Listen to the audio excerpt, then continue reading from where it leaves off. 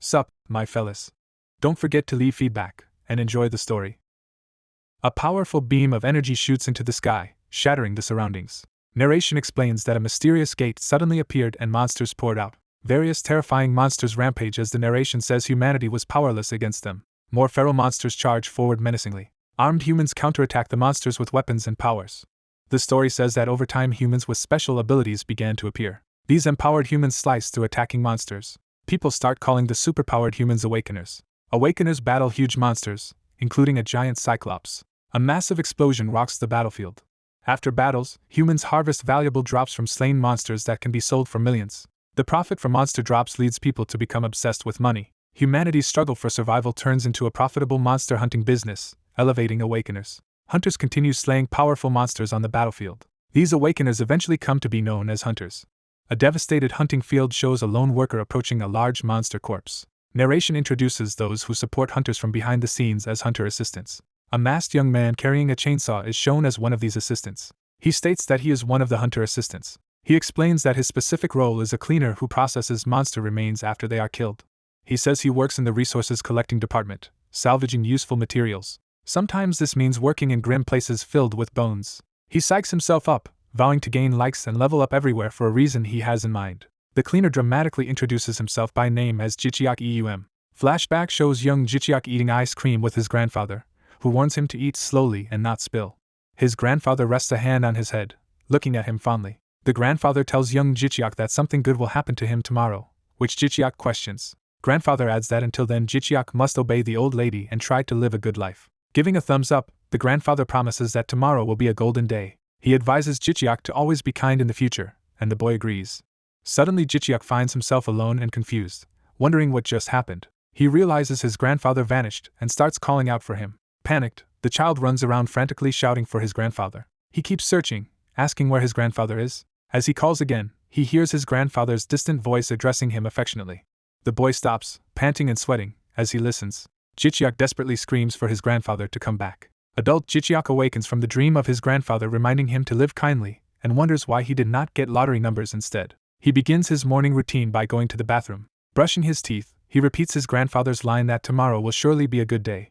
He ponders whether the good day his grandfather mentioned might actually be today. Washing his face, he wonders what exactly the promised good thing will be. He dries his face with a towel. Looking at his eye, he questions whether he has truly lived a good life. A memory shows his grandfather kneeling and apologizing while a stern woman scolds them, with young Jichiak crying.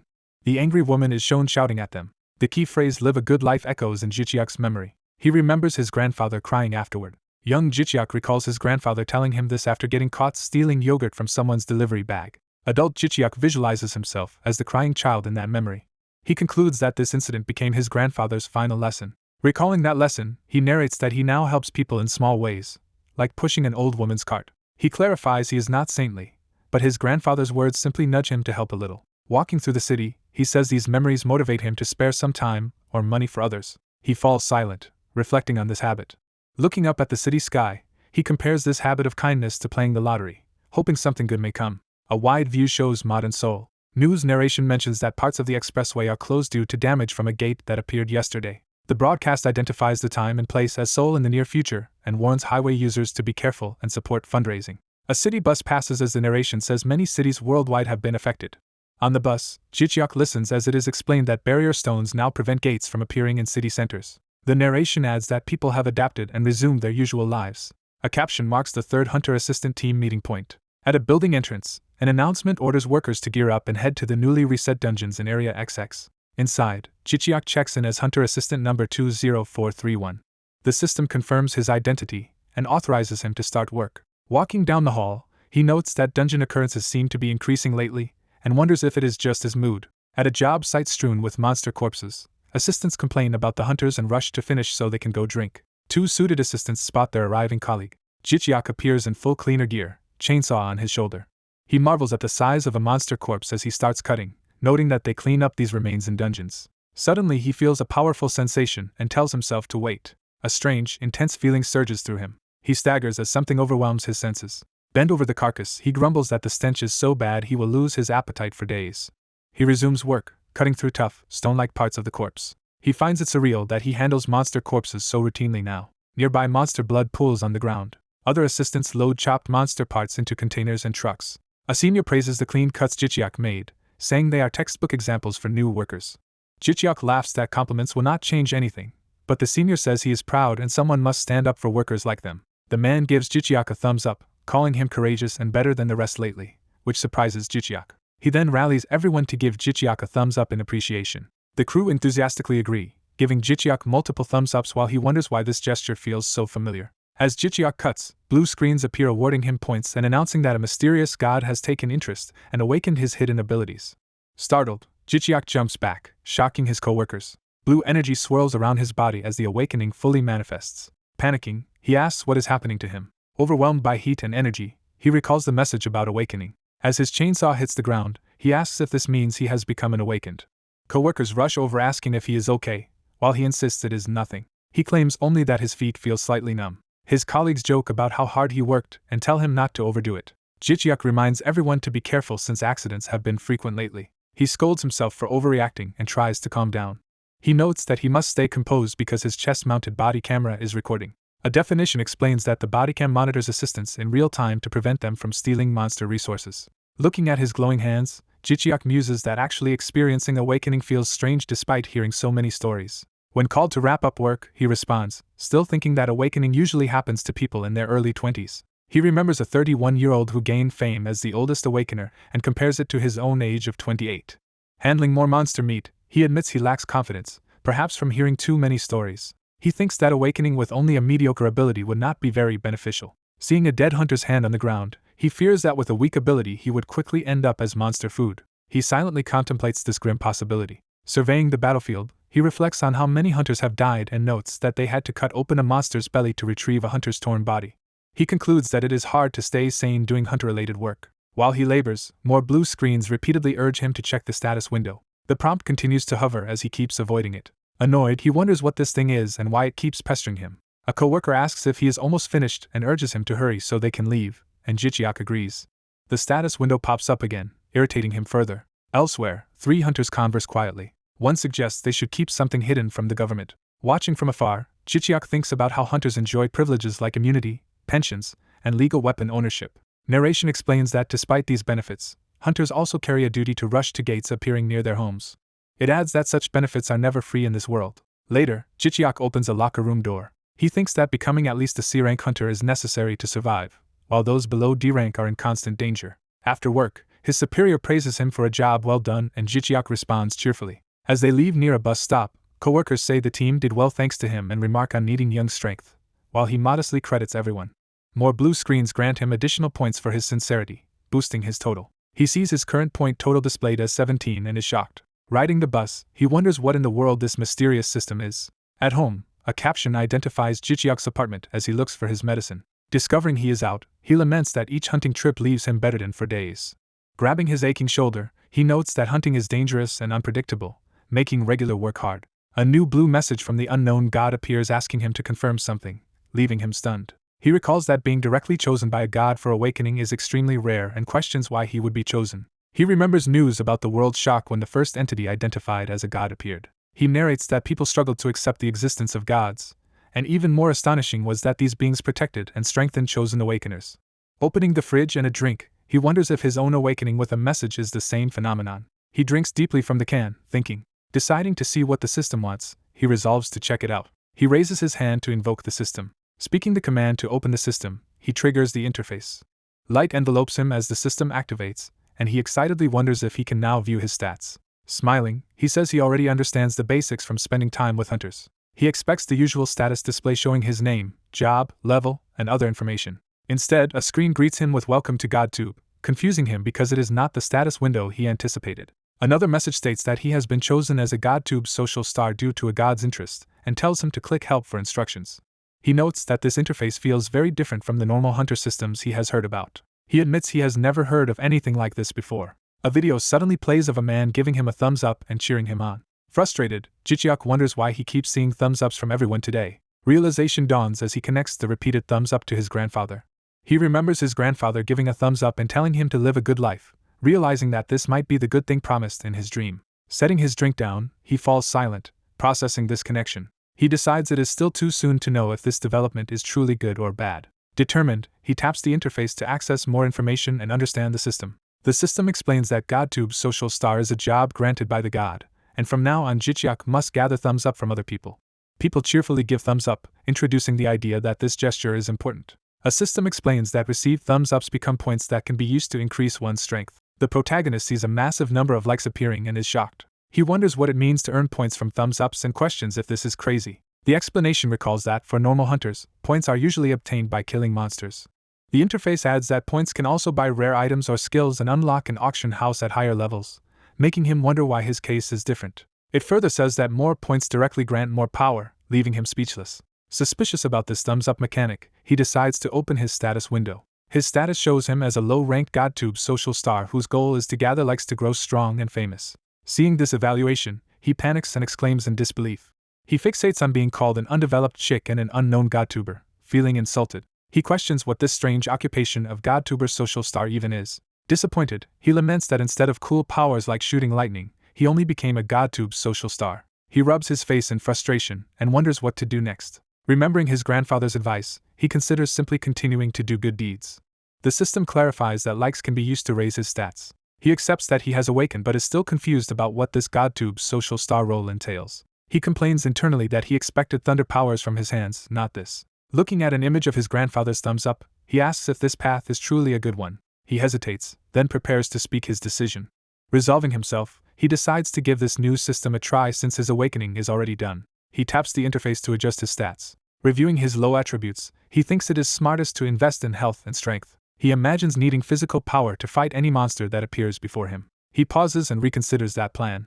Recalling battles he has seen, he realizes that magic seemed to be the decisive factor among hunters. He remembers many hunters losing despite skills because they lack sufficient magic power. Concluding from this, he decides he should raise his magic stat first.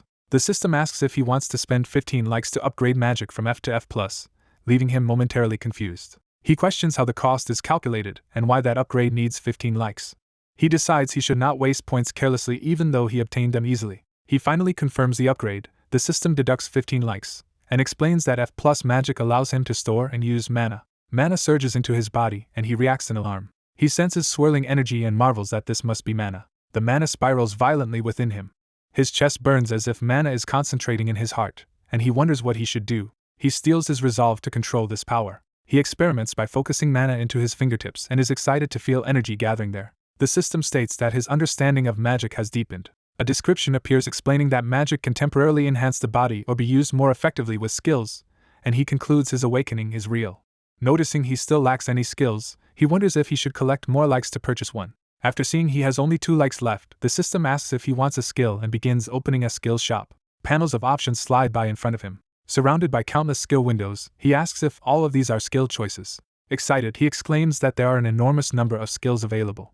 He reads an advanced sword skill capable of dimensional slashes but requiring extremely high swordsmanship, admiring how cool the options look. He then sees a legendary healing song skill said to cure all ailments, and even revive the dead, startling him. Shocked by this resurrection possibility, he reacts intensely. He checks the cost and realizes it demands an absurd price of essentially endless nines and likes. Frustrated, he complains that the number of required likes for that skill is practically infinite and unobtainable. Feeling exhausted, he mutters that he is tired. He dismisses those impossible skills as pipe dreams and instead asks the system to show skills purchasable with just 2 likes. The system searches and reports hundreds of cheap skills available for 1 or 2 likes. Seeing the large list, he is impressed and surprised. He reads a basic breathing skill that simply improves health by proper breathing. Another cheap skill promises painless long walks. A third skill makes overeating easier by preventing stomach upsets, and he notes that only mundane skills appear because of his low points. He laughs at a pooping skill that ensures smooth bowel movements in any situation, finding the list entertaining. Moving to the 2-like category, he discovers a massage skill that enhances blood circulation and health, usable on both himself and others. He imagines using this massage on coworkers to earn their thumbs ups and concludes it is a good like farming ability. In his fantasy, coworkers praise his massage, say it feels great, and look forward to more sessions. Delighted, he calls the massage skill a hidden gem among the low-tier options. Determined to use 2 likes now to gain more later, he confirms purchase of the massage skill. The system processes the transaction and buys the massage skill for 2 likes. The next day at the Hunter Assistant head office, a coworker remarks on him arriving early despite yesterday's hard work.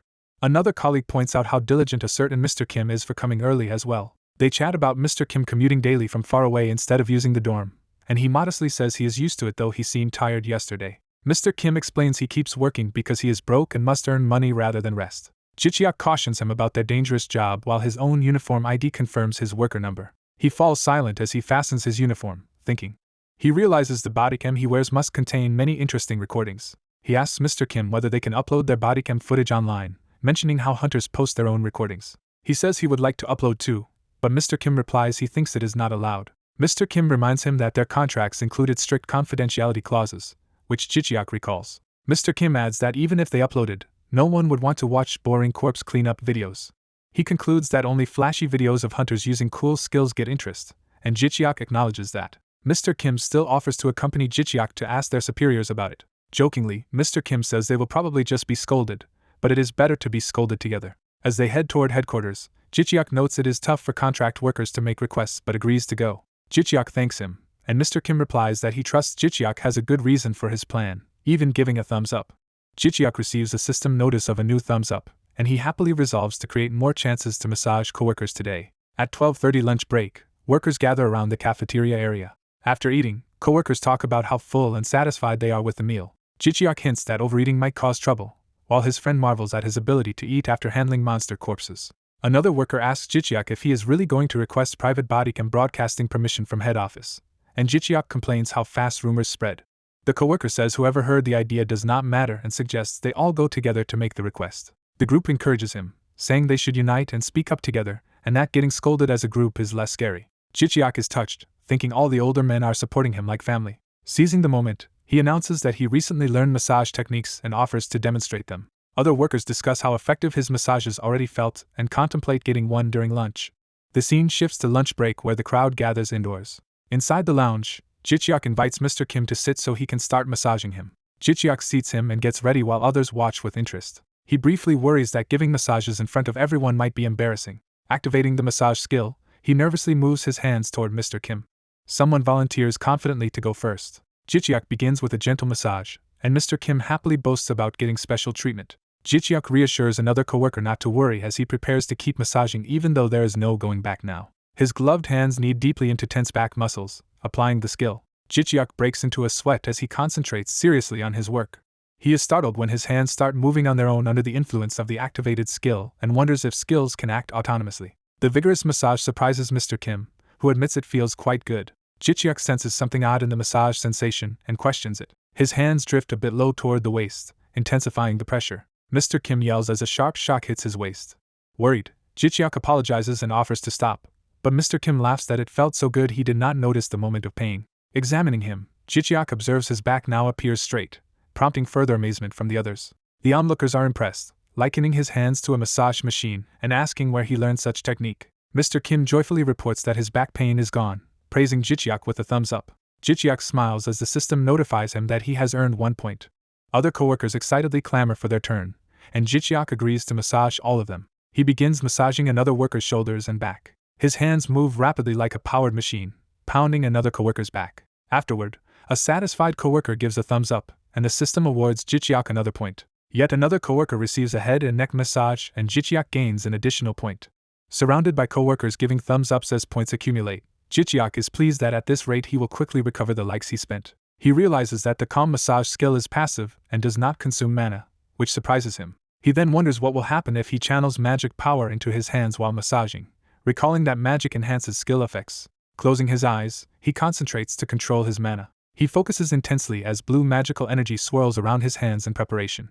A coworker reacts explosively to the magically enhanced massage, feeling intense stimulation. Another coworker is overwhelmed by a powerful new sensation coursing through his body. When asked where he learned this, Jicheok avoids explaining, thinking he must hide the truth from the hunters who would covet such luxury. The system congratulates him for significantly improving the condition of patients, granting bonus experience, and raising his massage skill to rank E with stronger effects, which he finds astonishing. Jicheok looks at his glowing hands in awe of the upgrade. Bystanders whisper about whether he is really that good, while he wonders if less fit people gain faster proficiency. A coworker defends the massage, calling it the best thing he has ever experienced. Others agree that even after medical treatments their remaining stress only vanished thanks to Jicheok's massage, and scold him jokingly for hiding such a skill. A montage shows multiple coworkers happily giving thumbs ups as he massages them with blue energy, receiving many points and further increasing his massage rank and healing power to D. Jicheok happily notes he now has 34 points earned purely from massage, and says he is glad if his work makes them feel good. Later that day at the Hunter Assistant Team headquarters, the group prepares to ask for bodycam access. They walk through the building's interior toward the meeting room. Inside, a superior questions whether they really came just to make such a request. Jicheok and his co-workers stand nervously before the management, unsure how their plea will be received. The stern team leader folds his hands and, after a pause, asks why they are approaching him instead of other managers. Introducing himself as the Resource Collecting Department team leader, he says he does not understand why they are making this request to him. Jicheok internally admires the elite office atmosphere and notices a casually placed bag of rare monster leather that is hard to obtain. He recalls gossip that this team leader is the chairman's grandson who quickly became leader through nepotism, explaining the elite's attitude toward him. The team leader asks Jicheok to confirm that his contract renewal is next month, and Jicheok replies yes. Jicheok panics internally, fearing he might be dismissed when the contract ends and worrying he still lacks combat-related gear while needing to earn money with uncertain abilities. The leader then asks everyone else to leave the room for a moment, clearly wanting to speak with Jicheok alone. Jicheok and his coworkers file out, leaving him standing outside the office door. Jicheok waits anxiously as the office door closes behind the others. Inside, the leader admits he did not expect Hunter assistants to make such a request. He comments that it is bold for contract workers to unite and bring this request together. The leader and Jicheok lock eyes, tension rising between them. The leader states that he supports Jicheok's idea but has a favor to ask in return, which surprises Jicheok. He explains that any profits from the venture will belong entirely to Jicheok, emphasizing the offer. Revealing himself as the president's grandson who wants to debut like his siblings, he asks Jicheok to film him in a way that will skyrocket view counts, which Jicheok acknowledges internally. When Jicheok suggests using an expert, the leader says he actually wants the roughest possible setting, believing a harsher environment will be better for the broadcast's impact. The mysterious client explains they cannot give him advance payment without leaving money traces, but promises a big reward once he reaches the next level. Company staff proudly discuss their good reputation for skipping empty speeches and focusing only on work. Leaving the meeting, they remark that the company was unexpectedly open-minded about professions and thank Mr. Yoem for making it easy for everyone to come. As people rush toward a waiting bus, someone urges the others to hurry aboard so they can get home. Evening settles over the city skyline. The streets fill with pedestrians and traffic while the green bus makes its way through congestion. On the bus, he thinks the matter of the Sleep Dragon video is none of his concern, and he is pleased they allowed free use of the footage. He recalls being handed a tiny mechanical device that fits in his palm. The company man explained that the gadget is a durable micro bodycam used by hunters, ideal for filming even during combat. He was told that by using it he would be able to record in any situation. Now on the bus, he fastens the bodycam to his chest, noting that it differs from what they previously used. Reading the manual, he notes its automatic data transfer feature. Suddenly the bus lurches violently, his papers fly, and he gasps in alarm. The whole bus interior blurs as it shakes harder. Thrown around in his seat, he wonders in panic why the vehicle has begun to shake. His eyes widen in shock as the situation worsens. A close-up shows his dilated eye, emphasizing his terror. As the bus tilts, he looks out the window at the city whipping past. Seeing buildings dropping away, he curses, realizing something catastrophic is happening. From high above, the bus plummets toward the street amid streaks of motion. The bus hurtles sideways, completely out of control. It slams and skids, everything outside a chaotic blur. The bus crashes amid flying debris and shattered glass. Inside, passengers and seats whirl violently as the vehicle rolls. He is flung through the air, tumbling helplessly. His eye again fills the frame, stunned and overwhelmed mid-crash. The wrecked interior shows him and others smashed against the front, hanging amid twisted metal. Outside, rubble and a hazy cityscape reveal the aftermath of the crash. The intersection around the bus is devastated, with streets cracked and buildings damaged. A reddish aura or smoke pillar rises over the ruined district. Injured people cry out around the shattered, leaning bus. Inside, bloodied passengers lie on the floor, one groaning weakly. Another wounded passenger gasps in pain and chokes. His own hand lies on the bloody floor, scratched and throbbing as he groans. He pushes himself up from the wrecked floor, struggling to move. Holding his aching head, he realizes how badly he is hurt. Looking around at the tilted interior, he curses and wonders if the bus actually flipped. Seeing blood dripping, he panics, trying to figure out whose it is. He clutches his injured arm, thinking that his whole body hurts. Feeling as if his body is smashed, he decides to use his massage skill on himself. As healing light surrounds his arm, a god tube prompt confirms the massage skill is being used on himself. A wounded man points weakly, saying someone over there seems seriously injured. Shocked, the protagonist turns in the indicated direction. He finds a man on the floor, badly hurt and groaning. Kneeling beside him, he tells the man to calm down. Pulling back the man's shirt, he sees a severe wound and realizes it is worse than expected. He presses glowing hands to the injury, activating his healing massage. He notes with relief that the wound is starting to close. While healing, he urges the man to hold on and thinks he can probably give first aid to everyone. Sweating with effort, he continues channeling energy into the patient. System messages report that the subject's wounds and abnormal conditions are healing, his massage proficiency is soaring, and he has gained the core trait First Aid. Exhausted but focused, he keeps healing as another God tube window appears. Afterward, coughing passengers confirm they are alive as he asks if they are alright. A frightened boy asks why this happened, and the protagonist guesses that some kind of explosion occurred. Another man suggests they should try going outside first. The protagonist stops them, insisting that no one should leave the bus yet. Confused, someone argues they ought to go out and seek help. He explains that if this disaster is a gate manifestation, monsters may be outside, so staying put could be safer than rushing out. Trusting his status as an awakener, they nervously accept his advice. He tells them to endure a bit longer, and says he will go outside after finishing everyone's first aid. As he walks away glowing with healing power, bystanders remark how fortunate it is to have an awakener with them. GodTube notifies that his massage rank has risen and now automatically earns likes whenever used, as he continues healing another passenger. Notifications show he is receiving likes in real time while his glowing hands treat injuries. Colorful phantom thumbs swarm around him, and he realizes he is gaining likes just by massaging. Grateful passengers smile and thank him sincerely. Someone comments how lucky they are that a healer-type awakener happened to be riding the bus. He modestly says it was only basic first aid, while more likes accumulate. Watching the like counter skyrocket past tens of thousands, he wonders what kind of system this is but admits that having many thumbs up is beneficial. His bespectacled acquaintance reasons that the huge response is because he is saving lives rather than just giving ordinary massages. Nearby, a crying child clings to an adult, showing the lingering fear. Other rescued passengers give enthusiastic thumbs up, visibly relieved and supportive of him. Wiping sweat from his brow, he wonders if he has finally finished administering first aid. He reflects that he was so focused on suddenly using his skill that he almost forgot other details. Realizing something, he touches the device on his chest and wonders if the body camera has been recording everything. Remembering that the cam auto-activates from strong shocks or nearby monsters, he suspects that monsters must be around.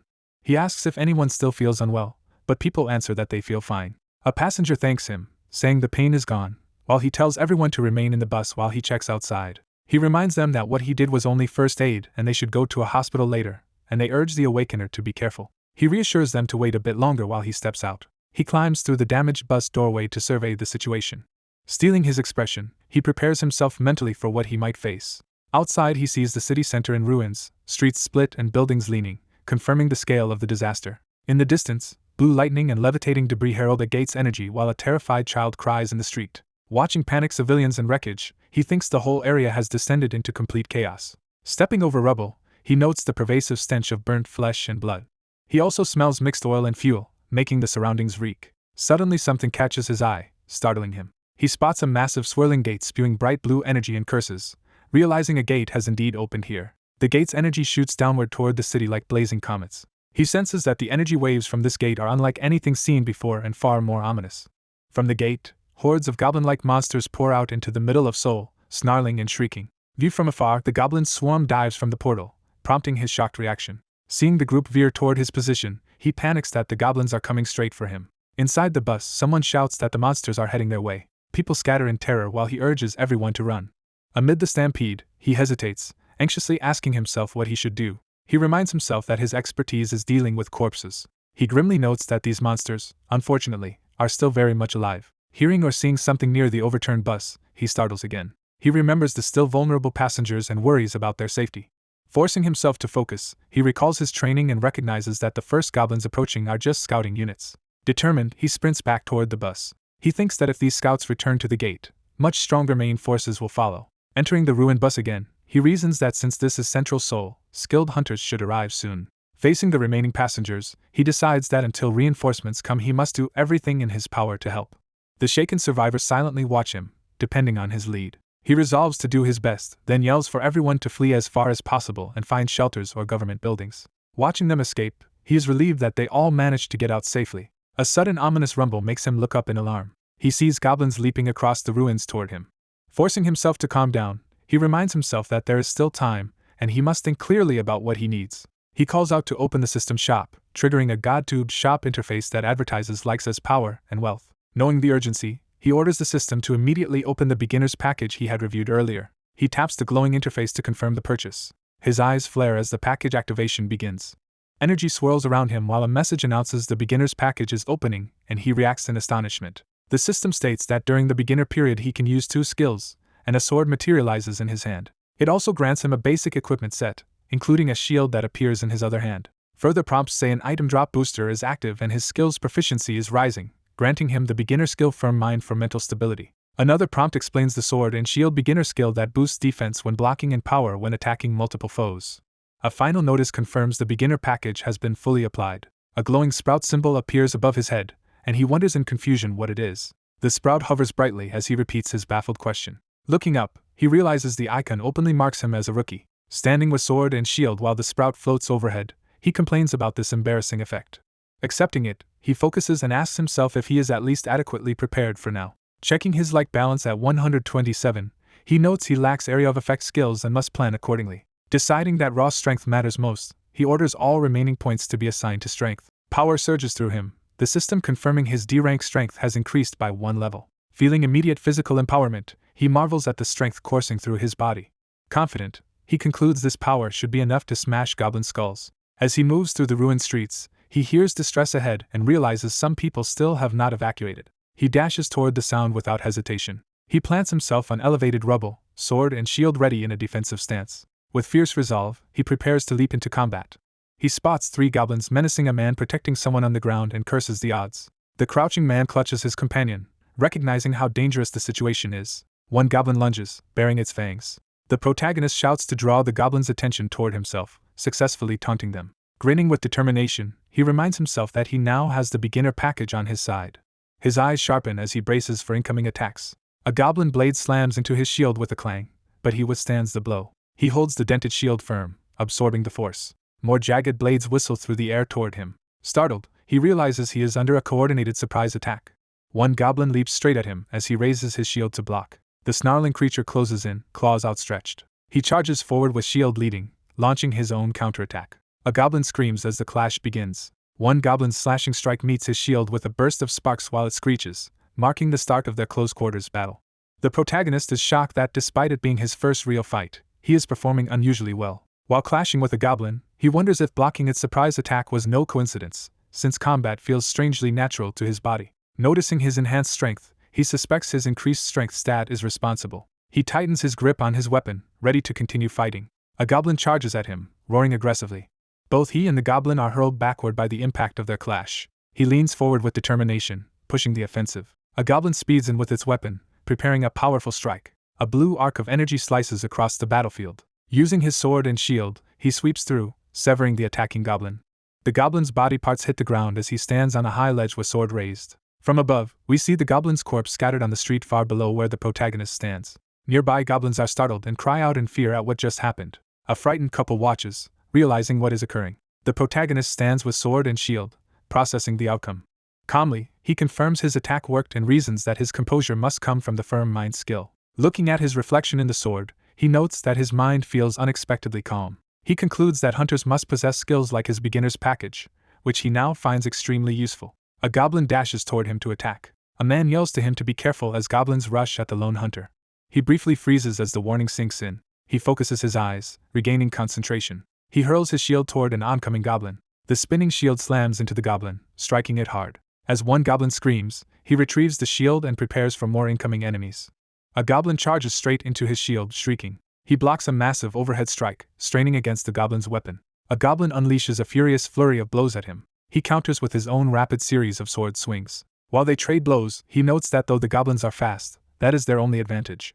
He observes that, at least compared with these scout goblins, his strength is not inferior. With that confidence, he overpowers a goblin in a direct clash and wounds it. One of the goblins realizes in terror how strong he is. The protagonist charges again with shield raised, pressing the attack. He releases a wide, electrified slash that collides with the goblin's weapon. He follows up with another sweeping strike, shouting as goblins growl in response. 1 battered goblin growls, trying to rise while clutching the fallen shield. Seeing this, he realizes something is wrong and grows alarmed. A goblin suddenly notices a new threat rushing toward it. After another powerful slash, both he and the goblin are flung apart, one tumbling toward a swirling, purple vortex. The goblin's body crashes near the couple, splattering blood and startling them. Breathing out, he declares that this finishes off the 3 goblins. He stands over a slain goblin under the night sky, his sword stuck in its body. System messages inform him that his sword and shield proficiency has increased. Another message shows his firm mind skill has also leveled up. He reflects that, overall, this went well for his first battle. GodTube notifications pop up, telling him he has received multiple likes from observers. Surprised, he understands skill growth but wonders where these likes are coming from. Nearby civilians thank him sincerely for saving them. The system explains that the citizens he saved are expressing gratitude, granting him likes. Realizing this, he concludes that the likes he is receiving are generated by people's gratitude. Additional notifications show he is gaining small batches of likes one after another. As ghostly thumbs-up icons appear, he wonders what this new phenomenon is. He realizes that even bystanders who simply watch the fight are also sending him likes from everywhere. As he battles more goblins, he thinks he now understands how the system of likes and power works. He deduces that killing goblins alone will not raise his levels, regardless of how many he defeats. He concludes that he does not gain experience from slaying monsters. Only likes can increase his power. He firmly resolves that likes are the sole source of his growth. Watching cheering crowds, he notes that people are currently filling his thumbs-up points with their encouragement, but wonders what happens if someone dies. He rejects that grim thought, deciding he does not even want to imagine such a scenario. Reflecting on tragedies he has witnessed, he recalls how quickly hope can turn into fear. Looking over the corpses he has left, he decides he must act before the goblins spread further through the city. Seeing goblins scattered in the distance, he realizes he needs to move quickly. He summons the GodTube shop interface, calling for the shop window. He orders the system to search for an aggro skill that has the widest area of effect and can be used immediately. The system optimizes results for his current stats and suggests a single skill book called Scream of the Wild. He decides to buy Scream of the Wild at once and then search for an immediately usable ranged skill with his remaining likes. The system begins searching, returning many results, and he asks it to narrow them to fast, equipment-free skills. It filters down to one ranged skill book named Telekinesis Arrow. He urgently confirms the purchase of Telekinesis Arrow. The system completes the purchase, leaving him with 0 likes. A glowing skill book materializes before him amid swirling blue energy. As he reaches out, he reassures himself that spending all his likes on this book will be worth it. He touches the book and begins absorbing its power in a vortex of light. Energy surges around him as the new skills take root in his body. Steeling himself, he considers whether to lure every remaining enemy to his position. He inhales deeply to ready his new aggro skill. He unleashes Scream of the Wild, roaring as waves of sound and power expand outward. The shockwave tears through the ruined buildings. The scream rolls down the empty streets, shaking the entire area. Across the district, goblins on the roads hear the call. All the surrounding goblins react, crying out as they turn toward the source. Enraged, large groups of goblins surge forward to hunt him down. From his vantage point, he watches the horde rushing toward him. Seeing the size of the approaching swarm, he laughs nervously, admitting there are far more than he expected. Bracing his shield, he decides it is time to test his next newly acquired skill. He closes his eyes, concentrating his remaining mana. He invokes Telekinesis Arrow, summoning numerous glowing arrows of light. He swings his arms to direct the volley toward the oncoming foes. The energy arrows stream past his hands like a rain of projectiles. The barrage streaks through the sky toward the charging goblins. The goblins keep advancing, unaware of the impending attack overhead. One goblin finally notices an alarm as the arrows descend. The rain of glowing arrows engulfs the goblin ranks, piercing them from above. Goblins are struck mid-air and begin falling under the storm of arrows. The protagonist watches as the battlefield fills with dust and the aftermath of the attack. Impressed by his own magic, he remarks that the Telekinesis Arrow spell is incredibly destructive. Suddenly blue lightning racks his body, indicating a heavy strain on his mind. Overwhelmed by pain, he clutches his head and screams. He yells that his head feels like it is about to explode from the intense strain. A system alert explains that his mana has been greatly depleted, leaving him with very little, and he realizes this happens when he uses too much mana at once. Meanwhile, citizens who were just saved give him grateful thumbs up, sending him more likes. A notification highlights one man hugging his partner in tears and rewards the protagonist with a large bonus of 100 gratitude likes. The system notes that people around him are deeply inspired by his actions, granting even more likes. Dizzy but relieved, he thinks that by accumulating likes he has managed to avoid collapse. He decides to invest half of his newly gained likes into raising his magic stat. As he does so, energy swirls around his head again. A message shows his magic rank increasing, and he happily notes that his headache is quickly fading. Elsewhere in the city, helicopters carrying A and B teams head toward the gate, while others focus on rescuing nearby civilians. The pilots report that the scout teams are turning back toward the gate. One aircraft continues to approach as its crew prepares to deploy. They confirm over the radio that they will reach the gate area in about 5 minutes. The coordinator states that once the hunters mark their target, they may disembark. The operation commander declares that the annihilation mission against the monsters will now begin. Back at the battle, a goblin slashes ferociously toward the protagonist. Another goblin swings a heavy blade, following up its ally's attack. The protagonist blocks and counters, but grunts from the effort. Exhausted and in the dark, he curses the delay and wonders when the official hunters, who are funded by taxes, will finally arrive to do their job. More goblins close in on him, snarling. He admits to himself that handling everything alone any longer is becoming too difficult. The goblins leap at him again, surrounding him from multiple directions. The ground shakes as an enormous foot lands nearby, revealing a larger foe in the chaos. Startled by the thunderous step, he briefly hopes the arriving figure is a hunter come to help. Seeing its huge green form, he realizes instead that a much larger monster has appeared. He identifies the towering brute as an orc and is shocked to face such a powerful enemy. The orc roars, and he anxiously wonders why the main hunter unit still has not shown up. He panics, thinking that until now he had only seen dead orcs and never realized how intimidating they would look alive. Watching their movements, he concludes that orcs appear far stronger in real life than he imagined. One orc slams down with its massive weapon, escalating the threat. Several orcs and goblins converge from all sides while he realizes the enemies have completely surrounded him.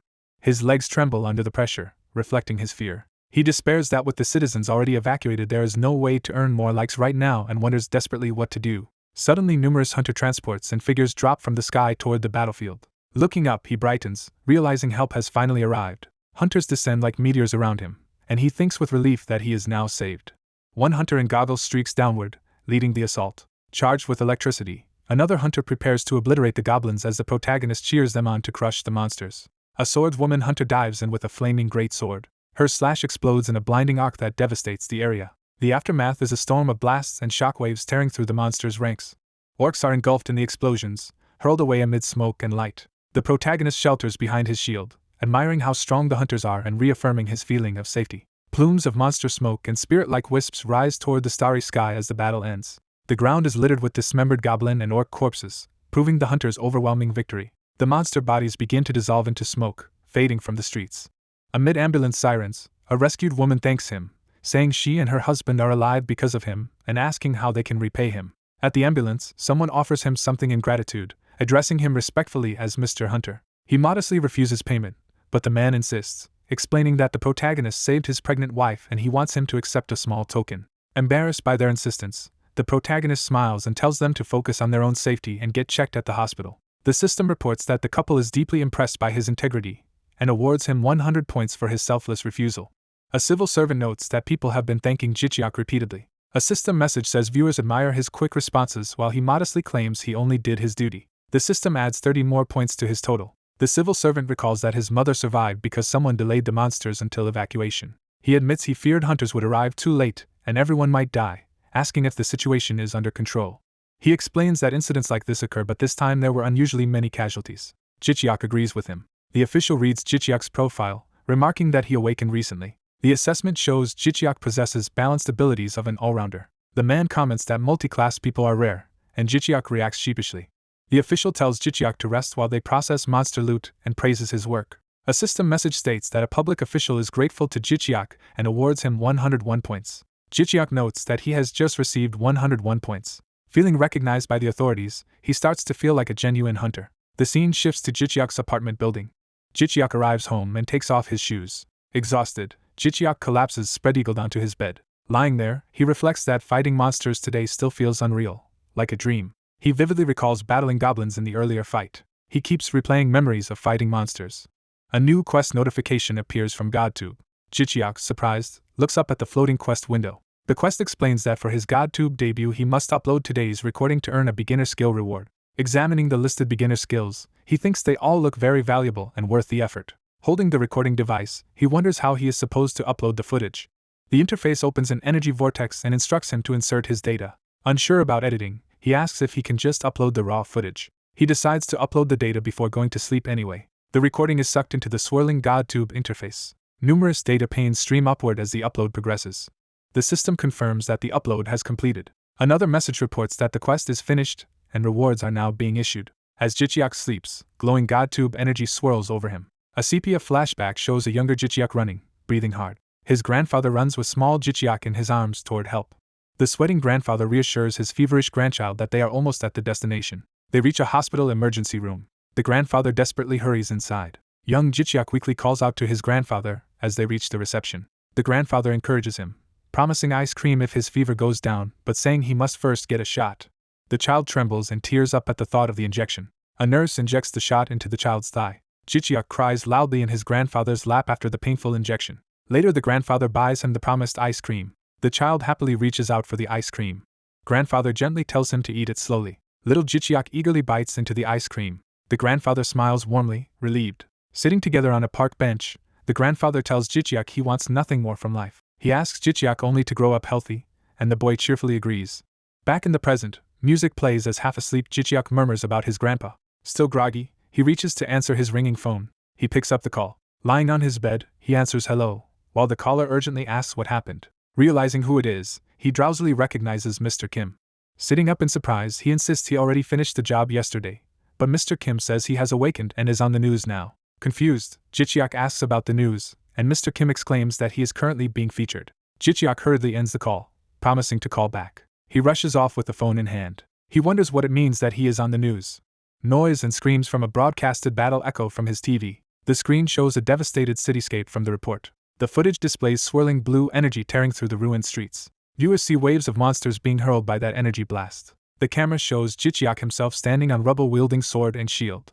Staring at the TV, he exclaims in shock that the fighter on screen is really him. He critiques the video quality while watching himself fight a goblin. Standing before the TV, he confirms to himself that the person in the video is definitely him. The newscaster reports that citizens witnessed a hunter saving many lives and that the man appears to have just awakened. Interviewed citizens speculate he has 3 skills encompassing healing, strength, and magic, and one survivor credits him for their life.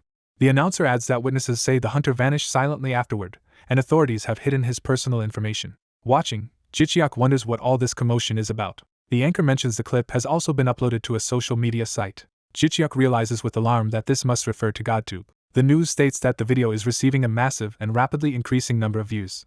The report then narrates how the mysterious awakened person was filmed saving lives in the city center and invites viewers to watch the battle footage. Jichiak watches tensely, sweating. More clips show him fighting fiercely against monsters using shield, spear, and magic. He recognizes the sequences and reacts to the various battle scenes. He deduces the clip likely came from an official's body cam. He realizes the news video is exactly what he uploaded before bed. Standing in his room, he wonders if the video spread across the internet overnight. Doubting, he calls the system to verify whether this is real. The GodTube interface materializes in front of him. A system pop-up reports that he now has over 999 unread messages. Jichiak gasps in disbelief. He sees the like counter skyrocketing and reacts in shock. His eyes widen as the numbers continue rising. A message informs him that yesterday's upload has reached 3.5 million views and 200,000 subscribers. He questions how this could happen, wondering if such online popularity is even possible.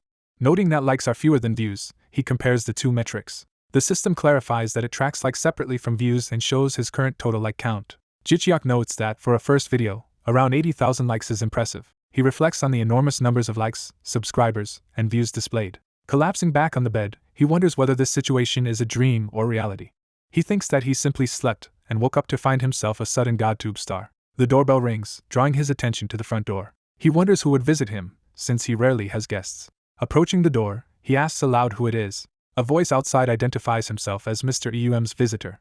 Jichiak reacts with surprise as he reaches for the door. The visitor introduces himself as Junji-han, which Jichiak recognizes as the chief of staff. Jichiak opens the door. A well-dressed man with glasses greets him politely by name. A narrated recap explains that barrier stones were installed in big cities to prevent gates from opening. It notes that since then no gates had opened in city centers until this latest incident. Commentators discuss how experts are baffled and still researching without clear answers. They add that budget for buying barrier stones has been cut in half over the years. Analysts warn that without policy change, similar disasters could happen elsewhere and stress the need to secure more barrier stones. They explain that barrier stones are very expensive, in high global demand, and usually only drop from clearing 3-star or higher dungeons. Another panel notes that higher dungeon levels increase the chance of obtaining such stones. The experts point out that only about 30 guilds can clear 3-star dungeons and fewer than 5 can handle 4-star ones. The broadcaster concludes that 5-star dungeons are currently impossible domestically, making barrier stones vital for survival and requiring government support. Back at Jichiak's apartment, the doorbell rings again and he asks who is there. He opens the door to find his team leader Junji standing there, surprised and asking how he came. Flustered, Jichiak asks him to wait a moment. He hurriedly grabs a towel to tidy up. He kicks his laundry basket into place while straightening the room. Embarrassed by the mess, he apologizes for his bachelor pad, while Junji says it was rude to arrive unannounced. Junji hands over a small gift bag, saying he bought it in a rush. Jichiak accepts it, remarking that it seems too generous. Junji surveys Jichiak's neat room. He comments that he already knew Jichiak was tidy but is still impressed, and a system notification says Junji is astonished by Jichiak's character, granting a like. The interface records that Jichiak has gained 1 additional like. Jichiak laughs, surprised that even something like cleanliness can earn likes. He nervously offers Junji a seat on the sofa. As Junji sits, Jichiak heads off to get him a drink. Junji takes a seat on the couch, feeling more nervous than during previous TV mentions as Citizen 1 or 2. Jicheok now realizes he is meeting a known awakener. Outside, reporters question an awakener about clearing the dangerous dungeon. Junji, now in combat gear, tells the press it was a very challenging dungeon and a rare experience. He adds that if the main forces of monsters had emerged, the outcome would have been far worse, and credits a subordinate for buying crucial time. Junji admits he dislikes calling Jicheok merely a subordinate. Another coworker praises Jicheok's talent and everyday work ethic. The press conference continues with Junji speaking at length to the cameras. Back at home, Jicheok silently watches this broadcast of his team leader. A narration bubble explains that Junji only learned of Jicheok's awakening from this broadcast. Jicheok confirms that his own awakening was kept secret outside the company. Handing Junji water, he responds as Junji continues the discussion. Junji admits he had not known Jicheok was an awakener and says yesterday's dedication inspired him. Jicheok downplays it, saying he only survived because the hunters arrived. Junji hesitates, then says he came suddenly because he has a proposal for Jicheok. Jicheok, seated opposite, asks what kind of offer it is. Junji points out that Jicheok is only a non-regular hunter assistant and suggests that, as an awakener, he should actually be working as a hunter. Jicheok repeats the idea of becoming a hunter, startled. Junji straightforwardly asks Jicheok to sign a contract with him. Shocked that someone from the powerful Jianga company wants him, Jicheok internally exclaims about the contract. Clenching his fist, he realizes a major corporation is trying to scout him. He reflects that such offers usually go to top rookie talents, and never thought it would happen to him. Overwhelmed, he says the proposal is so sudden that he does not know how to respond. The recruiter calmly acknowledges how sudden his proposal was and tells Jicheok to take his time deciding. Jicheok panics internally at his racing heart, but reminds himself he should be confident, since they are the ones making him an offer. Mustering courage, Jicheok thanks the man for the offer and says he wants to review the contract terms first, leaving the recruiter momentarily silent. After a pause, the recruiter accepts Jicheok's request. He suggests they now discuss the specific details of the contract. The recruiter activates a powerful skill through his glasses. System windows inform Jicheok that Jihan Jong is using a high-ranking skill to test the sincerity of his words. Jicheok realizes a skill is being used on him. He worries that the man might be trying to read his mind with a truth-checking ability. Jicheok notes that the recruiter likes him but is still cautious, while Jicheok resists using his beginner skill firm mind. He wonders how he can even know what skill the recruiter is using. He suspects his own special system that senses people's moods and states might be giving him this insight. The system announces that his resistance failed due to low rank, and Jicheok concludes he must never lie. The recruiter, understanding Jicheok's concern, sets his cup down and acknowledges his worries. He says he really wants to recruit Jicheok and plans to match the best conditions any top company could offer, which surprises Jicheok. Jicheok decides he must speak honestly and aim for what he truly wants. He braces himself, sweating slightly. The recruiter points out that hybrid-type awakeners are extremely valuable. He says he intends to pay Jicheok what he deserves and asks what conditions Jicheok wants. Jicheok frankly answers that he wants to gain as much as his abilities allow, though he is unsure how strong he can become. The system reports that awakened Jihan Jong is again using a skill to judge the sincerity of Jicheok's words. The skill confirms that Jicheok is not lying. Jicheok is surrounded by light as his honest intent is recognized. A notification states that what he said is true. The recruiter remarks that with Jicheok's close, long range, and healing potential, his role could cover multiple positions. Jicheok is startled that the recruiter senses there is even more to his abilities than he himself knows. Jicheok realizes this man is a formidable negotiator, while the recruiter adds that Jicheok need not reveal everything if he wishes to keep secrets. Jicheok laughs and internally notes that life taught him always to keep at least one hidden card. The system again verifies that his statement about keeping a hidden card is truthful. The recruiter smiles, saying Jicheok's mindset is well suited for a hunter. He then moves the negotiation forward, saying it is time to get to the main point. Smiling confidently, he reveals the terms he had in mind, starting with a down payment of $2 million. Jicheok, stunned, repeats the amount in disbelief. The figure sinks in, and he exclaims in shock. His shout of $2 million echoes over the building. Reviewing the digital contract, he reads that $2 million is only the upfront payment for a 5-year term. The contract further requires him to join company-assigned battles twice a month with a 9:1 loot split. The recruiter clarifies that Jicheok would receive 9 parts of the spoils and asks what he thinks of the summarized conditions. Overwhelmed, Jicheok sweats in silence as he processes everything. A close-up shows his anxious eye, emphasizing his tension. He suddenly erupts with joy, shouting that he loves the offer. Then, sobering as he rereads the generous terms, he wonders if such conditions can be real or if he is dreaming. The recruiter adds that the company will also fund his younger sibling's law school tuition, knowing the sibling abandoned university due to costs. Jicheok is shocked that they even know this personal detail, and wonders if they are an investigation agency. The recruiter further promises to assign Jicheok a manager for assistance, and asks if these conditions suffice. Jicheok admits that the offer is extremely good. The recruiter explains that such terms reflect the high expectations they have for Jicheok. Jicheok grips his phone, feeling the whole situation is unreal. He questions whether a person's life can change this dramatically in a single day. Looking at the TV, he reflects that all this happened simply because he appeared on a broadcast. His eyes widen as the reality of his sudden fame and value sinks in. He thinks to himself that he has received an unbelievably good offer. Seeing Jicheok deep in thought, the recruiter says he understands and suggests ending the meeting for the day so Jicheok can think. He reiterates that he will give Jicheok time to consider the proposal carefully. Jicheok apologizes for not deciding immediately despite the recruiter coming in person. The recruiter laughs it off, saying important decisions require caution, and reveals they have already begun preparing his contract. He explains he wanted to give Jicheok an informal preview because this is not a situation where tricks should be used. Jicheok can only respond weakly, still processing the implications. He worries that the matter has grown too big but reasons that now he at least knows his market value and can compare other offers later. Jicheok concludes that he will attend whenever they schedule him, and the recruiter agrees to contact him once everything is ready. They seal their preliminary agreement with a handshake and a promise to meet again. After the recruiter leaves, Jicheok silently watches the door. He exhales in relief once he is alone. Collapsing on his bed, he thinks about how serious things have suddenly become. Lying there, he recalls his grandfather's advice, believing that because he lived kindly as taught, nothing bad will come from this. A few days later, crowds gather around a dormitory building where the next meeting will take place. Security stands before the auditorium doors, which have been chosen as the venue for the recruitment event. Inside, Jicheok and Jihyun sit on stage before many company scouts, and Jicheok is described as the hottest topic in the firm. The narration highlights Jicheok as a hybrid type capable of melee, range combat, and healing. The audience of recruiters focuses intently on him. It is explained that without prior training he awakened, fought goblins immediately, and became a flawless rookie whose story captured public attention. At a laptop, a manager notes that about 30 minutes remain before bids must be finalized. Manager Hyunjin Choi of Daehyun Company, watching the stream, reacts with a low whistle. Director Ji Young-jeon comments that Jeonga Company's bold move suggests strong confidence. Managing Director Han Sol-kim worries that Jeonga's tactics lack manners and could damage both sides. He adds that he is very concerned, attributing Jeonga's behavior to youthful hot blood. Hyunjin opens a water bottle, agreeing with that assessment. After a sip, she concludes that Jeonga must be trying to provoke them. Manager Tae-young Lee reports that they are confident Jicheok has not yet signed with anyone. He says they can rely on their gathered information and that a detailed profile file has been attached.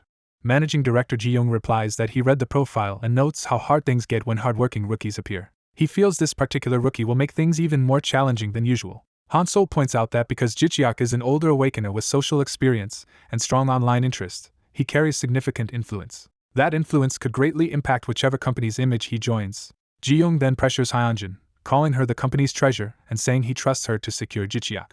Annoyed, Hyunjin mutters that they are basically telling her to die if she fails to recruit him. She steels herself, resolving not to be intimidated by an auction-like negotiation and determined not to lose. Jihyun, at the podium, reflects that he has a decade of experience and internally asserts that here he is the boss, not the other recruiters. He announces there are only 10 minutes left and asks the headhunters to finalize their offers. Among the scouts, 2 employees discuss that their director ordered them to secure Jicheok at any cost. One of them nervously wonders if the managing director's prepared offer will be sufficient. Hyunjin sits silently among the others, thinking. She begins to organize her thoughts on how to structure Daehyun's proposal. Reviewing Jicheok's profile, she notes he has no parents, supports a younger brother in law school, and has excellent grades and certificates while working as a hunter assistant. She concludes that in such circumstances the brothers must value each other deeply. Seeing that the brother attends a law school connected to Daehyun, she decides this can be leveraged and chooses that proposal. Reading that Jicheok has never dated and only focused on his brother, she reacts with surprise. She laments that his good looks were never used for dating and wonders if she should improve the revenue share instead of increasing the upfront payment. Jihyun declares that the 30-minute deadline is over and assumes all companies have finalized their offers. He says they will begin by hearing Daehyun Company's proposal. He repeats that the order will start with the Daehyun Group. Hyunjin rises, gripping the microphone as she prepares to speak. With determination, she agrees to proceed. Hyunjin formally greets Jicheok on behalf of Daehyun Group. She introduces herself to everyone as Hyunjin Choi, manager of Daehyun Group's external sales department. She explains they had little time to prepare but still tried to create conditions that would satisfy Jicheok. She asks Jicheok if he wants terms comparable to Jeonga's offer. Jihyun watches her in tense silence from the podium. Hyunjin dramatically announces that Daehyun proposes a 4 billion won down payment with a 5-year contract and an 85:15 revenue split in Jicheok's favor. The room erupts in shock at the magnitude of her offer. She adds that Daehyun will also fund Jicheok's brother's law studies at K University and provide housing support. Someone pounds the table in disbelief, shouting in surprise. Jicheok is stunned to hear an offer of 4 billion won. His eye widens as the figure sinks in. Hyunjin herself thinks the amount is unbelievable, noting it is twice what their chief of staff earns. Another observer notes that although the share ratio is slightly worse, the offer is still insane. Hyunjin promotes Daehyun as Korea's top construction company and promises Jicheok a home in a newly rebuilt luxury district. Jicheok listens, overwhelmed and sweating. She elaborates that Daehyun leads high-end apartment construction and is developing a 120-story luxury complex called Diamond Castle in Gangnam New Town. Jicheok swallows nervously as he imagines the scale of what is being promised. She notes that Jicheok's residency there would itself generate huge marketing profits for them. Smirking, she thinks all competing offers have now been rendered useless. She boldly claims Daehyun is the only company capable of offering such conditions, and tells weaker bidders they might as well leave if they cannot beat it. Jihyun stays silent, weighing the implications. Narration explains that after Daehyun spoke, other companies also began presenting unconventional offers. Additional recruiters step up to the microphone to announce their bids. The narration then highlights that 4 proposals stand out above the rest. Those top 4 all include a 4 billion won down payment, each paired with different revenue splits, corporate backing, or a special item. Jicheok sits at the mic, sweating as he tries to process the choices. He internally screams, wondering what on earth he should do. He frets that he does not even know the true potential or limitations of his own abilities yet. A narration explains that many new awakeners enter an overconfident manic phase known colloquially as psychiatric illness. Despite passing through that stage of feeling omnipotent, Jicheok managed to stay unusually calm about judging his own abilities. His composure likely stems from having personally collected too many fallen hunters' bodies after battles. The moderator announces that it is finally Jeonga Group's turn to present their conditions. Jihyun acknowledges that everyone else has brought excellent proposals. He says he has listened carefully to them, and now it is time to reveal Jeonga's own offer. He shocks the room by offering Jicheok an 8 billion won down payment plus a B-grade awakening stone. The amount leaves everyone mentally echoing 8 billion in disbelief. Jicheok is further stunned that a B-class awakening stone is included. The narration explains that such a gemstone is extremely rare and can grant awakening to ordinary people. The crowd murmurs, noting that Daehyun usually controls the B-class stone market, and questioning how Jeonga can offer one. Hyunjin, alarmed, wonders what trick Jihyun is using since she is certain the 2 known B-class stones are in Daehyun's vault. Jihyun calmly states that simply reselling the offered awakening stone would bring Jicheok around 20 billion won on the market. He adds that the stone could also be used to awaken Jicheok's younger brother, making the proposal even more attractive. Faced with such stakes, Jicheok blurts that the situation is terrifying. He admits internally that the escalating offers are becoming impossible for him to handle. He agonizes over what to do with such massive proposals, finding it too hard to decide which is best. Jicheok feels utterly at his wit's end. He concludes that this decision is far too big for him to make alone. Someone calls out to Mr. Jicheok. Jicheok sits silently at a microphone, overwhelmed. The company representative says he knows this situation is new for Jicheok and suggests not deciding immediately. The representative announces they will give Jicheok time and asks companies to submit summarized contract terms. A female manager worries about the many uncertain variables in the negotiation. Jicheok sits on stage while the representative speaks. Jicheok internally fixates on the mention of an awakening stone and wonders where it came from. The representative checks on Jicheok, asking if he is alright. Jicheok admits he is confused and does not know what to do. He decides he needs advice and plans to call his brother. The representative agrees that involving his brother is fine. The female manager watches as Jicheok begins discussing things with the representative. In the waiting lounge, Jicheok's brother tells the representative to limit their liability compared to the compensation. Jicheok's brother Mucheok explains that failure to deliver B-rank awakening stones on time will cancel the contract and obligate the company to pay damages. The representative remarks that Jicheok's brother is impressive. Mucheok confidently assures him they will meet their obligations and invites any further counterproposals. The representative praises Mucheok's sharp mind and jokes about consulting his own legal team. Jicheok thinks he has no intention of being outdone by either the representative or his brother. Mucheok points out a problematic article in the contract, calling it unacceptable. The representative defends the clause as standard among awakeners and accuses them of pushing too far. Mucheok argues he is not trying to fleece them but to define responsibilities fairly, while the representative insists company rules still apply. Jicheok, rubbing his head, thinks this negotiation is going to be long. Later outside, Mucheok asks if Jicheok really intends to use the awakening stone, reminding him it could also just be sold for money. Mucheok says the reward belongs to his brother and volunteers to use the awakening stone himself since only ordinary people can use it. Jicheok notes that for someone already awakened, the stone is just a useless rock. Mucheok tells him not to hesitate, vowing to protect his only family just as Jicheok always protected him. Jicheok looks at his brother and thinks about how much he has matured. Mucheok sips his drink, reflecting that Jicheok probably expected a more touching declaration of protection. Jicheok fondly thinks that his little brother has truly grown up. Back in the lounge, the representative slams down the finalized awaker contract and tells Jicheok where to sign. Jicheok and Mucheok are shocked at how thick the contract is. Mucheok admits he still dislikes parts of it but feels he has managed to protect his brother. The representative says he has already given them generous leeway and thinks the contract is acceptable. He reminds Jichiak of an important point he hopes Jichiak understands. Jichiak enthusiastically agrees as he prepares to sign.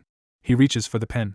After signing, he marvels that the contract will give him 8 billion won upfront plus a B rank awakening stone and wonders if this marks the start of his hunter career. Muchiak tells the annoyed representative he has not yet chosen which company to join after awakening but is glad all the bad clauses were removed. The representative laughs that there will be other B rank recruits and even higher ranks if Jichiak is lucky, while Muchiak agrees that everything depends on luck and potential. Jichiak finishes signing as the pen moves across the pages.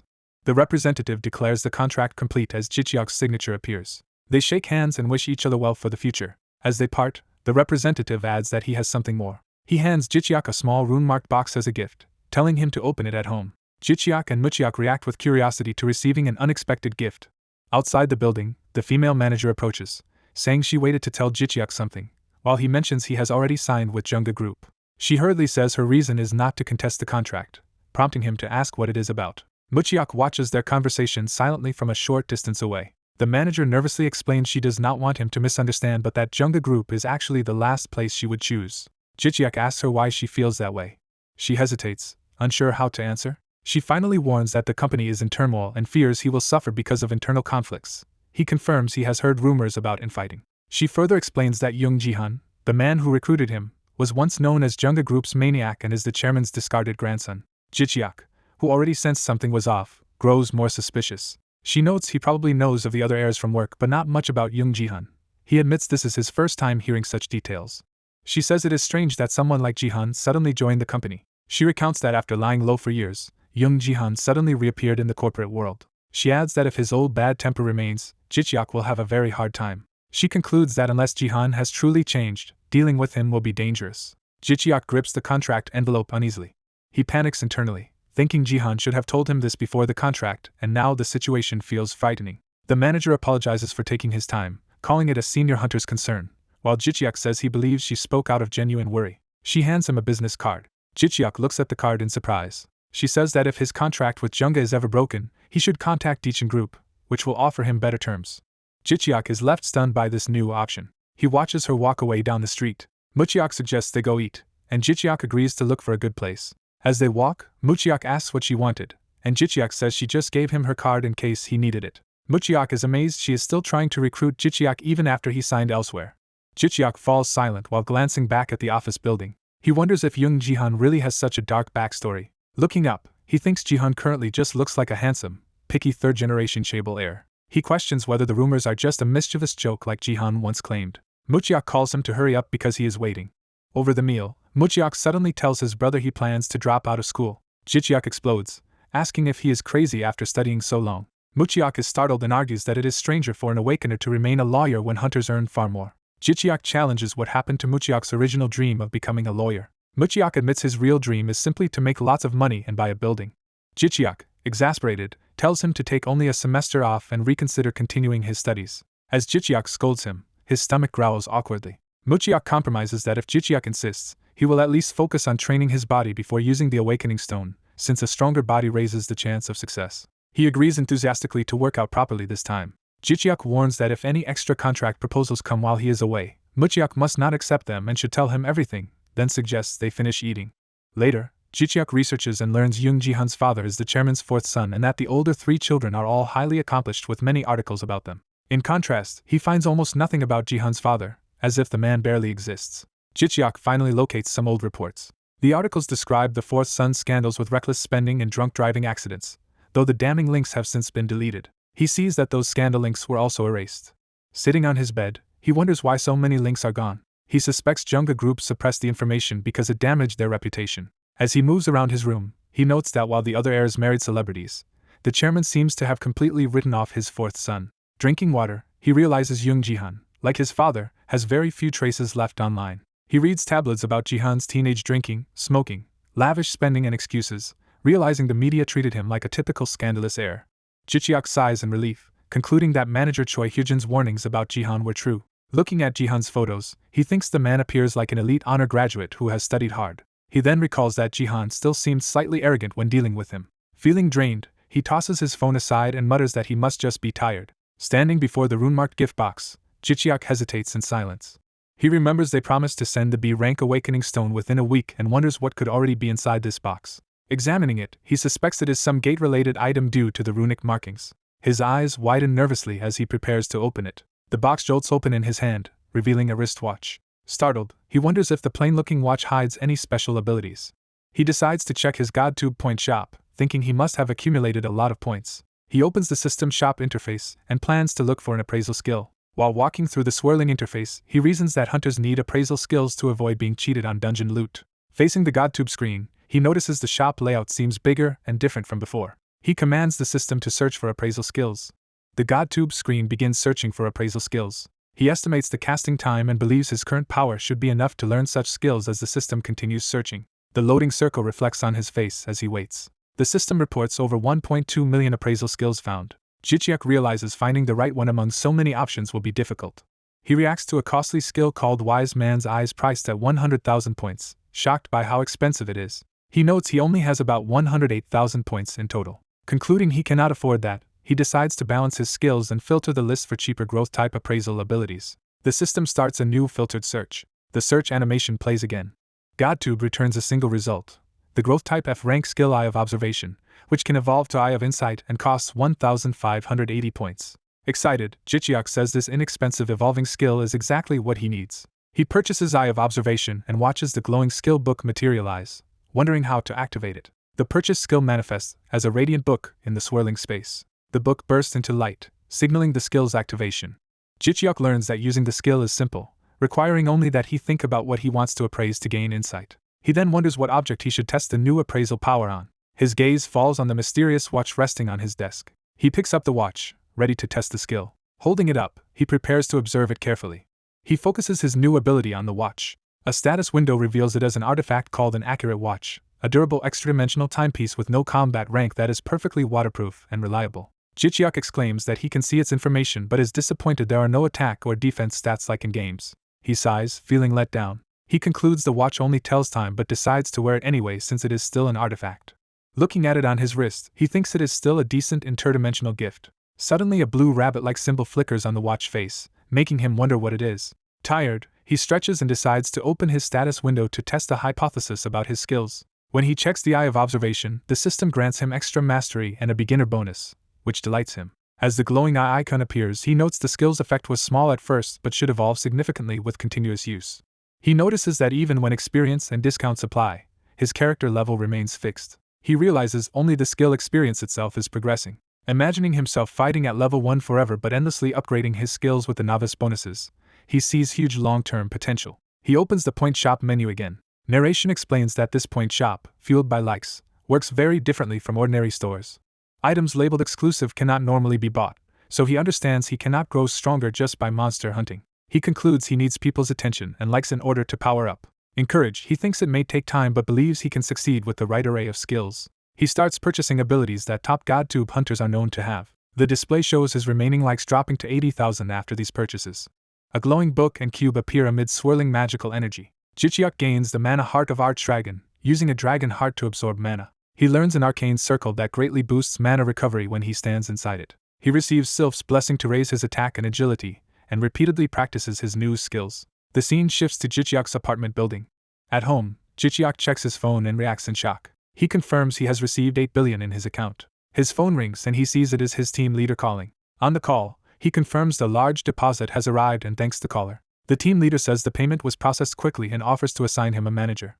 Jichiak explains he must discuss matters with his brother first and will respond once their schedule is set. He ends the call. Calming down, he remarks he briefly lost his senses.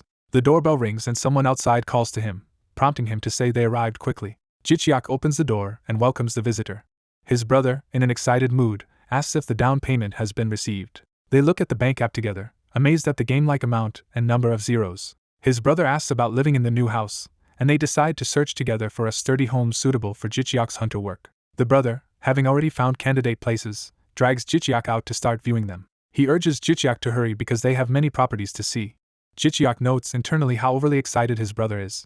They begin touring various buildings. They continue examining different properties as potential homes. They enter a modern lobby while discussing options. Outside another building, Jichiak takes a call and hears about a special hunter-related subsidiary being formed. The caller says Jichiak will be included among its elite members, which Jichiak acknowledges. Jichiak says he will look forward to it and asks to continue the conversation later. The caller agrees and informs him that his written hunter examination process has already been completed. Jichiak is surprised the hunter exam processing was so fast. He is told that as a former hunter assistant he was exempted from the written portion and can proceed directly to the practical exam. Thanking them, he internally celebrates that it is now time for the hunter exam. A montage depicts combat-ready figures and swirling energy, emphasizing the looming hunter exam. The hunter exam is explained as the test required to register officially as an awakener. It consists of both written and practical parts that must be passed for registration. Passing allows hunters to operate under government management with many benefits, but also high danger and responsibility. Jichiak reflects that former hunter assistants being exempt from the written test is fortunate, since that exam was even harder than the hunter written exam. He recalls how demanding assistant work was, requiring strict knowledge of monster ecology, corpses, and poisons, and difficult teamwork with hunters. Asking how the practical exam works, he is told he must hunt through an assigned gate under an inspector's observation. The examiner adds that unless safety issues appear it is not too hard, since they mainly check survival and fighting ability. Jichiak doubts it will really be as easy as described. The caller advises him to first take equipment and begin basic combat training, and Jichiak agrees while preparing to make a request. He asks for help finding a decent house in the area, saying it has been difficult. The team leader replies that if housing is the problem, he can solve it quickly, surprising Jichiak. 2 days later, Jichiak is picked up by car in front of his dorm. Riding in the car, he apologizes for bothering the person who came personally to get him. The man, who has his own driver, says he wanted to discuss something and drive himself, then tells Jichiak to fasten his seatbelt and leave. The car speeds along the road. It races through the city under clear skies. While driving, the man explains that the cooperation agreement with Jianga's trade team has ended and offers to prepare equipment suited to Jichiak's abilities. Jichiak asks how detailed he should describe his abilities. The man says more detail gives more accurate gear, but secrecy is allowed if Jichiak prefers. He advises that repeated battles will reveal powers anyway, so it is better not to lie and to at least show his main ability. Jichiak agrees to that advice. Their car crosses a long bridge among heavy traffic. They pass through a tunnel at high speed. The car approaches an upscale residential district. Jichiak marvels at how quiet the Seoul neighborhood is, and the man explains it is a Jianga safe house complex for their hunters. Driving inside, he adds that the complex was recently built for contracted hunters, which is why Jichiak had not heard of it. He says many skilled hunters have been leaving for the rival Daehyun company, so Jianga built these complexes to retain talent. Jichiak recalls manager Choi from Daehyun and realizes just how formidable she and that rival company are. The driver points out a particular house, saying they are almost there and that Jichiak can contract for it immediately if he likes it. Jichiak assumes it is a new unsold house, but is told the previous hunter resident died in a dungeon just yesterday. Shocked, Jichiak repeats that the owner passed away. He remembers seeing an obituary for a high-class Jianga hunter, and wonders if this was that person's home. The driver confirms it was an unfortunate accident. He then tells Jichiak they have arrived and should get out of the car. As Jichiak steps out, he internally questions the driver's casual attitude about someone dying in a house he is now showing but tries to dismiss his suspicions. They enter and walk through the spacious interior of the house. Inside, Jichiak feels an eerie, creepy atmosphere. Moving further in, they reach a luxurious living room that impresses him. Jichiak notices a framed photo and begins to identify the person depicted. The photo shows 2 men posing together, likely the deceased hunter and a relative. The driver explains the pictured man was the former owner and his uncle's right-hand hunter, who died during a succession struggle. Jichiak inwardly suspects the driver's family may have been involved in the man's death but tells himself he is probably overthinking. The driver remarks that only a few hunters in the country can afford such a large mansion for shelter. He calls it a top-class shelter that protects hunters' lives, while Jichiak muses that living here might force him into early retirement. The driver offers a price discount and notes that hunter-to-hunter sales are tax-free, asking if Jichiak will move in. Jichiak recalls manager Choi's prior warning that Jianga is not a company she recommends joining. He silently weighs her warning and his misgivings. He thinks that something about Jianga and this situation feels off and that manager Choi's words still bother him. Yet he reasons that with many hunters living here the place should be safe and that such housing is rare. The driver hands over the house contract and says Jichiak can head to the training center afterward, where many hunters are already waiting for him. Jichiak is surprised to hear that those hunters are waiting specifically for him. The driver smiles and calls him this year's rookie. Jichiak again rationalizes that a hunter-dense complex guarantees safety and that this kind of house is hard to find. The driver repeats his instructions about the contract and training center and mentions the waiting hunters. Jichiak again asks in surprise if all of that is prepared for him. The driver reaffirms that as the rookie of the year, all this support is for Jichiak, who mentally blames his brother for not telling him. Jichiak then asks when his brother will receive his awakening stone, and hears that Muchiak plans to get it next week and is extremely determined. Jichiak thinks that with only one chance at awakening his brother simply wants to be fully prepared, while silently studying the contract. Remembering his strong younger brother, he resolves not to fall behind and dislikes the idea of the older brother being weaker. The driver suggests they now head to the training center, and Jichiak agrees. They leave the house and walk through the residential area. The two approach another building within the complex. The driver announces that they have arrived at the Hunter's training center. Jichiak looks up with curiosity. They stand before a heavy door that begins to open. Walking down a corridor inside, the driver explains the facility is hidden from outside view to protect Hunter's ability information. Jichiak comments that the hidden facility is impressive. The driver leads him further in, asking Jichiak to follow. Jichiak looks around, confused by what he is about to see. They pass other muscular hunters in training attire in the hallway. Two people nearby observe them. Jichiak notices hunters wearing colorful sportswear, learning that uniform colors and marks distinguish different teams. At an elevator, the driver notes the hunter teams are well classified, likening it jokingly to organized gang rivalry. Jichiak laughs awkwardly and notes to himself how much internal division the company has. He reflects on the severity of Jiang's succession conflicts, realizing they are more serious than he imagined. The elevator arrives at another floor. The doors open with Jichiak and the driver inside. Jichiak stares ahead in surprise at what the new floor reveals. He sees a huge gym where numerous hunters are vigorously training. Impressed, he exclaims that the facility is great. He adds that the training area is incredibly large. A caption explains the center offers optimal conditions for hunters and trainers. The view shifts to the weight training area of the facility. Punching bags hang as part of the equipment. Hunters practice striking drills and sparring. More hunters train intensely with weights, while one remarks in amazement. Jichiak, awed, thinks the facility truly matches a major company's resources when someone calls out to him as brother. He turns his head in response to the call. Jichiak runs over and asks his brother when he arrived, scolding him for not informing him. Muchiak, sweating from exercise, says he came to relieve stiffness from staying home and greets the team leader. The team leader praises Muchiak's effort while Jichiak fumes beside him. Jichiak complains that Muchiak should have told him he was coming, and Muchiak apologizes, saying excitement made him forget. Jichiak, startled by his brother's physique, remarks that Muchiak's body seems even better shaped. Muchiak credits the skilled trainers, and Jichiak thinks his brother's body now looks tough enough for a hunter. A trainer reminds Muchiak he cannot leave mid-session, so Muchiak tells his brother to watch while he quickly finishes.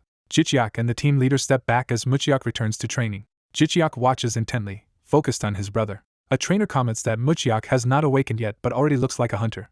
The team leader tells Jichiak that Muchiak will soon be sparring with a real hunter, surprising him. Jichiak objects that his younger brother is still an ordinary, non-awakened person. The team leader assures him no awakened abilities will be used, only pure hand-to-hand skills, and that they will keep it safe. Jichiak still feels it is risky for a normal person to fight a hunter. He double-checks that no abilities will be used, and is told to trust the hunters since Muchiak himself accepted the match. In the ring, Muchiak and a muscular opponent prepare to box while other hunters gather to watch. Jichiak and the team leader stand ringside with puzzled expressions. The foreign hunter tightens his blue glove, readying his fist. That hunter launches a powerful punch, showcasing his strength. Jichiak notices in alarm that Muchiak's opponent is a foreign mercenary.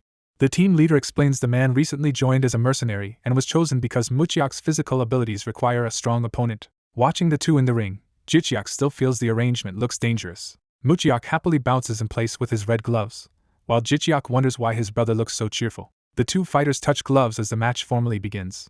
Close-up faces show both Muchiak and the mercenary focusing intensely on each other.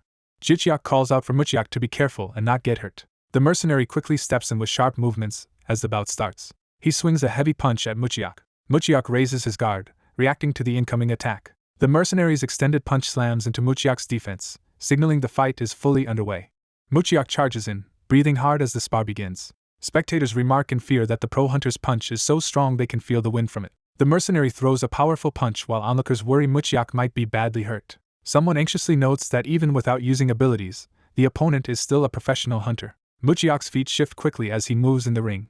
The mercenary advances with a flurry of blows while Muchiak rushes toward him. Muchiak shouts as he steels himself to attack. He launches a high-speed kick or strike at the mercenary's body. The mercenary reacts in surprise, narrowly avoiding or blocking the attack. Muchiak smiles confidently, and observers are shocked that this supposedly ordinary kid fights well and shows no fear against the mercenary.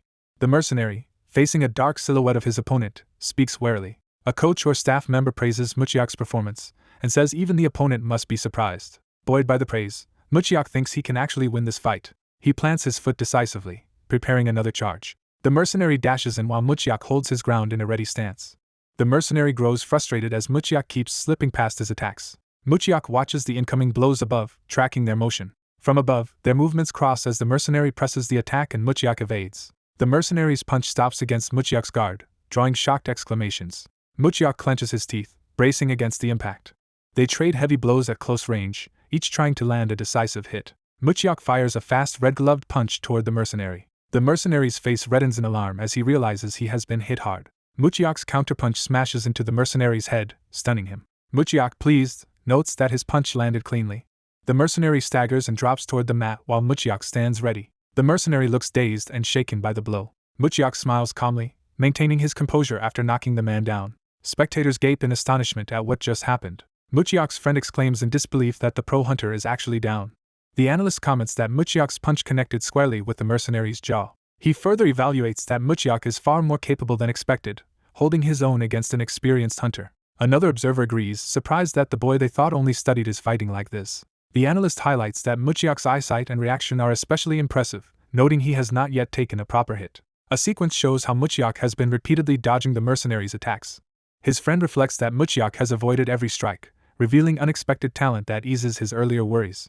The mercenary, angry, mutters and resets his stance. He charges with a barrage of punches while speaking, but Muchiak continues to evade at close range. Frustrated, the mercenary thinks he cannot even land a single successful attack. He recalls being told Muchiak was just an ordinary beginner, and wonders why he is struggling so much. Simultaneously, Muchiak wonders how the hunter keeps dodging everything he throws. Muchiak's punch is blocked by the mercenary's raised blue glove. The block strike presses into the mercenary's hardened body. The mercenary clutches his midsection in pain, cursing Muchiak for hurting him. He panics internally that losing to a rookie would ruin his position in Jianga Company. Determined not to lose, he activates his ability, power flaring around his blue-gloved fist. The spectators recognize this surge of power and react in alarm. The mercenary launches a glowing, buff punch toward Muchiak. Muchiak's friend shouts for him to wait and stop, sensing danger. The mercenary's empowered fist races toward Muchiak's unprotected body. Muchiak tries to respond but is still mid-motion. His eye widens as he registers the incoming blow too late. The mercenary's enhanced punch slams into Muchiak's torso with devastating force. Jichiak and the analyst cry out Muchiak's name in shock. Muchiak is blasted backward, his body folding around the impact. His feet skid violently across the ring as he is thrown. The impact sends a shockwave through the ring, hurling Muchiak away. Muchiak's body goes limp, arms flung wide as he begins to lose consciousness. He falls backward, eyes rolling up as he blacks out. Muchiak crashes hard onto the mat. Lying there dazed, Muchiak barely clings to awareness. The mercenary looks on with a cold, satisfied expression. Bystanders gasp in dismay at the brutal outcome. The analyst also reacts with shock at what has happened. Jichiak rushes toward Muchiak, furious, demanding to know what the mercenary has done. He kneels by his fallen brother, shouting for Muchiak to wake up. Muchiak coughs blood violently as his injuries show their severity. Trainers and others run over, calling out to Muchiak and asking if he is all right. Jichiak orders someone to call medics, accusing the mercenary of using his forbidden ability. An official excuses it as an accidental use of skill in the heat of intense sparring. Jichiak angrily questions how such an expression could belong to someone who supposedly made a mistake. He concludes the mercenary cheated by using his powers because he was losing. Muchiak, barely conscious, insists to his brother that he will be fine, while Jichiak tells him not to move and a system message announces a massaging skill being applied. Jichiak's healing touch glows as the system notes first aid has been used, granting bonus proficiency. Jichiak realizes Muchiak's injuries are too serious for his skill alone to handle. He urgently thinks that they need a true expert healer. Muchiak lies sweating and pale, still in critical condition despite the healing. An organizer explains they will warn the mercenary for misusing his ability against an ordinary person, apologizing for the situation. Medics arrive, asking everyone to move so they can transport the patient. They carefully lift Muchiak onto a stretcher. Muchiak is carried away with an ice pack on his chest while Jichiak walks alongside, distraught. The analyst watches soberly, taking responsibility in his expression. Jichiak comforts Muchiak, promising he will recover and vowing to make the mercenary kneel. Muchiak stirs slightly on the stretcher, reacting to his brother's words. Someone squeezes Muchiak's gloved hand supportively as he is taken away. The medics carry him out of the room while others look on. A voice calls out to Jichiak, getting his attention. Jichiak and the analyst turn with grim faces toward the speaker. The analyst apologizes, admitting their mismanagement, while Jichiak angrily asks what they will do if Muchiak is seriously harmed after being told it would be safe. The analyst again accepts fault, promising the company will take responsibility for Muchiak's care and seek compensation from the mercenary. Jichiak, burning with anger, demands a chance to spar with the mercenary himself. The analyst is startled by this request. He warns Jichiak that fighting the mercenary is too dangerous, but Jichiak insists he wants to earn a personal apology. The two lock eyes silently as the analyst gauges Jichiak's resolve. Seeing Jichiak's determination, the analyst concedes that he has already made up his mind and agrees if Jichiak is sure. Jichiak, face dark with resolve, commits inwardly to the decision. The analyst goes to speak with the mercenary, explaining the new arrangement. The mercenary responds uncertainly to the proposal. The analyst continues outlining the terms while the mercenary listens. Jichiak declares that they should fight properly as awakeners and vows to force the mercenary to kneel before Muchiak. The mercenary listens, his expression unreadable. He faces Jichiak and the analyst in the ring, preparing for the new match. The mercenary gives a crooked smile, amused or confident about the challenge. The analyst relays that Shelton has accepted and promises to kneel and apologize to Muchiak if he loses. Jichiak thinks to himself that this opponent clearly does not intend to apologize easily. Watching the mercenary smirk, Jichiak assumes he is overconfident and vows to defeat him with his skills. An official notes that because Jichiak is a rookie awakener, they will grant him a handicap. The analyst explains that Shelton will allow Jichiak to attack first for up to 3 combos. Jichiak asks what exactly 3 combos means, recalling a term from history, and the analyst clarifies it refers to weapons clashing with each other. Jichiak confirms that if their weapons do not touch, it does not count as one combo. The analyst agrees but warns him not to drop his guard, explaining that Shelton is a defensive awakener who can harden his body like metal. He adds that Shelton only promised to let Jichiak initiate the first 3 exchanges, not that he would refrain from blocking. The analyst checks again if Jichiak truly wants to proceed under these conditions. Jichiak, resolute, answers that he does. Jichiak enters the ring armed with 2 wooden swords while Shelton faces him with only his gloves.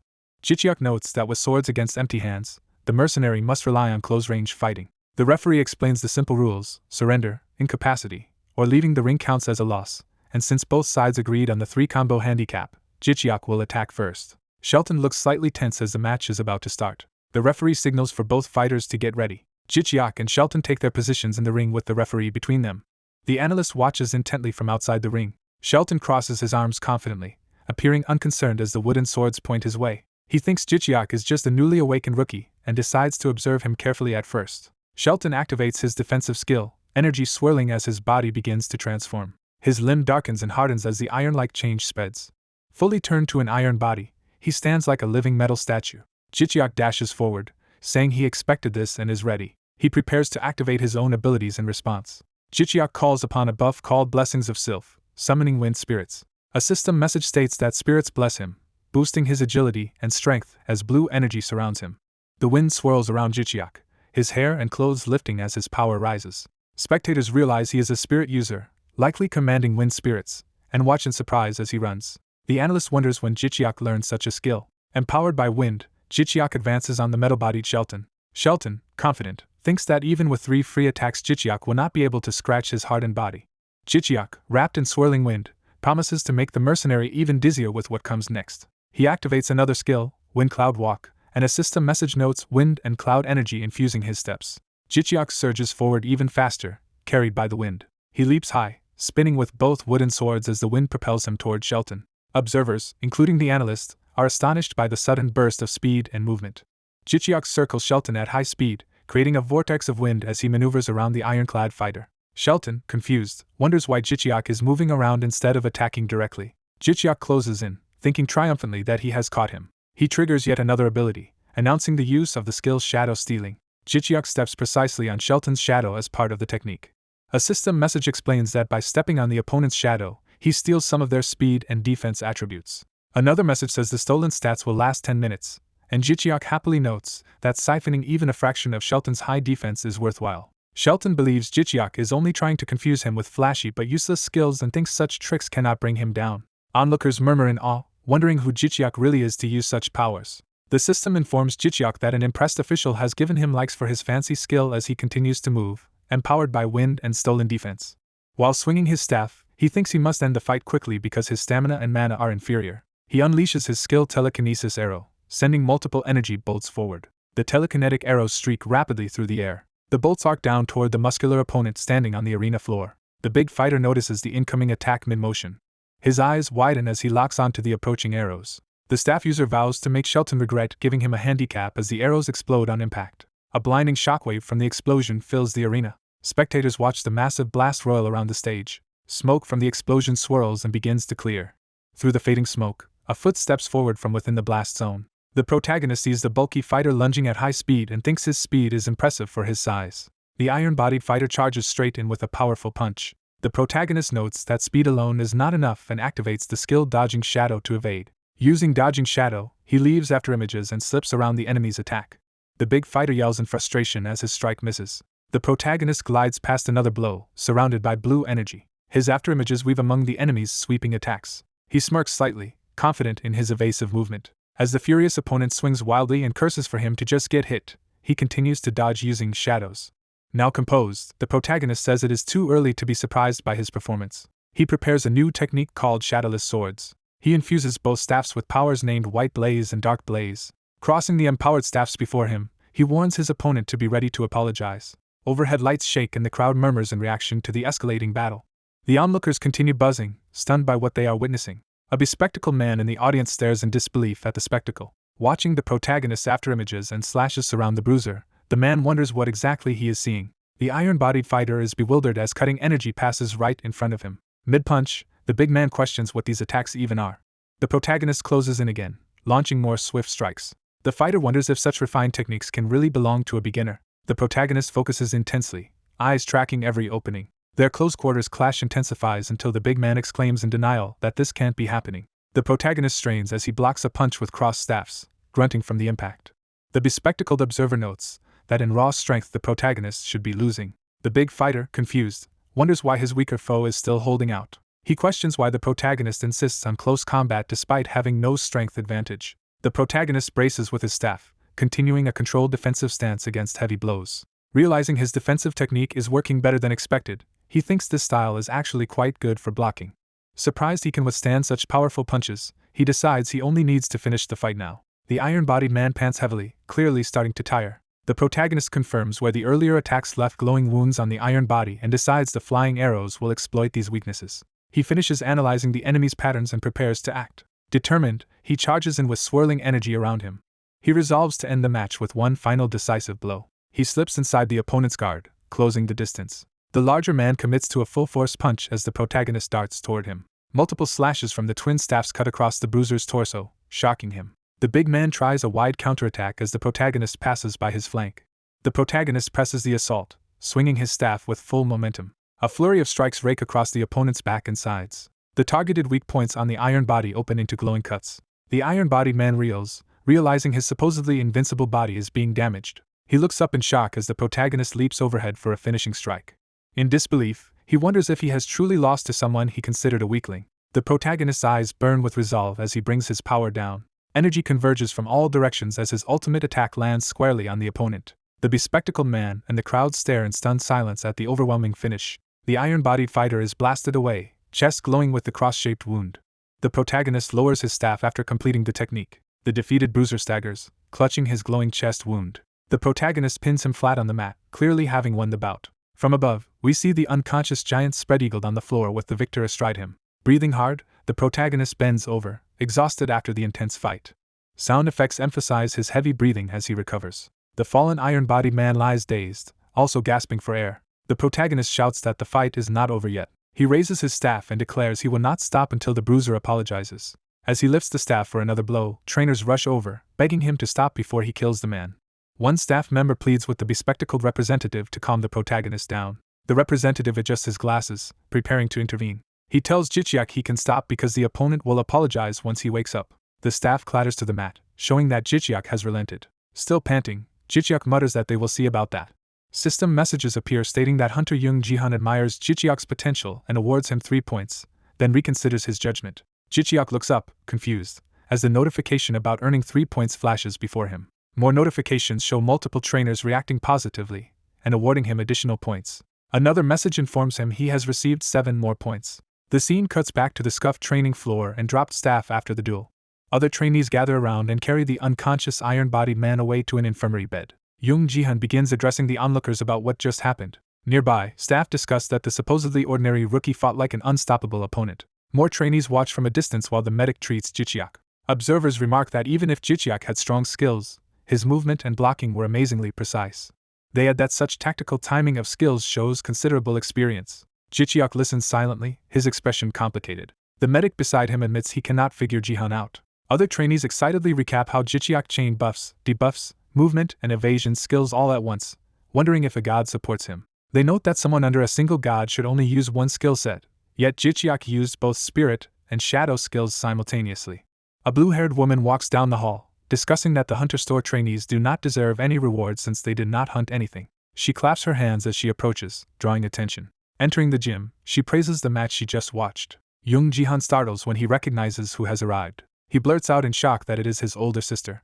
Jihan hurries over to her, asking when she came. She smiles and says it has been a while since she saw him. He thanks her for watching and asks if she saw the entire fight. She replies that she watched everything and found it very entertaining. She repeats that it was a great battle. She flicks her lollipop away with a casual motion. A small drone suddenly catches the candy in its mechanical claw as it flies in. Jihan reacts with interest, asking if this is a new stealth-equipped drone. His sister explains she made the drone herself during some spare time. Onlookers whisper in awe, identifying her as the famed mechanic master. Others clarify that she has perfected mechanical magic, and that it is frightening someone usually unseen like her is roaming nearby. Smiling, she confirms that Jichiak Eom is the fighter's name, and says he is very tempting as a prospect. The medic protests to her brother that she must still follow the rules. She acknowledges their grandfather's rules but hints that making a private deal should still be allowed. Jihan firmly refuses any deal regarding Jichiak, regardless of the price. She gives up for now and suggests discussing it later. As they walk, she confirms that the patient she should treat is Jichiak's younger brother, Muchiak Eom. In her tech room, she jokes about the brothers' odd names while Jihan notices tiny flying devices and asks if they are bug-sized spy drones. She studies data on her holographic screens as the micro-drones float around. She detects that Jichiak owns a Class B Awakening Stone and proposes using it now with her support to maximize its effect. When Jihan hesitates, she tells him she is actually asking Jichiak, not him. She calls Jichiak over, referring to him as idol-level handsome, which puzzles him. Jichiak points to himself, confirming she is addressing him. She tells him she will help and to consider it her payment for the entertaining fight. She smiles confidently, clearly intending to proceed. Jihan, Jichiak, and Baiga walk down a bright hallway toward the medical room. Jichiak thinks about her, recognizing her as the country's only mechanic master. Narration explains that she is an illegitimate child of the Jianga Company's second son, known as Baiga Zhang. Jihan leads her toward the emergency medical center where Muchiak is staying. Jichiak reflects that she can imbue machines with life and has even been rumored to affect living beings similarly. He is awed that he is seeing such a famous person up close. He also marvels at her many drones, wondering if she created them all herself. Narration describes her as a genius who pioneered magic engineering so even non-awakened people could use supernatural abilities. Jichiak has heard that her power grew further after she used an awakening stone herself. A simple thanks is offered, expressing gratitude. In the hospital room, Jichiak thanks her for treating his injured brother lying unconscious on the bed. She tells him to thank her after she is finished and suggests awakening Muchiak right away, asking his opinion. Jichiak is shocked at the idea of awakening his brother immediately. He protests that Muchiak's body might not be ready for such a procedure. Baiga counters that his physique is already sufficient, more training will not change the outcome, and his strong emotions make this the perfect time. Jichiak asks what she means by emotional energy. She explains that intense feelings like happiness or sadness help awaken latent power, and that awakening stones respond better to more desperate individuals. She concludes that this moment, when Muchiak is angry and miserable, is ideal for awakening. Jichiak hesitates but questions if that is really true. Baiga addresses Muchiak directly, saying she knows he is conscious and asking his opinion on awakening. Muchiak lies still on the pillow, eyes half closed. He finally opens one eye and admits she noticed his consciousness. Baiga and Jichiak react, with Baiga noting he can already talk. She taunts him about how humiliating it must feel to lose badly in front of his brother, and now lie helpless. Muchiak remains silent but clearly sees inside. Baiga comments that his facial expression shows strong emotion and remarks that both brothers are quite handsome, making Jichiak awkwardly laugh. Jichiak leans in, asking if his brother is truly okay and insisting he does not need to push himself yet. Muchiak tilts his head slightly, signaling his decision. Jichiak realizes from his brother's eyes that Muchiak has already made up his mind. Muchiak's hand is grasped, sealing his choice to proceed with the awakening. Someone agrees to a plan because a genius will handle things for them. The blue-haired woman asks the man to take good care of her patient. She offers a reward for helping and he warns the price might be high before hinting at a request. He says he only wants 2 favors. The first favor is for the brother to tell Jihan to keep his promise. She explains he just needs to repeat that phrase himself, stressing that him saying it is important. The injured boy silently listens from the bed. The brother is confused but agrees to pass on the message. She moves on to explain there is a second favor. The second favor is that the 2 brothers must start a mukbang cooking channel together on GodTube. The brother shouts back in surprise at the strange mukbang request. He thinks over how he already planned to use GodTube and that mukbang is trendy, though the idea feels abrupt. The woman laughs and promises to finance the channel and give them a favorable contract. She tells them just to eat in front of the camera since even simple food will draw viewers. The brother suspects she also has her own motives for this offer. He imagines the 2 of them happily eating together on camera for mukbang. Later he waits anxiously in the hall. He worries aloud about whether Muchiak will be alright. Inside, drones fill the room and the woman questions whether so many are needed. She reassures him that the drones surpass doctors and then asks Muchiak how strong he wants to be. Muchiak's body tenses as he prepares to answer. He states he wants to become as strong as possible, even if the process is dangerous. When she asks if he accepts the risks, he firmly agrees. She warns that because the procedure is unapproved there will be no insurance, and asks if he still wants to proceed. Muchiak hesitates in silence. He recalls using his legal knowledge to research rumors around this mechanic. He remembers she is famed as a mechanic master, and even called a mad scientist. Among the rumors, he recalls stories alleging she conducts human experiments. She admits official permits take too long and risk leaking her technology, so she bypasses them. Realizing the rumors are true, he processes what she said. He asks what will actually happen to him once he becomes a human experiment. She answers that she will monitor him regularly and collect data samples. She adds that, compared with other professionals, she considers herself more ethical. Muchiak convinces himself she is not trying to harm him and that her vast experience makes her reliable. Resolving himself, he says they should proceed exactly as first planned. He then gives full consent to be her human test subject. She smiles, pleased at how easy it is to work with someone smart. Activating the drones, she casually asks if they should begin and pops a lollipop into her mouth. Just before starting, she notes she never mentioned how painful the procedure would be, shocking him. Even so, Muchiak steels himself and says he is ready. He remembers his little brother once happily asking him for ham. Young Muchiak turns toward him, repeating the request. The older brother proudly reveals a can of ham for them to eat. The two boys excitedly decide the ham looks delicious and plan to share it. The younger brother suddenly realizes he can no longer hear his own voice while his brother prepares the food. The older boy cuts the ham on a board in the kitchen. The younger calls impatiently for his brother to hurry. The elder feeds him a bite, and the boy enjoys the taste. Then his eyes widen as something feels terribly wrong. He becomes aware of strange distortions as he wonders what is happening and where his brother went. He panics as the ham itself warps into something bizarre. Calling for his brother, he runs toward the disturbance. The world tilts and he falls, screaming for his young. Darkness coils around him as he tries to shout again. Black swirling shapes close in while he lies terrified on the ground. His face fills with fear at the overwhelming phenomenon. He sprints outside begging someone to help him. Still running, he yells that some weird thing is chasing him. He looks back in shock while his bare foot hammers the floor. He suddenly faces a massive, writhing mass of dark patterns. The ground and surroundings transform completely into black script-like waves. He finds himself standing atop the living pattern, stunned. Noticing the shapes resemble letters, he exclaims that everything is turning into characters. The boy stares around in horror as the characters surround him. Overwhelmed, he admits he is terrified. The strange flowing letters continue to spread everywhere. He calls out desperately, asking where his brother is. A robed figure appears, praising the child's ability to enter the Akashic records. The boy looks at the stranger, bewildered. The hooded man muses that the child is useful to them. The two stand facing each other amid towering characters. Hearing the figure's voice, the boy suddenly recognizes it from somewhere. The robed man confirms that the power the boy sensed indeed comes from him. He describes Muchiak as the child who kept trying to cross the river of rightness, and notes they have been observing him. The man grows annoyed, saying the tower is becoming troublesome. He praises the boy's awareness of language's power and his great potential. The boy complains internally that the man is ignoring his questions. The robed figure explains that anyone reaching this land of rightness is entitled to a gift and asks what he wants. Muchiak clenches his fist, thinking about what he most needs. He decides he wants anything that will help him find his missing brother. The man asks if he intends to protect his family. Calling the wish simple but admirable, he notes helping an ink-born child with the singularity will be difficult. Muchiak is startled and repeats the unfamiliar term singularity. The man gathers light in his hand, preparing to bestow something. He tells the boy to accept this and leave, while Muchiak wonders about the promised gift. The robed figure explains that this place is the world's end, the sea of deep meditation, and warns that staying longer would cause chaos as he tries to send the child back. Light washes over the man as the transition begins. Muchiak is engulfed by the light, reaching toward him. The man bids farewell to the child from the perished world. Muchiak tumbles away through the void. Falling through emptiness, he repeats the phrase world that perished in confusion. He continues to drop in a blank white space. Still falling, he questions what that expression truly means. Muchiak jolts awake on the hospital bed. He sits up, gasping and disoriented.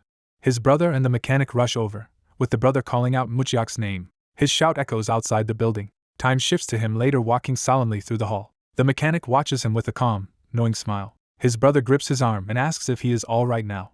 Muchiak smiles and says he is fine, and his brother expresses relief at what he endured. The mechanic confirms the procedure worked, welcomes him back safely, and asks if he met the old man. The brother, confused, repeats the phrase old man. Remembering, Muchiak realizes his encounter in the Akashic records was real. Visual memories of the robed elder and that strange place confirm it was not a dream.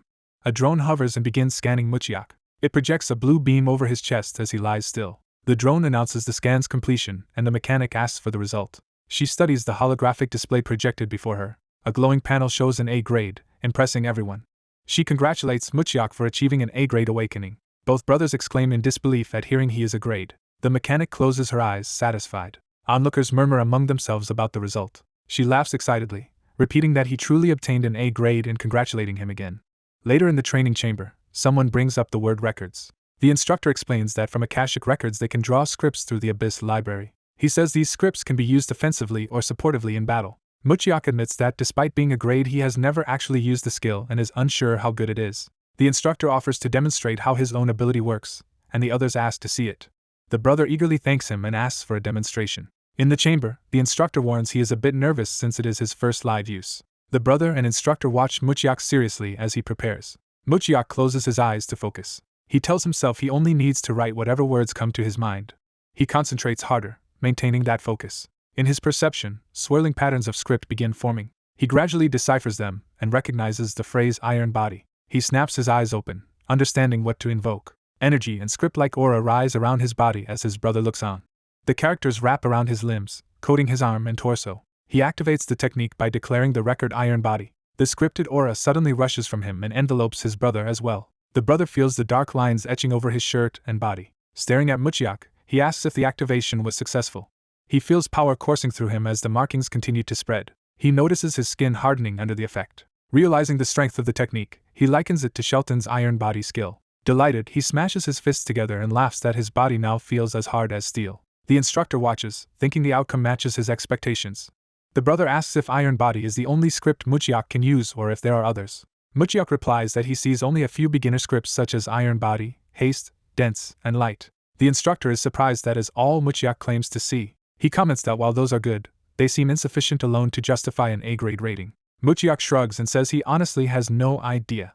His brother thinks that expression means Muchiak is hiding something while pretending innocence. He wonders if there is actually more to Muchiak's power than he admits. He then considers that Muchiak might simply prefer not to explain everything outright. Muchiak decides there is no need to argue with an A-grade veteran and instead shifts to signing the contract. The brother is startled, questioning whether they are really moving straight to contract signing without negotiating the terms first. After much back and forth, one man admits he expected the other to reject the supposedly unfair contract. The fighter adds that he was also surprised the other guy signed the contract so easily. The fighter explains he signed because he thinks the contract fairly balances both sides. He reasons that teaming up with his older brother in dungeons will be advantageous if they are on the same team. The brother, startled but convinced by that logic, begins to accept the idea. The younger brother repeats that he refuses to let his young enter dangerous places alone, and vows they will face life and death together. He then moves on, emphasizing that he is now an A-grade awakener. The older brother concedes the argument internally, realizing continuing to object would be pointless. The manager agrees to prepare the contract and asks if the brother is ready for the Hunter exam's written test. The younger brother confidently answers that he always scores high on exams. The manager laughs that with the brother's strong academic record and top law school background, there is nothing to worry about. The older brother privately notes that Jichiak looks even happier now than when he defeated Shelton. Jichiak beams, clearly pleased by his brother's success. The younger brother is shocked to hear Jichiak actually crushed Shelton. Jichiak recalls the GodTube notification praising his combat skills and his rising likes, while the brother asks if he is serious. Jichiak downplays the feat, insisting it was nothing special. The manager is surprised at how casually Jichiak speaks about someone his powerful uncle sent. Jichiak laughs awkwardly and confirms what the manager said. The manager checks that neither of them was injured in the fight and is relieved by their answer. He says he will contact them when the contract is ready and excuses himself to handle other work. Jichiak agrees and says goodbye for now. The brothers watch the manager walk away from the training hall. Jichiak pats Muchiak and calls his attention. With the manager gone, Jichiak urges Muchiak to be honest with him. He pointedly asks Muchiak how many gods he has contracted with. Jichiak clarifies the question, asking from how many gods Muchiak has received contact offers. Muchiak hesitantly answers that there have been many. He admits he still does not really understand what the mysterious letter character of chaos he received actually means. Muchiak speculates that this letter is why chaos-related gods keep contacting him. Jichiak then asks if there is also a particular god who has shown interest in Muchiak. Jichiak explains that he initially had several offers, but now only sees a system notice saying it is under maintenance, and he must wait for a patch. Muchiak finds that situation strange. Jichiak says his ability system has always been out anyway and suggests they stop worrying and go eat. Muchiak wonders aloud if the system is actually blocking Jichiak from contacting other gods. When Jichiak questions that idea, Muchiak dismisses it as a random guess and tells him not to worry. Jichiak internally rejects the blocking theory, thinking it is unlikely. Time shifts to a busy cafeteria filled with people. Groups of people move along the cafeteria line, getting food. Jicheok reviews the clues about Muchiak's patrons, reciting the phrases "Four Eyes Record the Truths," "Papyrus of Ibis," and "Someone Close to Huanghui." He muses that although no names are stated directly, these titles clearly point towards specific beings.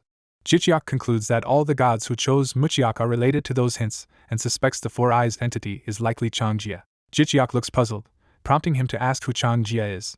Muchiak explains over lunch that Changjia is said to have invented Chinese writing. He adds that this figure was considered both emperor and god and must now be a powerful deity. Muchiak says he might gain a skill connected to Chinese characters from that god.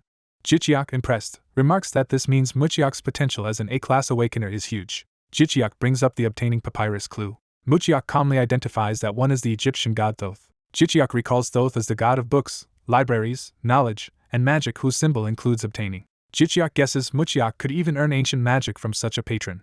Muchiak agrees, reasoning that as the discoverer of Egyptian hieroglyphs, Thoth must wield powerful ancient magic. Jicheok wonders what this letter character of chaos actually is. He notes that this mysterious letter has drawn the attention of multiple Asian gods and asks about the final clue. Muchiak answers that the last hint refers to someone close to Huanghui, shocking Jicheok. Jicheok realizes that sounds like the legendary creator of Hangul and recalls that even non-gods can sometimes choose hunters. Surrounded by symbols, he reflects that Muchiak is simultaneously connected to Egyptian hieroglyphs, ancient Chinese characters, and Hangul. Jicheok marvels that he cannot even guess what specific ability Muchiak will receive. When Muchiak asks his opinion, Jicheok admits the choice is too difficult. Jicheok thinks about the one human among script legends. He says he has heard that ordinary humans cannot compete with divine power. Still, he argues that if forced to choose they should favor King Sejong. Muchiak notes that because their current writing system comes from Sejong, following him should give them general bonuses. Jicheok agrees that choosing a patron from their own culture should boost stats and feels instinctively drawn to Sejong despite worrying about losing things like vacations. Jicheok steels himself, pondering the cost of that path. Muchiak says he has a good feeling that things will work out and asks Jicheok which patron he prefers. The scene shifts to a city skyline. Time skips ahead a few weeks. It is now the day of the Hunter practical exam at a venue somewhere in Seoul. Officials shout at the gathered crowd not to cut in line and to follow the rules. Large groups of people and reporters are clustered outside the test building. Muchiak notes there seem to be more reporters than hunters, and Jicheok blames the viral video of Muchiak versus Shelton. As they walk inside, Jicheok comments that the entire country must be curious about the rookie who beat a veteran. Jicheok says he can feel the attention because his online likes are still skyrocketing. The narration confirms that his likes really are enormous now. Suddenly the brothers stiffen as someone approaches. Their CEO appears, saying of course he would come to such an important day. He tells Jicheok he was shocked to see him ranked number 1 in recommended videos and that the whole nation obsesses over his every move. Jicheok admits he never expected things to blow up this much, and worries aloud that a peaceful life is now impossible. The CEO adds that the incident gave him a good excuse to remove troublemaker Shelton from their side. He explains Shelton was mediocre yet constantly problematic, so even his uncle thinks dismissing him was for the best. Muchiak awkwardly says he feels a little sorry for Shelton. The CEO mentions he saw many Jicheok fans outside calling themselves Index Finger, and that he even took photos with them. He thanks the Shelton affair for drawing public focus to Jicheok and asks if he can raise his expectations. Jicheok nervously agrees. An examiner announces that candidates should proceed to the exam rooms and verify their identities at the entrance. As Jicheok gets ready to go in, Muchiak wishes him luck and the CEO calls Jicheok back for a moment. The CEO says he recruited someone from Zhongjin to assist Jicheok. Muchiak clarifies that Zhongjin is a subsidiary of Jianga Company run by CEO Ji-hun Zhong. A woman hurries over, greeting Jicheok enthusiastically as the staff member assigned to support him during the exam. Jicheok and Muchiak politely return her greeting. Jicheok reminisces inwardly about his own days working as a hunter assistant. The staffer leads Jicheok toward the restricted exam area. Muchiak and the CEO watch Jicheok go, both looking thoughtful. Jicheok, about to start the process, marvels that he used to only clean up monsters' corpses and now he is taking the official test. He confirms his identity via a fingerprint scan as the system verifies examinee Jicheok EOM. Nearby, the female staffer is told that support staff must receive an entrance pass. Jicheok silently vows that he will definitely pass the exam. Walking down the corridor with other candidates, he notes how nervous he has become. Seeing similar expressions, he realizes everyone else is nervous too. A loudspeaker instructs examinees to change into inspection suits in the changing room. The announcement adds that after changing, they must wait for further instructions to enter the inspection room. A staff member points out the changing room door. Inside, candidates undress and put on the white inspection outfits. Jicheok also changes into the inspection clothes. He buttons the uniform, fully ready for the check. The narrative introduces the basic inspection room where hunters' bodies will be examined. Inside, staff run tests like lung capacity and eyesight, asking examinees to follow directions. Technicians record measurements on clipboards. One staff member reads off data while continuing the examinations. Jichiak is called next and told to enter a large circular machine. He hesitantly asks about it. The examiner explains it is a device that measures Hunter's overall strength. The examiner cheerfully tells him to lie inside for 1 minute. Jichiak wonders if it gauges level or total stats and which metric it uses. The examiner instructs him to stay still and relaxed until they say the test is over. While lying down, Jichiak hears that the results will be released a week later. Blue scanning beams sweep over his body as the machine measures him. The hum of the scanner fills his ears as the procedure continues. After inspections, an official announces that the next stage is the practical test and directs everyone to change into suitable combat suits. Another official tells those without personal gear to wear the basic suits provided in the changing room. Jichiak is surprised, realizing he could have prepared custom equipment. The female staffer calls out to him again across the hall. She checks that his basic inspection is finished and says the CEO asked her to give him something. She hands over a large plastic-wrapped package, which he accepts while asking what it is. She explains it is a pre-approved combat suit prepared specifically for his test. She notes there is no magical buff, but the suit is made from black ogre hide and resists heat and impact. She adds that it was crafted by a famous Italian artisan, likely making it the priciest test suit material. Jichiak is overwhelmed by the generosity, and wonders if this is what reckless spending looks like. She also presents his special watch. Jichiak confirms it is his watch, and she says it was checked and deemed safe to wear. He examines the familiar timepiece. Jichiak puts the watch on, thinking its only advantage might be its durability. He admits he had expected some hidden, otherworldly function from it. He then joins others in the practical test waiting room. Many examinees stand around in various combat outfits, talking quietly. Jichiak dons the black ogre-skin suit and gloves. He finds the suit a perfect, comfortable fit. Looking around, he notices many others also brought their own specialized gear. Suddenly something catches his attention, and he whips his head around. He sees a red-haired man violently lifting another candidate by the collar. Jichiak mentally reacts, wondering what just happened. A spilled drink and ice cubes on the floor show the start of the altercation. The victim flails while held up, yelping in pain. The red-haired man berates him for not following instructions about how to serve his coke. Terrified, the man apologizes repeatedly. The red-haired bully insults the group's upbringing as he continues choking the man. Other examinees glance over with mixed annoyance and indifference. Some smirk, clearly amused by the bullying. Jichiak is outraged that no one intervenes, recognizes the red-haired man from somewhere, and starts moving toward them. He confronts the scene as the bully falters for a moment, and the victim hastily offers to get another drink. The black-haired youth yells for the attacker to stop before he kills the man he is holding. Facing the red-haired hunter strangling a staff member, the youth demands he release the man instead of asking about his identity. Annoyed at being ordered, the red-haired hunter grumbles that everyone seems to be trying to start a fight with him today. Still gripping the victim, the red-haired man incredulously asks if the newcomer really does not recognize who he is. The youth calmly answers that he does not know him, leaving the red-haired man offended that he is unrecognized.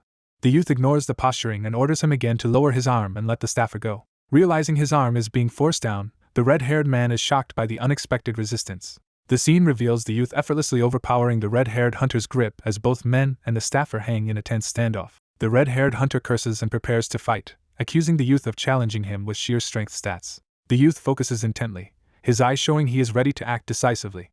Using crushing strength, the youth makes the red-haired attacker groan in pain and scream while still holding the staffer. The red-haired hunter staggers in fury and frustration, cursing the youth as he tries to recover his footing. Nearby examinees look on in stunned silence at the sudden conflict between hunters. Humiliated but seething, the red-haired man growls that he has heard of the youth's high basic stats and prepares to take things further. The youth asks the onlooking staffer if he actually knows who he is. The staffer answers that he recognizes the youth from the widely seen Shelton video. Flames suddenly erupt from the red-haired hunter's hand as he prepares a fiery attack while still holding the staffer and facing the youth. The fire user blasts the helpless staffer with flames, making the man scream in agony. The youth, now also engulfed by the spreading flames, panics and demands to know what the red-haired man is doing. From a distance we see the staffer writhing in fire as the red-haired hunter unleashes his power despite the youth's protests. The youth, burning but still conscious, cries out that the attacker is insane and is doing this only because his pride was wounded. He angrily reminds the fire user that hunters are forbidden from using their skills to harm ordinary civilians. The red-haired hunter dismisses the warning, boasting that as a protected member of the Society of Flame and under the Hunter Protection Treaty he has nothing to fear. The youth internally fumes that hunters are abusing the legal immunity meant to safeguard their lives. Deciding he cannot just scold and let this go, the youth grabs the attacker's flaming arm, vowing not to allow a person like him to walk away freely. The red-haired man screams as his burning arm is restrained, shocked by the unexpected counter. The youth notes that his auger gloves are holding up well against the flames. He thinks Young Ji-han was right that investing in quality gear was worth it, then activates his shadow stepping ability. The burned staffer gasps for breath as the healing energies begin to work, and the youth reflects that there are more lunatics here than he expected. The enraged fire user suspects the youth is using the same curse skill from the viral clip and accuses him of it. The youth confirms he is also using a healing skill so the burns will recover quickly even if he cannot stop the flames at once. Surrounded by blue healing light and red fire, he orders the attacker to calm down, suggesting his rudeness is due to his recent awakening. He lectures the red-haired hunter that flaunting strength here is foolish because everyone present is dangerous. He calmly warns that if the man keeps escalating, he will only embarrass himself and might even be expelled from the test, prompting the attacker to hesitate. Other powerful-looking examinees glare toward the confrontation, clearly displeased.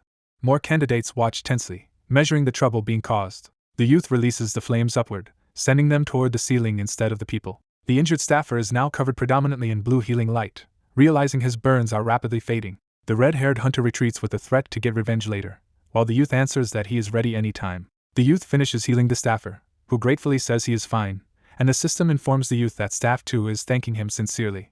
A system message pops up saying he has received 10 thumbs up, and onlookers wonder who this youth really is. The recovered staffer explains that the attacker is Yom Radu, an awakened from the Society of Flame who awakened not long after the youth did. Hearing the surname Yom, the youth realizes why the man looked familiar. Other members of the Society of Flame laugh with Yom Radu, remarking that such backing explains his boldness. Yom Radu smirks, recalling that as a support hunter he has seen many overconfident rookies with so-called hunter disease. He thinks that such arrogant newbies need a ruthless beating once to wake them up. Footsteps signal the approach of officials, interrupting the standoff. An official announces the arrival of the examiner and orders everyone to line up. The examinees, including mannequin silhouettes, quickly form orderly rows. More rows of candidates in different outfits line up, showing the large turnout. A short woman in a suit, flanked by staff, greets the energetic rookies and notes how lively this group is. She introduces herself as Yunrumi from the Politics and Military Division, explaining most of them would not know her. Her escorts move with her as she steps among the gathered hunters. The youth realizes that someone from the Politics and Military Division is usually part of the president's personal force, notorious for killing or torturing rogue awakened. Yunrumi states that even her name and face are aliases and hints that today's exam is special compared to the usual ones. She complains that acting like a servant for rookies is tiring but implies she is here because of orders from above. She adds that the higher-ups are very interested because 2 super rookies are participating in this test. Both the youth and Yom Radu realize with surprise that she must be referring to them. Another official instructs everyone to sign the documents being distributed. The paperwork states that the government will bear no responsibility if they die during the test. Yunrumi explains that signing means they stop being regular citizens and are instead treated as soldiers, giving this as their last chance to turn back. The youth looks at the form with a nervous expression. While thinking the warning sounds terrifying, he signs the waiver anyway. Others sign as well, internally remarking that such grim terms are not something one normally declares with a smile. Staff circulate to collect the completed documents from each examinee. When all forms are gathered, Yunrumi and her assistants stand before the door to proceed. She notes that everyone agreed and that it would be strange to quit after coming so far, then says she will explain the basic rules. She orders them to listen carefully and remember what she is about to say. She outlines the exam. They will enter a dungeon, hunt, be graded according to rules, and everything they do will be recorded. She adds that they may still use their own recording devices if they have them.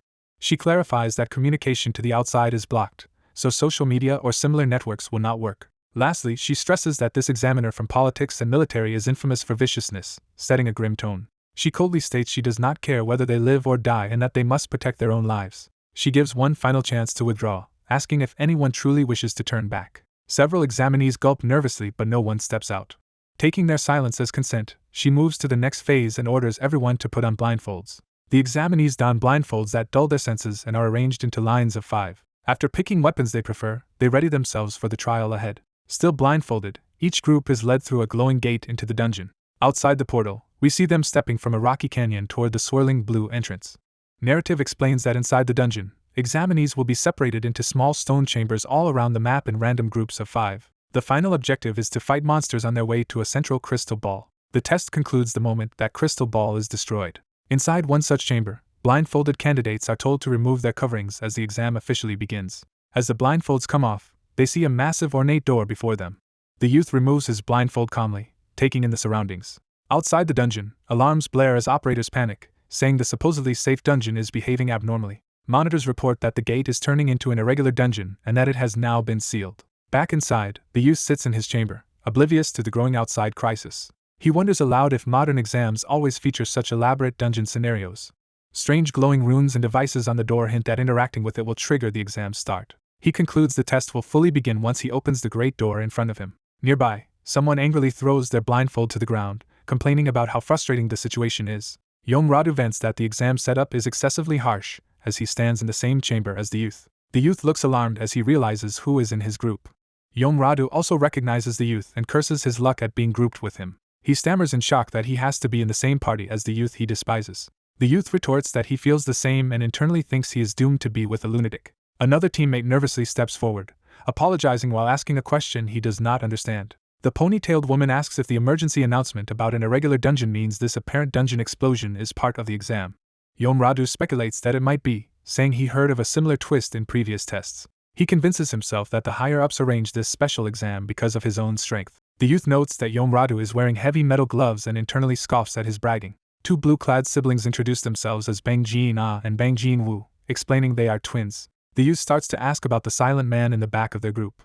Radu calls to his relative Ma, introducing the stern man as his distant cousin. The youth despairs, thinking having two relatives from the same dangerous family in his party means they are in trouble. The youth introduces himself as Ji-chiak Eum, but Radu immediately tells Ma to follow him so they can take the lead. Ji-chiak yells at them not to act alone and asks if they even know what is behind the stone chamber's door. Radu snaps back that anything is better than staying in the same room as the others, pushing ahead anyway. Ji-chiak sighs that they were doomed from the outset with teammates like this. Ma presses his gloved hand against the huge stone door to push it open. He strains as the door slowly begins to separate, revealing a dark gap. The creaking of the door continues ominously as it opens wider. Suddenly there is a jarring impact as something on the other side slams against the widening entrance, startling Ma. He tries to warn his cousin that something is behind the door. Someone's eye widens in horror as they realize what is emerging. A grotesque, clawed arm bursts out through the opening, nearly crushing Ma. Radu yanks his cousin away from the gap just in time as the monstrous limb lashes out. The creature steps fully into view, revealed as a towering lizard man. Ji-chiak and the twins panic, explaining that lizard men are foes even veteran hunters struggle with, being far stronger and faster than goblins. Ji-chiak adds that because lizard men sense with their skin, they are even deadlier in dark caves, and he curses the government for throwing such monsters at rookies. Radu, however, laughs confidently that it is only a lizard man and invites the monster to come at him. He and Ma ignite their fists with flame and charge, vowing to roast the creature. Radu calls out a coordinated attack with his cousin as they advance with blazing fists. He powers up further, screaming as his flames surge around him for a full-force strike. Ji-chiak realizes in alarm that the madman intends to unleash a big skill at close range in the cramped stone room. Ji-chiak draws his sword, incredulous that anyone would use such a wide-area skill in such a narrow space. He orders everyone to hit the ground and shouts the activation of Sylph's blessing and wild roar as blue wind power swirls around him. He then calls out another ability, telekinesis arrow, channeling additional power into his sword. Ji-chiak's eyes glow with concentration as his skills activate simultaneously. Radu's face is wreathed in raging flames as he prepares to collide with the lizard man. Outside and within the dungeon, magical energies and projectiles streak through the dark blue space as the clash begins. At the monitoring station outside the dungeon, the screens glitch and static appears as the situation deteriorates. An operator realizes the dungeon is undergoing uncontrolled growth and expanding faster than expected. He concludes that because the gate has closed there is no way to enter or halt the now growing dungeon from outside, meaning the exam cannot be stopped. On the monitors he silently watches Ji-chiak's party in mid-battle inside the chamber. He reflects that the examinees now either have to keep running until the dungeon stops growing or destroy its core if they want to survive. The narration explains the dungeon growing phenomenon, where dungeons evolve and strengthen just as hunters themselves grow. As a dungeon grows, existing monsters are replaced by stronger ones and the internal map becomes increasingly complex. In exchange, such dungeons offer greater rewards, luring many adventurers despite the danger. Officials in the control room buzz with concern, still unaware of the deeper implications. The narration notes that people of this era do not truly understand this phenomenon. Only Jung Ji-han, the spectacled man watching the monitors, grasps what is happening. It specifies that Jong Ji-han alone possesses this knowledge. Ji-han recalls that Ji-chiak Eum never revealed his abilities and outwardly seemed like someone protected by his troublesome brother. He now recognizes that Ji-chiak is actually fully capable and is a singularity destined to change the future. Ji-han believes the dungeon growing incident proves Ji-chiak's importance and silently urges him to survive. Clenching his fists as he watches Ji-chiak on the screen, Ji-han struggles with what to do. The narration concludes that Jong Ji-han is now forced to make a crucial choice. A man clenches his lips in tense silence, sweating as he steels his resolve. Narration likens his situation to watching a distant chaotic game, questioning whether he should see it through or retreat. It explains that until he finds the answer he seeks, he will remain stuck in place, frozen despite the world moving on. He endures all this in pursuit of the sole path where humanity survives. In the dungeon, A massive fire blast erupts ahead, shocking the team.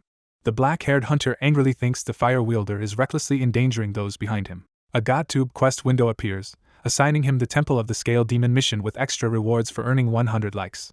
Reading that the dungeon is actually intermediate rank, he panics at having been misled about its difficulty. A giant lizard man roars amid flames as the battle intensifies. The red-haired fire user laughs manically and attacks, intent on killing the monster. He dashes and cloaked in flames, preparing another powerful strike. His blazing fist smashes into the lizard man with explosive force. The fiery blow tears through the creature, sending flames and debris flying. He and his ally continue pummeling the monster together, reveling in the fight. One of his subordinates yells that more lizard men keep pouring in. Yomradu belligerently shouts back to let them all come. The horde of lizard men charges while the fire users cut them down. Watching from behind, Jichiak and a teammate grumble at the pair's disruptive explosions. The twins criticize Yomradu's group for ignoring teamwork and recall disliking them from the start. Jichiak silently observes, thinking instead of something more pressing. Noticing the lizardmen's unusual scale color, he realizes these are different from ordinary ones. Jichiak points out Yomradu and his henchmen are abandoning them and simply running ahead. Another hunter calls after Yomradu, shocked they are really leaving the others behind. Yomradu mocks them, saying of course he would not team up with them. He orders Jichiak's small group to beg on their knees if they want to follow him. The twins scoff at his arrogance, saying he just spouts whatever he wants. Jichiak remarks that flame skills should be used on monsters, not humans. He reasons that Yomradu knows this too, yet still acted that way, and notes that even all of them together may struggle here. Jichiak advises the twins that Yomradu's power could make passing easier and suggests they join him if survival matters more than pride. The twins exchange a conflicted, wordless look. Jichiak waits calmly for their decision while they stand on either side of him. The twins ultimately choose to stay with Jichiak, distrusting Yomradu who they fear would sacrifice them. Jichiak smiles, accepting them as comrades while recalling Yomradu is still just a human opponent. A quick flashback shows Yomradu nearly burning someone earlier, underscoring why the twins trust Jichiak more. The twins insist they already know how skilled Jichiak is and excitedly offer to show their own abilities. Jichiak is surprised as they prepare to demonstrate. The sister reveals she is a blacksmith-type fighter who wields a huge hammer in combat. She explains her brother uses threads with a sewing ability to set traps and attack. They admit their skills are not very strong but promise to do their best while Jichiak encourages them to work together. Jichiak notes that Yomradu's pair has already vanished deeper into the dungeon. He decides they should set off as well, leading the twins onward. The twins agree enthusiastically as they leave the starting area. The trio advance through the stone corridors of the temple. Meanwhile, Yomradu relentlessly burns through lizard men, pushing ahead without rest. Jichiak follows more cautiously, using Eye of Observation to study the lizardmen's carvings on the dungeon walls. While examining a wall, something he sees suddenly catches his attention. He discovers a hidden space behind a mural of a golden demon god and asks the blacksmith twin to break the wall. She steels herself, exhaling in preparation to swing. Using her power hammer skill, Bang Jaina smashes the wall with a mighty blow. The impact blasts the stone apart, opening a passage.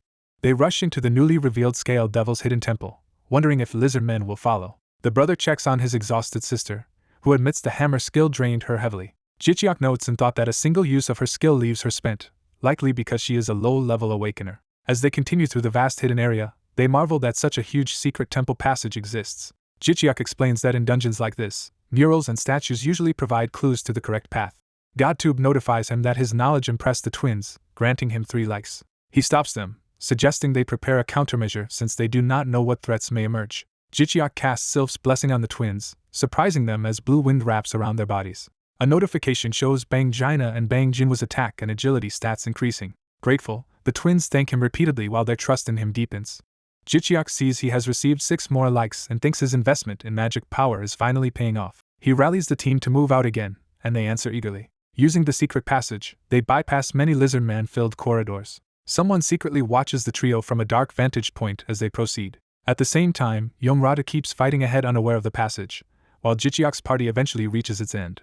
Emerging well ahead, Jichiak says they must have outpaced Yomradu, and should now prepare for what comes next. A rumbling sound alerts them that something is approaching from behind. Jichiak warns that lizard men are coming and orders the twins to maintain formation while he leads. Drawing his blades, he notes the narrow corridor will limit how many enemies can attack at once. He activates the movement skill Fleeing Shadow and darts forward. Jichiak charges with fierce determination toward the oncoming monsters. The twins ready their hammer and threads, gearing up to support him. Lizard men appear in the distance, advancing through the arches. The creatures roar and rush them en masse. One lizardman's eye widens as Jichiak's attack nears. Jichiak unleashes a rapid multi-strike combo, slicing through multiple lizardmen. Energy trails streak through the air from the ferocious slashes. The brother hurls his thread ability to ensnare or cut enemies. Jichiak's foot impacts, launching himself for another assault. The sister leaps overhead with her hammer, startling the lizard men below. Her hammer crashes down in a powerful blue impact. She and her brother follow up with sweeping hammer blows and thread attacks that batter the monsters. She thinks that since Jichiak already weakened them, their job is simply to finish them off. The twins continue fighting while urging each other to keep moving as they restrain more lizard men. Panting, Jaina begins to realize something about Jichiak's strength. A system message states Jichiak has slain 5 lizard men alone and grants him the Lizardman's Challenger title, causing lizard men to feel fear. Afterwards, Jichiak and the twins stand among corpses, deciding to process the bodies. They spread out and start working on the fallen lizard men as Jichiak observes. Narration explains that after defeating the lizard men, the trio begins dismantling the corpses. Jaina methodically drives a tool down, helping with the dissection. Jinwoo also assists, concentrating on his part of the grisly work. They extract magic crystals and collect blood and scales as valuable materials. Containers of blood and stacks of scales pile up while Jichiak watches thoughtfully. He remembers something and decides it is time to bring out a special ability. Godtube introduces Scrooge's Alchemy, an alchemy package promising cheap materials and big profits. Jichiak is relieved the alchemy package is still available for purchase. He confirms the payment, buying the alchemy skill. Jinwoo notices and tells his sister that Jichiak seems to be planning something again. She turns curiously, asking what he means. Jichiak activates Scrooge's alchemist survival camp, surrounding himself with a magical alchemy setup. The system provides a camp with cauldrons, bottles, and neutralizers as part of the deal. Jichiak is pleasantly surprised by how useful the setup appears. The twins stare in amazement, wondering what this strange arrangement is. He explains he just learned a new alchemy skill and that it is perfect now that they have many ingredients. The twins are stunned to realize he even possesses alchemy on top of everything else. He begins brewing, but the system warns his low alchemy level makes success unlikely, with only a 30% chance. His first attempt fails and the ingredients in the cauldron are ruined. Another attempt also fails, destroying more materials. After several tries, the system finally announces success, to Jichiak's and the twins' delight. He has created a new item, Lizardman's Stamina Booster, a potent potion that regenerates stamina and agility for 6 hours. Delighted, Jichiak calculates that each bottle could sell for a large sum. Through repeated failures and successes, he manages to brew a total of 5 bottles. 5 purple potions float before him, the culmination of their efforts. While they keep killing lizard men and turning parts into potions, the grind continues. Jichiak steadily pours collected blood into the cauldrons to brew more. Notifications show likes pouring in from viewers as his Godtube-like count rises dramatically. He continues to carve through lizard men with efficient sword strikes. The system informs him he has accumulated 100 likes and completed the bonus quest. Surprised to have hit 100 already, he receives a prompt asking if he wants his bonus reward now. Jichiak notes he has not even cleared the main quest yet but is eligible to receive the bonus. He agrees and the system begins updating his Godtube-based interface as the reward. Jichiak reacts with startled curiosity to this sudden system update. He wonders what exactly this update entails. A countdown and magical effects signal the update installation. The countdown finishes as light engulfs the interface. The system declares the update successful. Jichiak exclaims in awe as the new interface appears in front of him. The updated system reveals that from now on he can earn likes from his enemies too. He is baffled by the idea and questions how enemies could possibly like him. Before he can ponder further, another group of lizard men charges at him. One lizard man screeches as it lunges in for the attack. Jichiak rushes forward, eager to test how the new feature works in combat. A lizardman's claw swipes down toward him as the fight erupts again. His swift slash bisects the monster, its death cry echoing. Jichiak follows through with focused determination. He unleashes a sweeping attack that decapitates another lizardman. A surviving lizardman screams in terror as it witnesses the carnage. The interface notes that this lizardman fears his blow, indicating the enemy's emotional reaction. Jichiak immediately gains a like from the frightened monster, proving the new system works. He continues slicing through foes, beheading yet another lizardman. Another enemy is deeply shocked by his strike, its fear again being tracked by the system. Jichiak receives another like and laughs, realizing how to exploit the mechanic. He revels in the fact he can now farm likes even from enemies while cutting them down. Smirking, he thinks to himself how overpowered this updated system feels. Empowered by the realization, he keeps executing wide-sweeping sword techniques. A blinding flurry of white slashes fills the corridor as he attacks. The twins, still using threads and hammer, watch in astonishment at his overwhelming power. Narration notes that just when they were nearing exhaustion from the lizardman battles, the weary trio moves onward through the temple, still pressing ahead. Jinwoo suddenly notices something and urgently calls his sister's attention to it. The protagonist looks up, puzzled by something above. The group reaches a massive door, and wonders if it is the dungeon boss room and the end of their trial. Jichiak, uncertain, remarks that a boss monster should usually appear at the dungeon's end. The team concludes the unseen boss must be behind the door, and realizes their work is not over. Another group led by a red-haired man arrives, mocking that the test takers survived and reached this place. Jichiak recognizes the red-haired hunter Yomladu is alive and wonders if he has teamed up with others. Jichiak's twin companions stare silently in shock at the newcomers. Yomladu and Jichiak face each other tensely before the door. Yomladu insists he will open the boss door himself, and Jichiak thinks that if he is that ready to risk his life they should let him. Jichiak allows Yomladu to go ahead and open the door first. Yomladu pushes the boss door open and Jichiak cautiously steps inside behind him. Yomladu continues to shove the heavy door open further into the dark room. He peers inside warily, gauging the darkness beyond the doorway. Yomladu orders everyone to follow him in and to stay alert because they cannot see what may emerge from the dark. As they enter, some test takers whisper that the place feels creepy and worry whether they will be alright.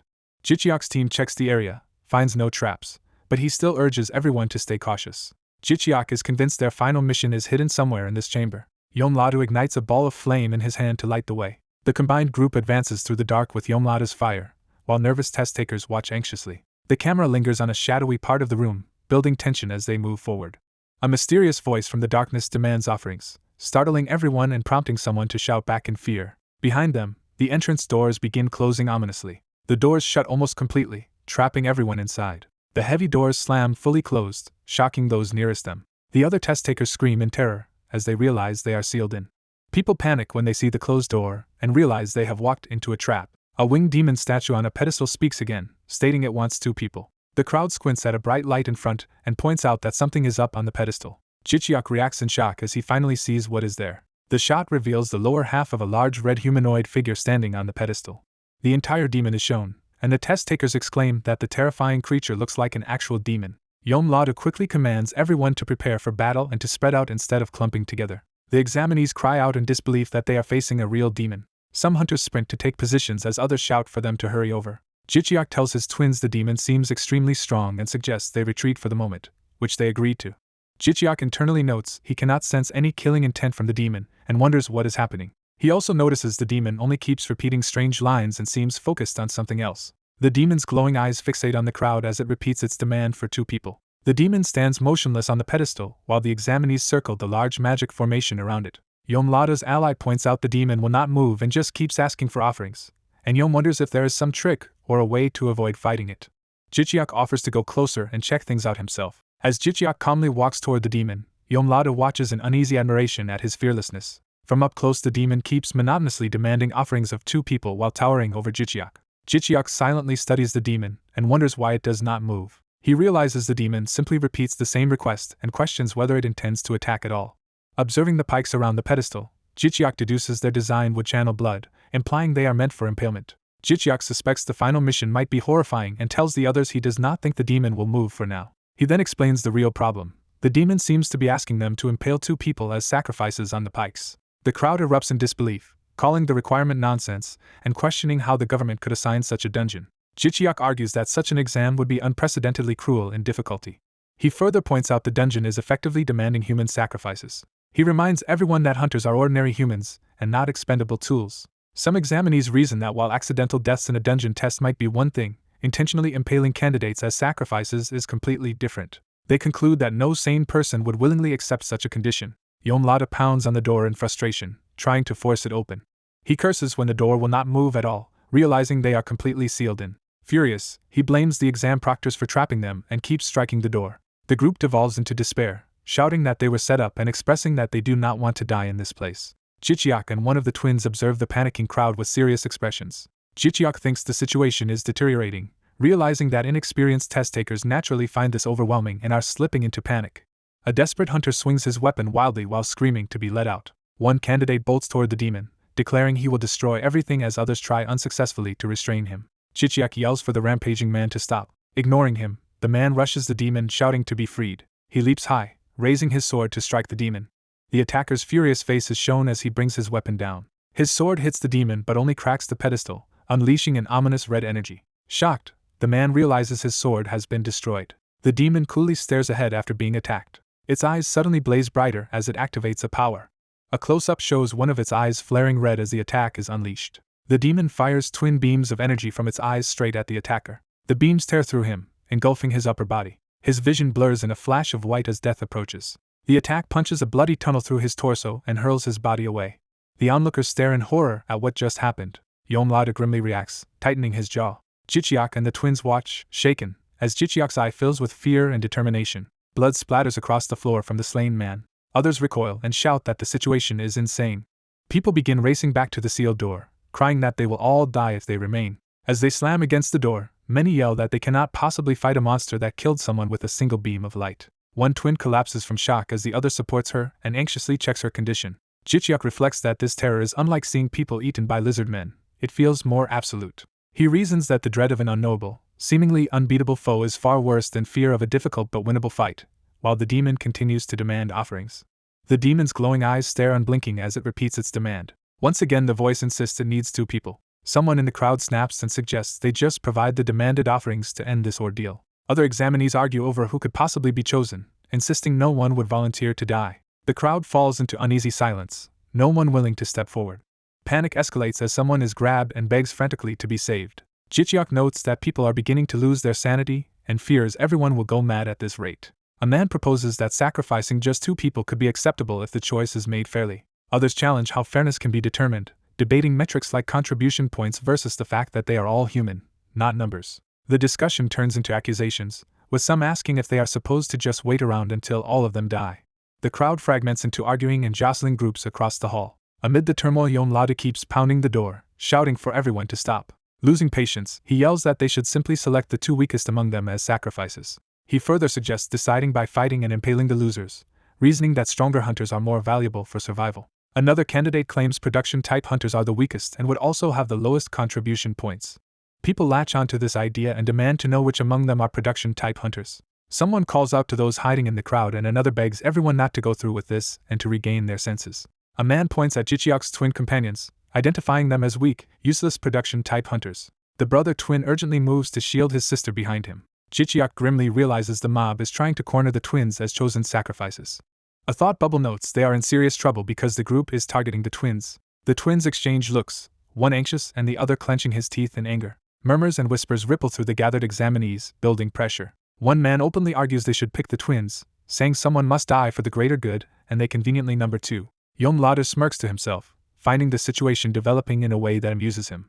Internally he anticipates enjoying watching Jichiak struggle again after daring to oppose him earlier. Jichiak reflects cynically that humans are weak and will do anything to live as long as they are not the direct victims. He steps in front of the twins and addresses everyone, asking whether any of them truly wants to become a murderer. He explains that if they sacrifice innocent comrades, then all 18 remaining examinees will share the guilt. Jichiak insists that if they fight together instead, no one has to be a murderer or victim and, as hunters, they can win.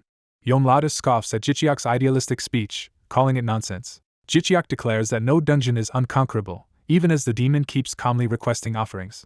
The unseen voice again repeats its requirement of 2 people. A hesitant hunter admits he also does not want to kill anyone but questions whether Jichiak can really guarantee victory without casualties. Jichiak answers that they must make such an outcome happen and insists there is a way. The crowd, still doubtful, asks what this supposed way out is and why they should trust him. Jichiak vows to take the lead and tells them that if things go wrong they can sacrifice him instead, asking if that promise is enough to gain their trust. Yom-Lada and his ally react in surprise as the other examinees begin murmuring among themselves. Jichiak resolves to stabilize everyone's emotions first and then, no matter what, to find a real escape from this situation. Yom-Lada dismisses Jichiak's efforts, thinking the other candidates are cowards who will not follow such talk anyway. A GodTube notification informs Jichiak that Hunter Kim Samsik, affected by his words, has given him 1 like. Jichiak's eye sharpens as he notices the system response to his speech. Another notification states that Hunter Kim Jizian has been encouraged by his resolve and has given him 2 likes. A further message says Hunter Lee Miri is impressed and has also granted him likes, and Jichiak realizes some people have begun to agree with him and look toward the future. One twin remarks in surprise that the crowd's attitude feels different now and praises Jichiak for dissipating the hostility directed at them. Jichiak answers that while things have improved, this is only the beginning. The scene shifts back to the closed boss room doors, emphasizing the unresolved threat. Narration explains that seeing Jichiak's confidence helps the examinees regain their composure and begin preparing to face the crisis instead of sacrificing each other. A system window reports that Jichiak has fully mastered the Eyes of Observation skill, which has now evolved into Eyes of Insight. The upgraded skill description states he can now analyze objects in more detail and even see some monster statuses. Additional text describes Eyes of Insight as a D-rank growth skill that identifies objects and monsters and can later evolve into an even stronger vision ability. Jichiak realizes he reached full mastery by analyzing murals earlier and plans to use this new insight to learn more about the demon. Activating the skill, he visually scans the demon, data outlines appearing around its form. The system reveals the creature is a greater demon with a water attribute, and that offering 2 awakeners would let it evolve into a stronger demon baron. Jicheok concludes the demon has refrained from attacking because it is waiting for sacrifices to power its evolution. He announces to the others that he now understands why the demon refuses to move. Curious hunters ask how he figured that out and urge him to explain how they can defeat it. Jicheok explains that the demon is trying to evolve using them as sacrifices and therefore cannot attack first, and he also confirms it is a water-attributed demon. Some hunters deduce they should counter a water attribute with wood or lightning attacks and feel hopeful now that they know its element. Jicheok urges everyone to abandon the idea of clearing the dungeon by sacrificing 2 people because the being is an actual monster disguised as a device. The crowd's mood shifts and several turn away from Yomladu, listening instead to Jicheok's explanation. Annoyed, Yomladu wonders who Jicheok really is to sway people like this. Jicheok begins buffing equipment with a series of beginner craftsman skills, imbuing a sword with strengthening effects. He hands the enhanced sword to the sister twin, explaining its power will last for an hour, and she gratefully thanks him. Jicheok modestly says they helped him gain this skill so there is no need for thanks, while a notification states the twins feel embarrassed yet appreciative, and grant him several likes. The red demon orders everyone to charge forward. 2 trainees sprint determinedly. More hunters run towards the demon, ready to fight. The demon stands calmly on a pedestal as the hunters approach. The demon mocks the humans as fools. The black-haired hunter thinks the demon will not attack first. He begins a ritual, invoking the one who rules over shadows, the black dragon of darkness. He starts chanting the summoning spell. The chant instructs the spirit to appear on his left arm. He continues reciting the incantation. A system message reports that a low-ranking darkness spirit answers his call. Dark energy envelopes his left hand. The dark aura swirls and intensifies around him. The summoned spirit coils around his body. His eyes focus as he channels the power. A description explains the black dragon of darkness summoning, stating the chant, that stronger inner darkness strengthens the summoned spirit, and that a blood-soaked smile awakens it. Other hunters are amazed, and several named teammates are said to be deeply impressed by his black dragon of darkness. He gains 8 likes from viewers. He recalls the demon's eye beam from earlier and hopes the spirit of darkness will counter it. The demon prepares to retaliate. The demon threatens to show the human true horror. The hunter resolves to unleash all the darkness he accumulated during secondary school. He lunges, declaring that abyssal darkness will erode the demon's eyes. The system confirms the darkness spirit is quickly cursing the demon's eyes. The demon is confused as the curse takes hold. The demon reacts in shock as his vision is affected. Now blindfolded by darkness, the demon demands to know what was done to him. He screams in pain as the curse seals his sight. The agony continues as the blinding darkness tightens. Hunters exclaim that the demon's eyes are sealed, but they warn each other he is about to move. The black-haired hunter notes, with relief, that the demon's magic resistance is low. He deduced from the blocked greatsword that the demon has strong physical resistance and powerful magic attacks. He reflects that dungeons are balanced. He reasons that every boss monster must have some kind of weakness. The demon lands heavily on the floor. The hunter orders everyone to attack the grounded demon with wood or lightning attributes. Several hunters rush in with their powers flaring. He thinks that dungeon level can be judged from its monsters. He recalls that experts believe dungeon administrators manually balance these artificial dungeons. A massive light blast erupts, knocking nearby hunters back. The enraged demon sends out a powerful shockwave, scoffing at the attempt to defeat him by blinding him. He vows to kill all of them. One trainee panics in fear. The terrified trainee realizes the danger approaching. The demon and the main hunter clash in midair as another trainee is nearly hit. The hunter comments that he misjudged, realizing the demon is far faster than expected and his balance theory failed. The demon identifies him as the one who cast the dark curse. The hunter taunts that the demon is upset he could not kill him with the eye beam and decides to keep its attention so others can attack from behind. He sprints rapidly to draw aggro. The demon chases him, while a notification announces activation of aggro's skill Scream of the Wild. The demon continues pursuing the focused hunter. The hunter sharpens his gaze, fully alert. He dives toward the demon with his blade ready. He groans with effort as he attacks. The demon snarls, baring fangs. While exchanging blows, the demon laughs and admits the human's skills are not bad. The hunter worries that at this speed the demon will soon catch him. Other hunters complain that the boss is moving too fast for them to land attacks. A teammate notes that although it looks like the main hunter is being pushed back, he is actually dodging every strike. The demon swings his tail at the hunter. The hunter invokes his ability Shadow Steel. The demon's shadow stretches on the ground. Dark energy snakes from the demon's shadow toward the hunter. The system reports that the demon's movement speed and part of his defense have been reduced. Another message states the hunter has absorbed that stolen speed and defense, and he is glad the strong demon lets him take even more power. The demon, feeling weakened again, wonders what the human has just done.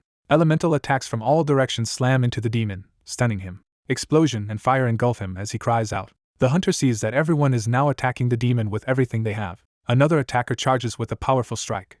He rallies the group, saying they can win if they keep pressing the assault. The demon's body becomes riddled with wounds. His legs are also damaged as he braces himself. He bursts with energy, laughing. He admits the attacks hurt, but only somewhat. He claims the hunters have already reached the limit of what they can do. Observers react in alarm to his resilience. The demon roars and prepares another charge. The main hunter blames himself for being careless. He realizes the demon's counterattack now puts everyone in danger. A hot-headed fire user pushes forward, yelling for weaker ones to move aside. That fire user declares he will kill the demon himself. He unleashes his maximum firepower, challenging the demon to dodge it. Multiple flaming projectiles streak toward the demon. The demon braces to endure the incoming barrage. Huge explosions consume the battlefield. The demon emerges burn-scarred, grunting. Still on fire, he furiously calls the attacker an insect. He crouches amid flames, ready to counter. The fire user promises to cook the demon thoroughly. The demon snarls back, sparks and embers flying. The fire user's flaming fist races toward its target. The fiery punch continues its charge. From the side, we see him closing in to strike the demon. He is shocked as something goes wrong mid-attack. The demon suddenly appears behind him, questioning why he cannot reach it. The fire user screams and pours out fire, shouting for the demon to die. His eyes burn with murderous resolve. He screams for the demon to go to hell. The demon, avoiding the attack, criticizes that despite the man's skills his combat ability is lacking, leaving the fire user stunned at its sudden movement. The demon laughs ominously. A devastating attack slams down from above. The fire user is smashed into the ground. Blood sprays from his mouth as he is struck. His body falls, smoking, toward the floor. A cloud of smoke and dust rises from his impact. Teammates cry out in shock and call to their fallen senior. One runs to his side begging for help while others look on helplessly. The main hunter sees that the injured man is still alive and waking. He wonders if the fire user charged in without any evasive skill. The demon laughs loudly, surprised that humans he considered insects have troubled him this much. A teammate points at the demon, excited that Mr. Yomrado's attack appears to have been effective. They notice the demon's back is significantly damaged. They spot a glowing bead-like object embedded in the wound. The demon drools oddly as it staggers. The hunter remembers that if a crystal-like bead is broken, the test will end. He recalls the initial rule that smashing the crystal ball concludes the test. He recognizes that destroying the bead on the demon's back must be the real objective. Meanwhile, the enraged demon vows not to let the insects die peacefully. He roars that he will annihilate them all. He releases streams of poisonous-looking liquid while screaming for the insects to die. The hunters react in shock as the unknown substance spreads. People scream as the liquid surges toward them, and one shouts in confusion about what it is. Victims are splashed, and one realizes in horror that it is venom. Chaos erupts as trainees flee, and someone shouts that anyone touched by the venom is finished. The demon laughs hysterically, declaring that everyone trapped in the sealed room will die. He says he will make them experience real pain and die. Venom waves race toward fleeing hunters. One trainee is about to be engulfed by the poison. The main hunter sprints through the rushing venom. He concludes that at this rate everyone will die. He thinks his only option is to use a last resort. He pulls out Lizardman's Berserker Pill, which greatly raises his stats at the cost of stamina and possible death, lasting 30 seconds. As the demon advances laughing, the hunter prepares to act. He swallows the dangerous pill, deciding he has no other choice. He braces himself and charges, shouting to go. He feels that thanks to the pill they now have a real chance to win. His eyes turn red as the Berserker effect activates. He groans under the strain of the transformation. System messages announce all his stats have doubled while his stamina rapidly drains. Another warning states he will die after 30 seconds unless he cancels the pill's effect, and he roars in response. He admires how powerful this buff is and orders all remaining likes to be invested into his strength. The system confirms that consuming all his likes has raised his strength to B rank. Combined with the Berserker Pill, his strength temporarily reaches S rank. Surrounded by surging energy, he stands ready with his sword. His body tenses as the overwhelming power courses through him. His legs bulge with enhanced strength as he prepares to move. He feels energy flooding his body. He also senses his life force rapidly draining, likening himself to a candle about to burn out. As the demon spreads more venom and taunts the humans about tasting death, the empowered hunter prepares for a final decisive move. A blindfolded red demon senses something approaching. The demon confidently answers that they have enough, then reacts in shock. Empowered, Jichiak rushes toward the demon, declaring it is now the demon's turn. His rapid strikes slam into the demon, while a countdown drops to 24. The demon is hurled around, screaming in pain as the timer falls to 23. Jichiak keeps attacking midair, dual swords in hand. Surrounded by blue energy, he dives down to continue the assault. The timer continues down to 21. Jichiak repeatedly stabs the demon as the counter reaches 20. The demon, spitting blood, cries out in disbelief at Jichiak's sudden strength while the timer hits 19. Jichiak notes to himself that there is still enough time left. The timer ticks down further to 17. With 13 seconds remaining, Jichiak decides it is time to finish the demon. He brings his sword down toward the blue core in the demon's chest. The demon writhes and spews blood in agony. Jichiak glares intensely, fully focused. A huge burst of light and energy explodes from the impact. The blast continues to flare outward. The on-screen counter drops to 09. Jichiak keeps pounding the demon's core with powerful blows. Panting, he realizes he is exhausting himself. He curses under his breath at the situation. Debris flies as the timer reaches 08. Seeing the barely cracked core, he wonders why it is so hard. His sword chips and breaks from the impact, and he groans. Frustrated that even his weapon is broken, he screams while charging again. The counter shows only 6 seconds left. He desperately prays that he can break the core in time. Cracks spiderweb through the core as he begs for it to shatter. His eye reflects the glint of the breaking core. Seeing the damage spreading, he thinks in relief that it is finally working. With 5 then 4 seconds remaining, he drives the broken blade down again. Straining and shouting, he resolves to end the fight immediately. Energy erupts from the core while the timer hits 03. The countdown continues to 02 amid blinding light. With only 1 second left, the explosion reaches its peak. The counter hits 00 as the effect ends. The system announces that time is up. Messages inform him that his temporary buff ends and that he has spent a huge amount of stamina while he stabs into the shattered core. Hearing the core finally crush, he thinks in disbelief that he actually did it. Jichiak looks up, stunned, as residual energy crackles. A system window warns that he will lose consciousness in 10 seconds. As he plummets, he realizes with joy that he has finally defeated the demon. The light from the explosion engulfs everything. A massive purple-white blast floods the dungeon.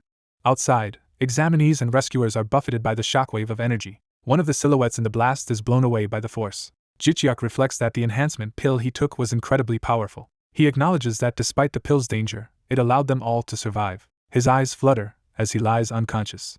He recalls that the pill was meant strictly for emergencies like this one. The battlefield fades into drifting debris as the explosion subsides. Collapsed on the cracked ground, he realizes he is finally blacking out. A notification declares that the dungeon has been cleared. The system begins calculating contribution points, announcing Jichiak in first place for clearing the hidden quest and preparing his reward. Outside the gate, officials look at new notifications appearing in the air. Others also stare at the green screens in surprise. The surviving examinees cheer that they have won and that Jichiak saved them. People call for help for Jichiak and the other wounded, wondering if everyone has passed. Jichiak, half-conscious, hears the crowd shouting. His eye opens slightly in response. He wonders how well the recording of this battle turned out, and how many views it might earn. His eyelids finally close again. The system finishes updating itself to version 2.0. As he drifts, he wonders in confusion what is now happening. A vision shows radiant godlike figures with a message that the gods have taken notice of him.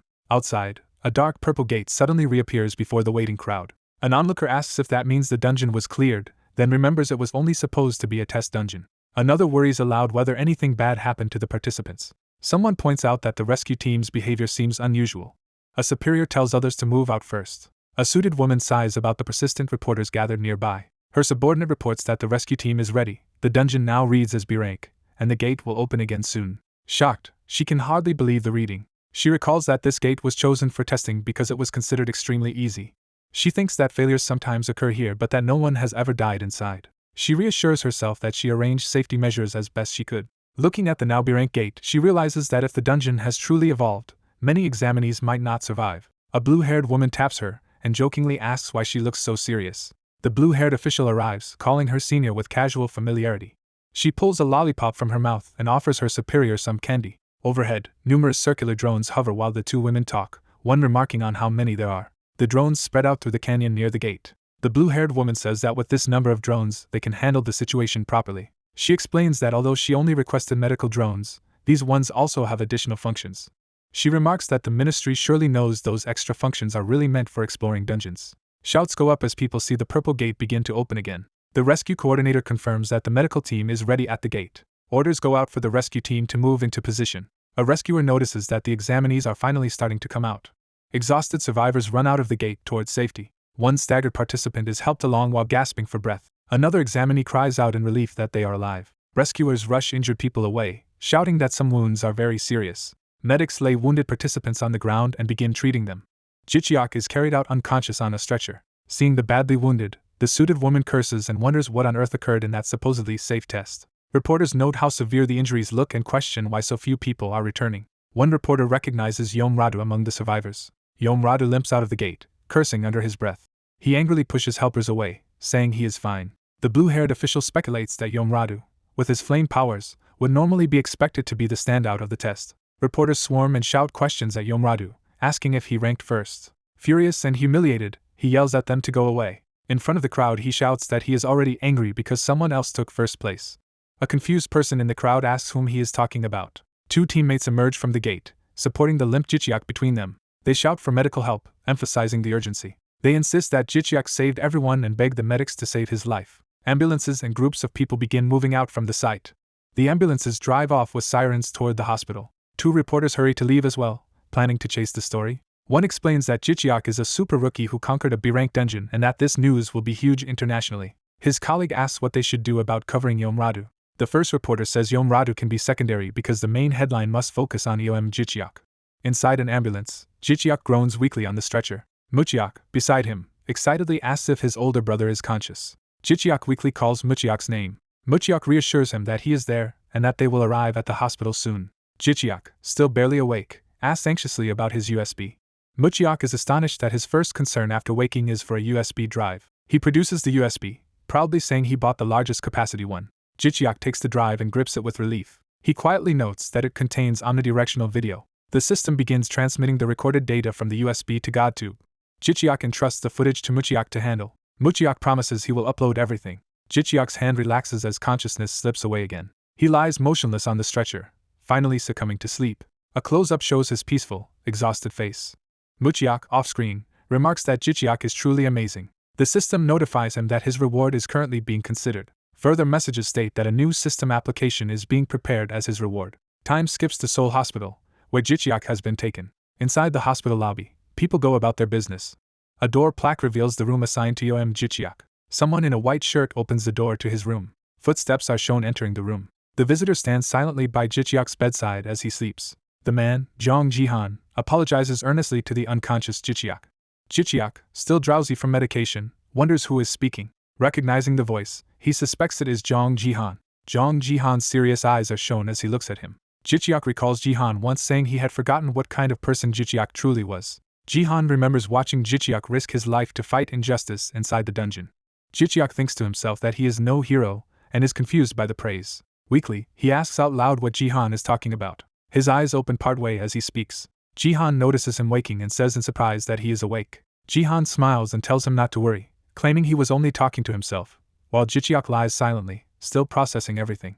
The doctor explains that venom combined with the devil's curse caused the patient's hallucinations. He injects an antidote into the four and says the patient will soon recover. He adds that the antidote is a unique elixir that will also raise the patient's stats. The patient lies dazed, barely conscious. A protesting inner voice tells the doctor not to mix the substances so carelessly. System messages declare that the patient has been injected with greater demon serum and his curse is removed. Another message states that his physical strength has permanently increased, as he smiles weakly. The patient briefly sees a glowing, otherworldly figure as his perception distorts. He blinks awake, confused, lying on the bed. He wonders in shock what he has just experienced. He notices his pain rapidly fading away. As he drifts off, the doctor advises him to beware of curses when hunting demigods in the future. Half asleep, he barely registers the advice as the doctor suggests letting someone else land the killing blow. The doctor remarks that he knows the patient would never dodge responsibility that way. Before leaving, the doctor hopes the patient will take better care of his body next time. After discharge, the protagonist marvels at how huge his private hospital room is. He assumes Jong Jihan arranged this luxurious hospital stay for him. Walking in the hallway, he notices a long line of congratulatory wreaths and wonders about them. He is puzzled by the sheer number of wreaths. He walks along the flowers, examining them curiously. Reading the ribbons, he realizes a fan club has formed, wishing Iom Jichiak a quick recovery and calling him their hero. He notes that the stylized logo on the ribbons looks like a thumbs-up symbol. This realization makes him smile with quiet satisfaction. He recalls, with pride, having become a hunter important enough to receive tributes like these. Remembering the test, he thinks he only cleared it, yet wonders how he should repay everyone's support. He considers thanking each supporter individually. System windows appear, telling him hidden quest reward calculations are done and that main quest rewards are being processed. He muses that the main reward is taking unusually long but is glad the hidden quest settled quickly. He raises his thumb toward the interface to interact. The system announces that settlement of the hidden quest has begun. It confirms that he cleared Condition 1 by hunting the demon in his first dungeon without retreating. It confirms Condition 2, attacking the demon without sacrificing allies. It confirms Condition 3, that no one died after the battle with the demon began. As a result, he is granted an item called Demon's Essence. Seeing the orb appear, he stares and reacts in disbelief. He recognizes it as the demon bead he had smashed earlier, now restored. The bead lands in his hand. He notices the bead has shrunk in size compared to before. While looking at the info screen, he wonders how to use this great item and asks for an information window. Instead, the system prompts him to confirm an upgrade to version 2.0. A new notice says he has received a message from the gods. Shocked, he repeats that a message from the gods has arrived. Another notice explains that the update now lets him communicate with the gods. Messages arrive from a god-titled dog who devours the sun, asking him to offer the demon's essence. More gods, including the man who swallows the moon and an agent of the wind, also request the demon's essence. Additional silent notifications continue to appear. Overwhelmed by the flood of offers, he wonders why the divine messages are like this. Studying the bead, he compares the gods' requests to beggars and wonders why they all want it. Realizing even gods covet the bead, he contemplates its value. He reasons that if he offers it, he deserves a fitting reward, but hesitates since he does not know the bead's effect or which god to choose. He decides to take his time and think carefully before using or offering the item. His younger brother Muchiak bursts into the room, announcing his arrival. Muchiak says he brought clothes and explains how hard it was to slip past reporters staking out their home and the hospital. Setting down the bag, he comments that Jichiak must be feeling better now that he can walk around. Muchiak urges him to turn on the TV, saying the recent test has been all over the news. Jichiak responds with mild curiosity.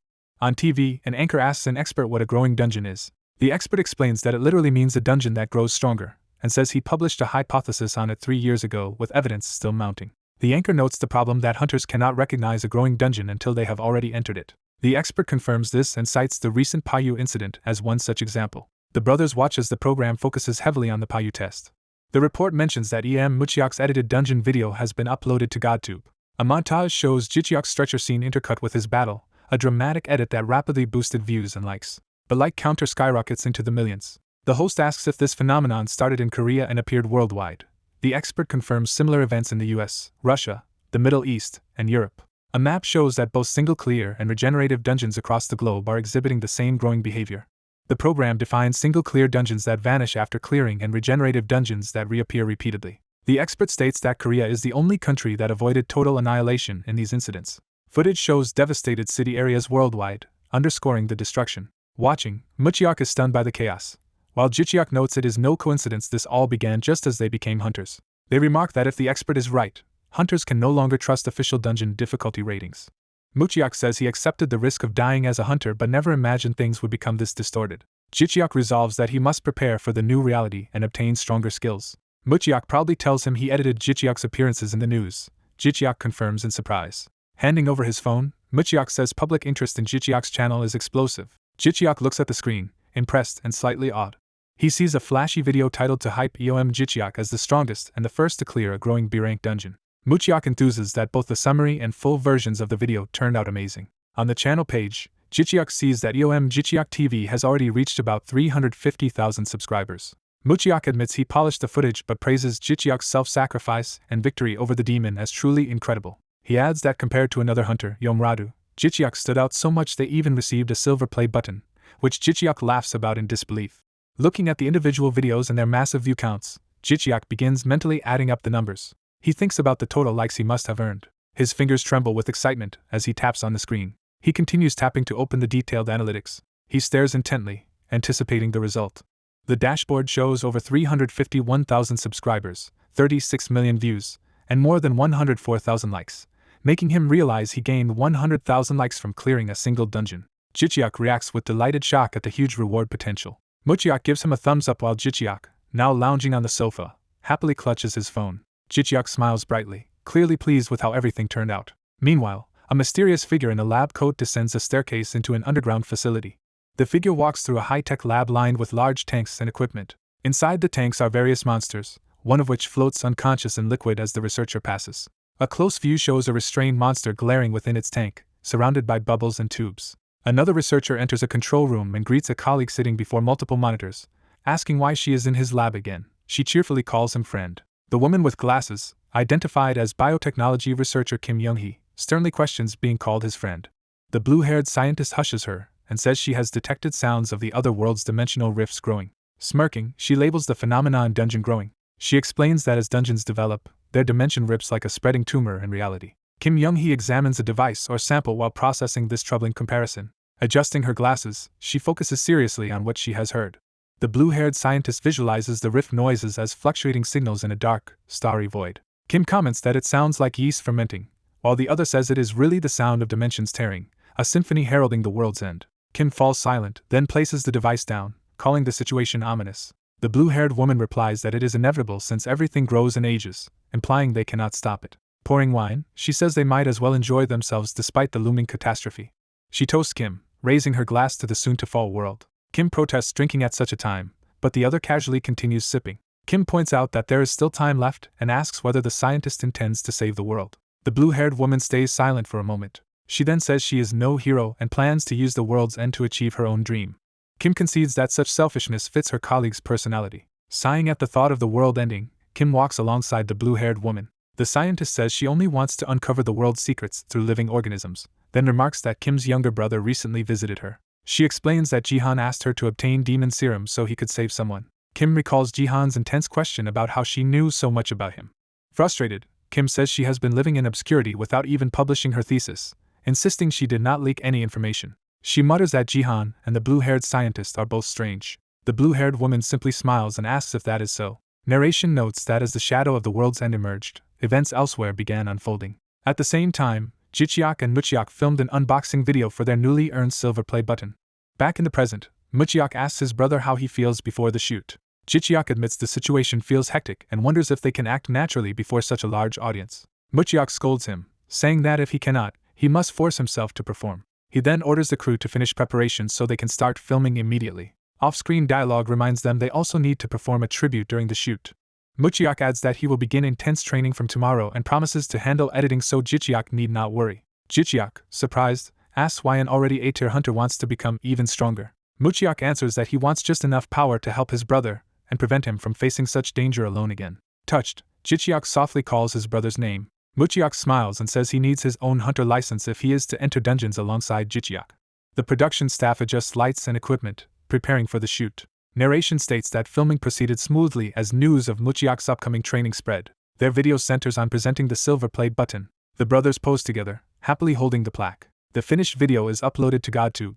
Reports spread that Jicheok has fully recovered, and combined with the video, they generate another surge of likes. The channel gains about 132,000 additional likes from this content. Using the earnings, Jicheok moves into a spacious new house. The interior is revealed to be extremely modern and luxurious. He admires the tall windows and high ceilings. Walking through the huge living room, he comments that he still is not used to such high ceilings. Exploring the chef-level kitchen and built-in wine storage, he notes how lavishly everything is furnished. He continues touring, taking in the grand architectural details. Seeing the enormous bathroom, he concludes that the house truly has everything. Returning to the living room, he notices a cardboard box placed on the table. He pauses, sensing something significant about it. A staff member or aide explains that the box contains drop items obtained from the demon's corpse, purchased directly by their CEO at auction. Jicheok wonders why the CEO personally paid for these drops and admits he cannot fathom the man's intentions. His thoughts return to that night, still puzzled why the CEO chose to inject the demon serum into him himself. Sitting on the sofa, Jicheok broods over how the CEO even managed to acquire such a rare item in the first place. Jicheok thinks about the man helping him, and wonders what is expected of him. He closes his eyes deep in thought. Overwhelmed, he sprawls on the couch, decides to accept the benefits, and even resolve to exploit his benefactor. He reflects that he has completed the hunter exam. He notes that he has accumulated enough likes. He reaches toward the system interface. He commands the system to open the store. The store activates with blue energy around his hand. Seeing the store, he considers searching for new skills. A system message praises his virtues and hints at a greater like-based reward. Another message proclaims the concept of justice through likes. The system announces that his shop has been upgraded, and he marvels at the many options. He reminds himself he still needs to find a particular item. He prepares to search through the upgraded interface. He recalls how his fighting style combines many different skills. Remembering the exam, he worries about facing another overwhelmingly strong opponent. He decides he needs a major power-up to be prepared. He hesitates, wondering if boosting his base stats might be better than buying skills. He reasons that higher base stats would make any skill far more damaging. Frustrated by the choice, he agonizes over which option is more advantageous. Concluding he needs guidance, he looks for someone to advise him. With phone in hand, he wonders who he should ask. He remembers an online superpower community he can consult. He searches for FIG, believing it will have the answer. He selects the FIG community from the search results. He opens FIG, described as the world's largest ability community filled with posts and rankings. He logs in as Jicheok, listed as an A-rank multi-ability user. He browses community pages and SSS rank ability lists, concluding that what he most needs is a new skill. He focuses on Romana Lasif, an SSS rank prophet of level black. He learns this prophet grew stronger by finding dungeon items and a skill book, inspiring Jicheok to seek a similar skill. He discovers a skill named the Twisted Spirit of Heaven, a system-created spirit that guides its master's path. The purchase conditions reveal the buyer must specifically be Jicheok, surprising him. He realizes only he can buy it, and wonders if the system itself is selling the item. He recalls that the system issues quests and handles dungeon settlement for awakened people. He understands the system as an unseen entity that appears in hunters' minds and evaluates their dungeons. Checking the price, he finds the skill costs 1 Devil's Essence plus 10,000 likes, which pains him. He complains that the system also demands the Devil's Essence. He muses on why the Devil's Essence is so coveted by gods, heroes, and the system alike. He remembers failing to get expert opinions on the Devil's Essence at the hospital. Holding the orb, he thinks it is a powerful dark item with no direct use for humans. He silently contemplates it. He considers that selling it would just be doing someone else a favor. He reflects that he refused divine protection because godly contracts had too many unacceptable conditions. He wonders if this is his chance to commit to the system instead. Yet, he notes he has never heard of anyone sponsored by the system and worries about unpredictable consequences. He sighs heavily under the weight of the decision. He focuses on the skill the bookkeeper of the Twisted Spirit. After a moment of thought, he steels himself. Trusting that the skill will aid future battles, he decides to gamble and presses purchase. The system confirms he has bought the bookkeeper of the Twisted Spirit, and deducts the Devil's Essence, and 10,000 likes as energy storms around him. The Devil's Essence appears in his palm, reacting to the purchase. He watches, startled, as the essence dissolves into blue flame. Power surges, and he reacts in awe to the transformation. Instead of a book, a mystical feathered fan named Baek-Woo-sun, the 8th Twisted Legal of the Heavens, materializes. Seeing the fan, he is confused that this is his purchased skill. A blast of light from the fan rushes toward him. Blue energy whirls around him violently. As the energy takes humanoid shape, he cries out that it looks like a person. A refined spirit in ancient attire appears, introduces himself as a system-created spirit, and asks Jichiak to give him a name. Jichiak is shocked to realize the skill produced a spirit dressed like a strategist from Romance of the Three Kingdoms. The spirit confirms he wants Jichiak to name him, addressing him respectfully as master. Jichiak realizes this is spirit number 8 and infers there were 7 others, thinking this companion will be very useful. Pondering a name, he decides he cannot blatantly copy the famed strategist Jigul Gongmyeon. He mutters thoughtfully as he tries to come up with something. He combines parts of his own name and Jigul Ryang's, proposing the name Chiak Ryang. The spirit smiles and accepts Chiak Ryang as a good name. Chiak Ryang explains he is a development-type spirit formed using the Devil's Essence, clarifying the essence was part of his creation, not just a price. He says the administrator used causal conversion with the essence to keep certain items out of divine hands. Jichiak realizes this made the Devil's Essence valuable enough for gods and heroes to fight over. Curious, Jichiak asks who the administrator actually is. Chiak Ryang replies that knowledge of the administrator has been erased from his memory, which astonishes Jichiak. When Jichiak asks what the system is, Chiak Ryang calls it a nurturing device that lets humans surpass the heavens, but admits the detailed explanation is gone from his memory. Smiling, Chiak Ryang repeats that the detailed information has been deleted. Jichiak grumbles that all the crucial information about the system has been wiped. He decides to move on and announces he will give Chiak Ryang his first order. He requests a powerful offensive skill capable of challenging stronger opponents. Chiak Ryang agrees and says he will enter power-saving mode to carry out the search. The spirit's eyes glow as he begins this mode. His body dissolves into energy, shrinking into a smaller form. A burst of light signifies the completion of his transformation. Energy shoots upward as his form changes. Jichiak is stunned to learn that this spectacular transformation is only power-saving mode. The spirit reappears as an adorable, fox-like creature, which Jichiak identifies as a baby fox. Jichiak thinks it is extremely cute and anticipates that viewers will love it. Chiak Ryang, now a fox, says he will start searching for the requested skill, and Jichiak nervously agrees. The fox pads up to the system screen. He dashes rapidly along the interface while searching. Watching, Jichiak laughs about how convenient it is to have a spirit that searches for him. Seeing the fox in action, he wonders if he should film and upload a video of him. He checks his phone, seeing how popular other cute animal videos are. He concludes that cute content performs best on GodTube. Convinced, he decides everyone will love Chiak Ryang. Jichiak asks the fox if he can take pictures of him, and Chiak Ryang confirms it is possible thanks to the Devil's Essence. Chiak Ryang asks if he should convert, and Jichiak eagerly agrees. The fox activates a convert materialization mode, preparing to be properly captured on camera. His appearance sharpens into a more vivid, charismatic form. Jichiak snaps photos, pleased that Chiak Ryang now shows up clearly on the screen. The fox poses as the camera captures him. Watching the shots come out, Jichiak thinks Chiak Ryang manages to look both dignified and adorable. As Jichiak continues filming, Chiak Ryang warns that the footage might reveal too much about his skills. Jichiak realizes that publicizing his abilities would indeed be troublesome. He marvels that even while cautioning him, the fox speaks so politely. Chiak Ryang explains he is a newly born divine spirit created by a god and that he cannot maintain human form for long. He decides to remain as an animal companion but asks Jichiak not to record him while he is actively accessing skills, since that could leak sensitive information. Jichiak agrees, secretly thinking the fox is cute even while scolding him. Chiak Riang says the system made him sociable and intentionally beautiful and cute, so Jichiak is free to take advantage of his appearance. Jichiak happily pats the fox's head, fully intending to do exactly that and mentally thanking the system for making him so cute. Chiak Riang announces that he has finished searching and Jichiak asks to see the results. After analyzing Jichiak's personality, Chiak Riang determines that, at level 1, Jichiak can only safely invest likes in certain ways. He filters out short-term power spikes and recommends 2 martial arts skills optimized for long-term growth, starting with the heaven and earth breathing technique. Jichiak studies the recommendation carefully. The second suggestion is auto-energy drain, which automatically gathers energy and speeds up mana and internal recovery. Using 90,000 likes in Chiak Riang's guidance, Jichiak purchases both skill books and feels satisfied with the choices. Impressed, he praises Chiak Riang's librarian-like expertise. He remarks that these skills seem perfect for letting him experience being a scheming trickster, and Chiak Riang thanks him for trusting him on their very first day together. Chiak Riang vows to use any means necessary to make Jichiak the strongest person alive. Jichiak, smitten by his enthusiasm, mentally likens him to the legendary strategist at the Battle of Red Cliff. Chiak Riang excitedly urges him to take more pictures right now. Jichiak enthusiastically photographs the fox from all angles, eager to rake in likes together. Chiak Riang poses cutely, even sitting down, for more shots. Jichiak resolves to capture him from every possible angle, no matter what. Once the photo shoot ends, Jichiak plunges into intense training, dedicating almost all his time to mastering the heaven and earth breathing technique. As he trains, system messages report increases in mana, stamina, agility, and strength, and he notes how martial arts boost his body even without leveling. He realizes that every 5 points of mana automatically raise his physical stats, making this technique extremely efficient. Chiak Riang explains the synergy exists because the technique serves as both internal breathing and qigong, and affirms that Jichiak is naturally suited for martial arts.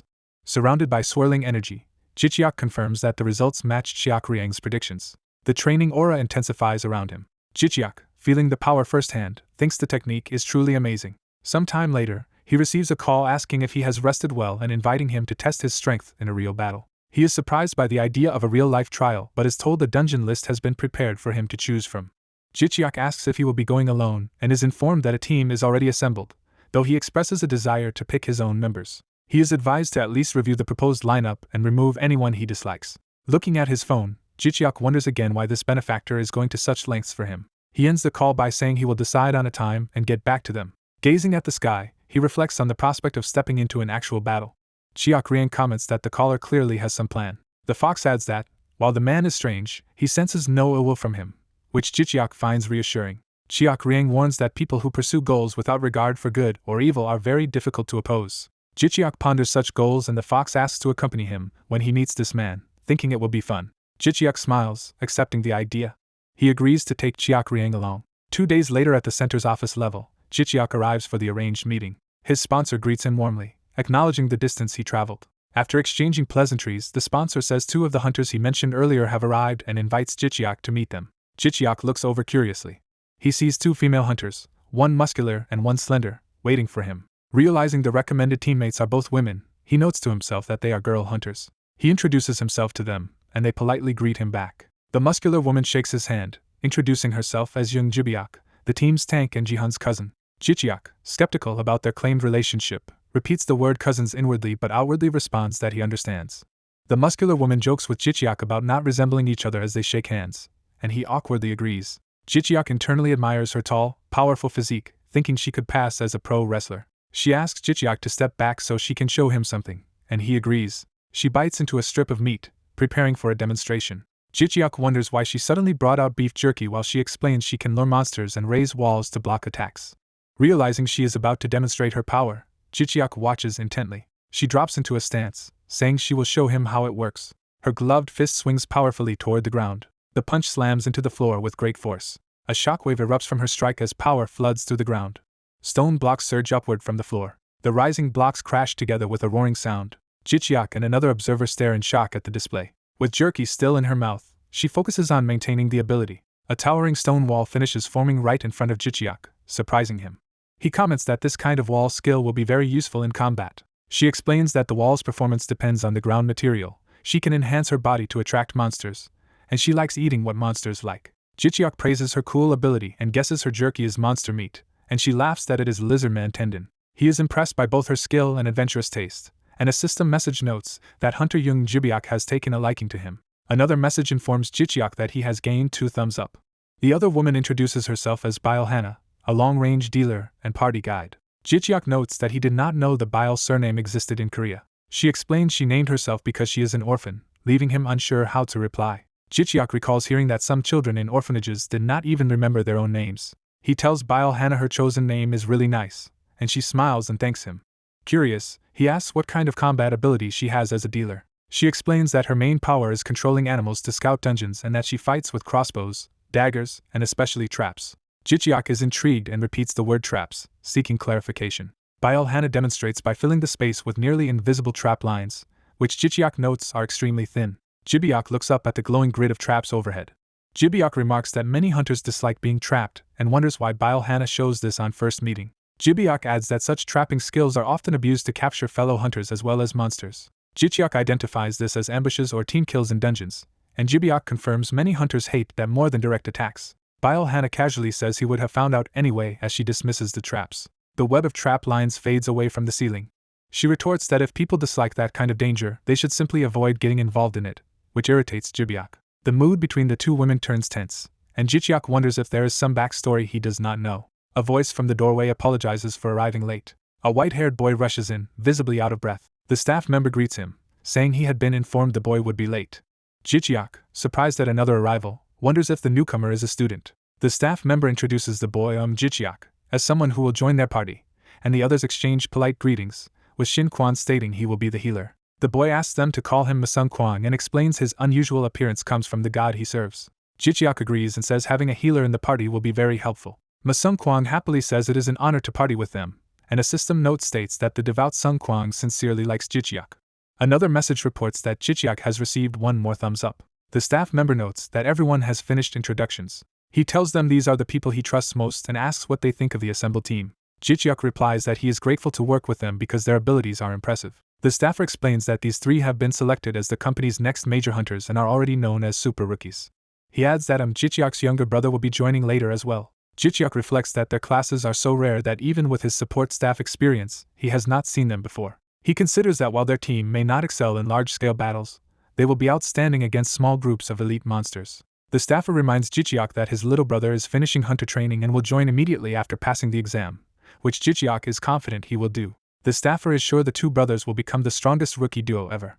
Jicheok wonders just how much stronger his brother has grown and thinks he will be satisfied as long as the younger one can protect himself. After greetings, the party moves to a meeting room to continue their briefing. There they thoroughly discuss a list of dungeons Yoon Ji-han prepared, focusing on the most important one, a low-grade dungeon called Luminous Mushroom Forest. They decide to tackle this unresolved dungeon, which no one has ever fully cleared. Hearing this, the rookies react with surprise that they are going to such a notorious place.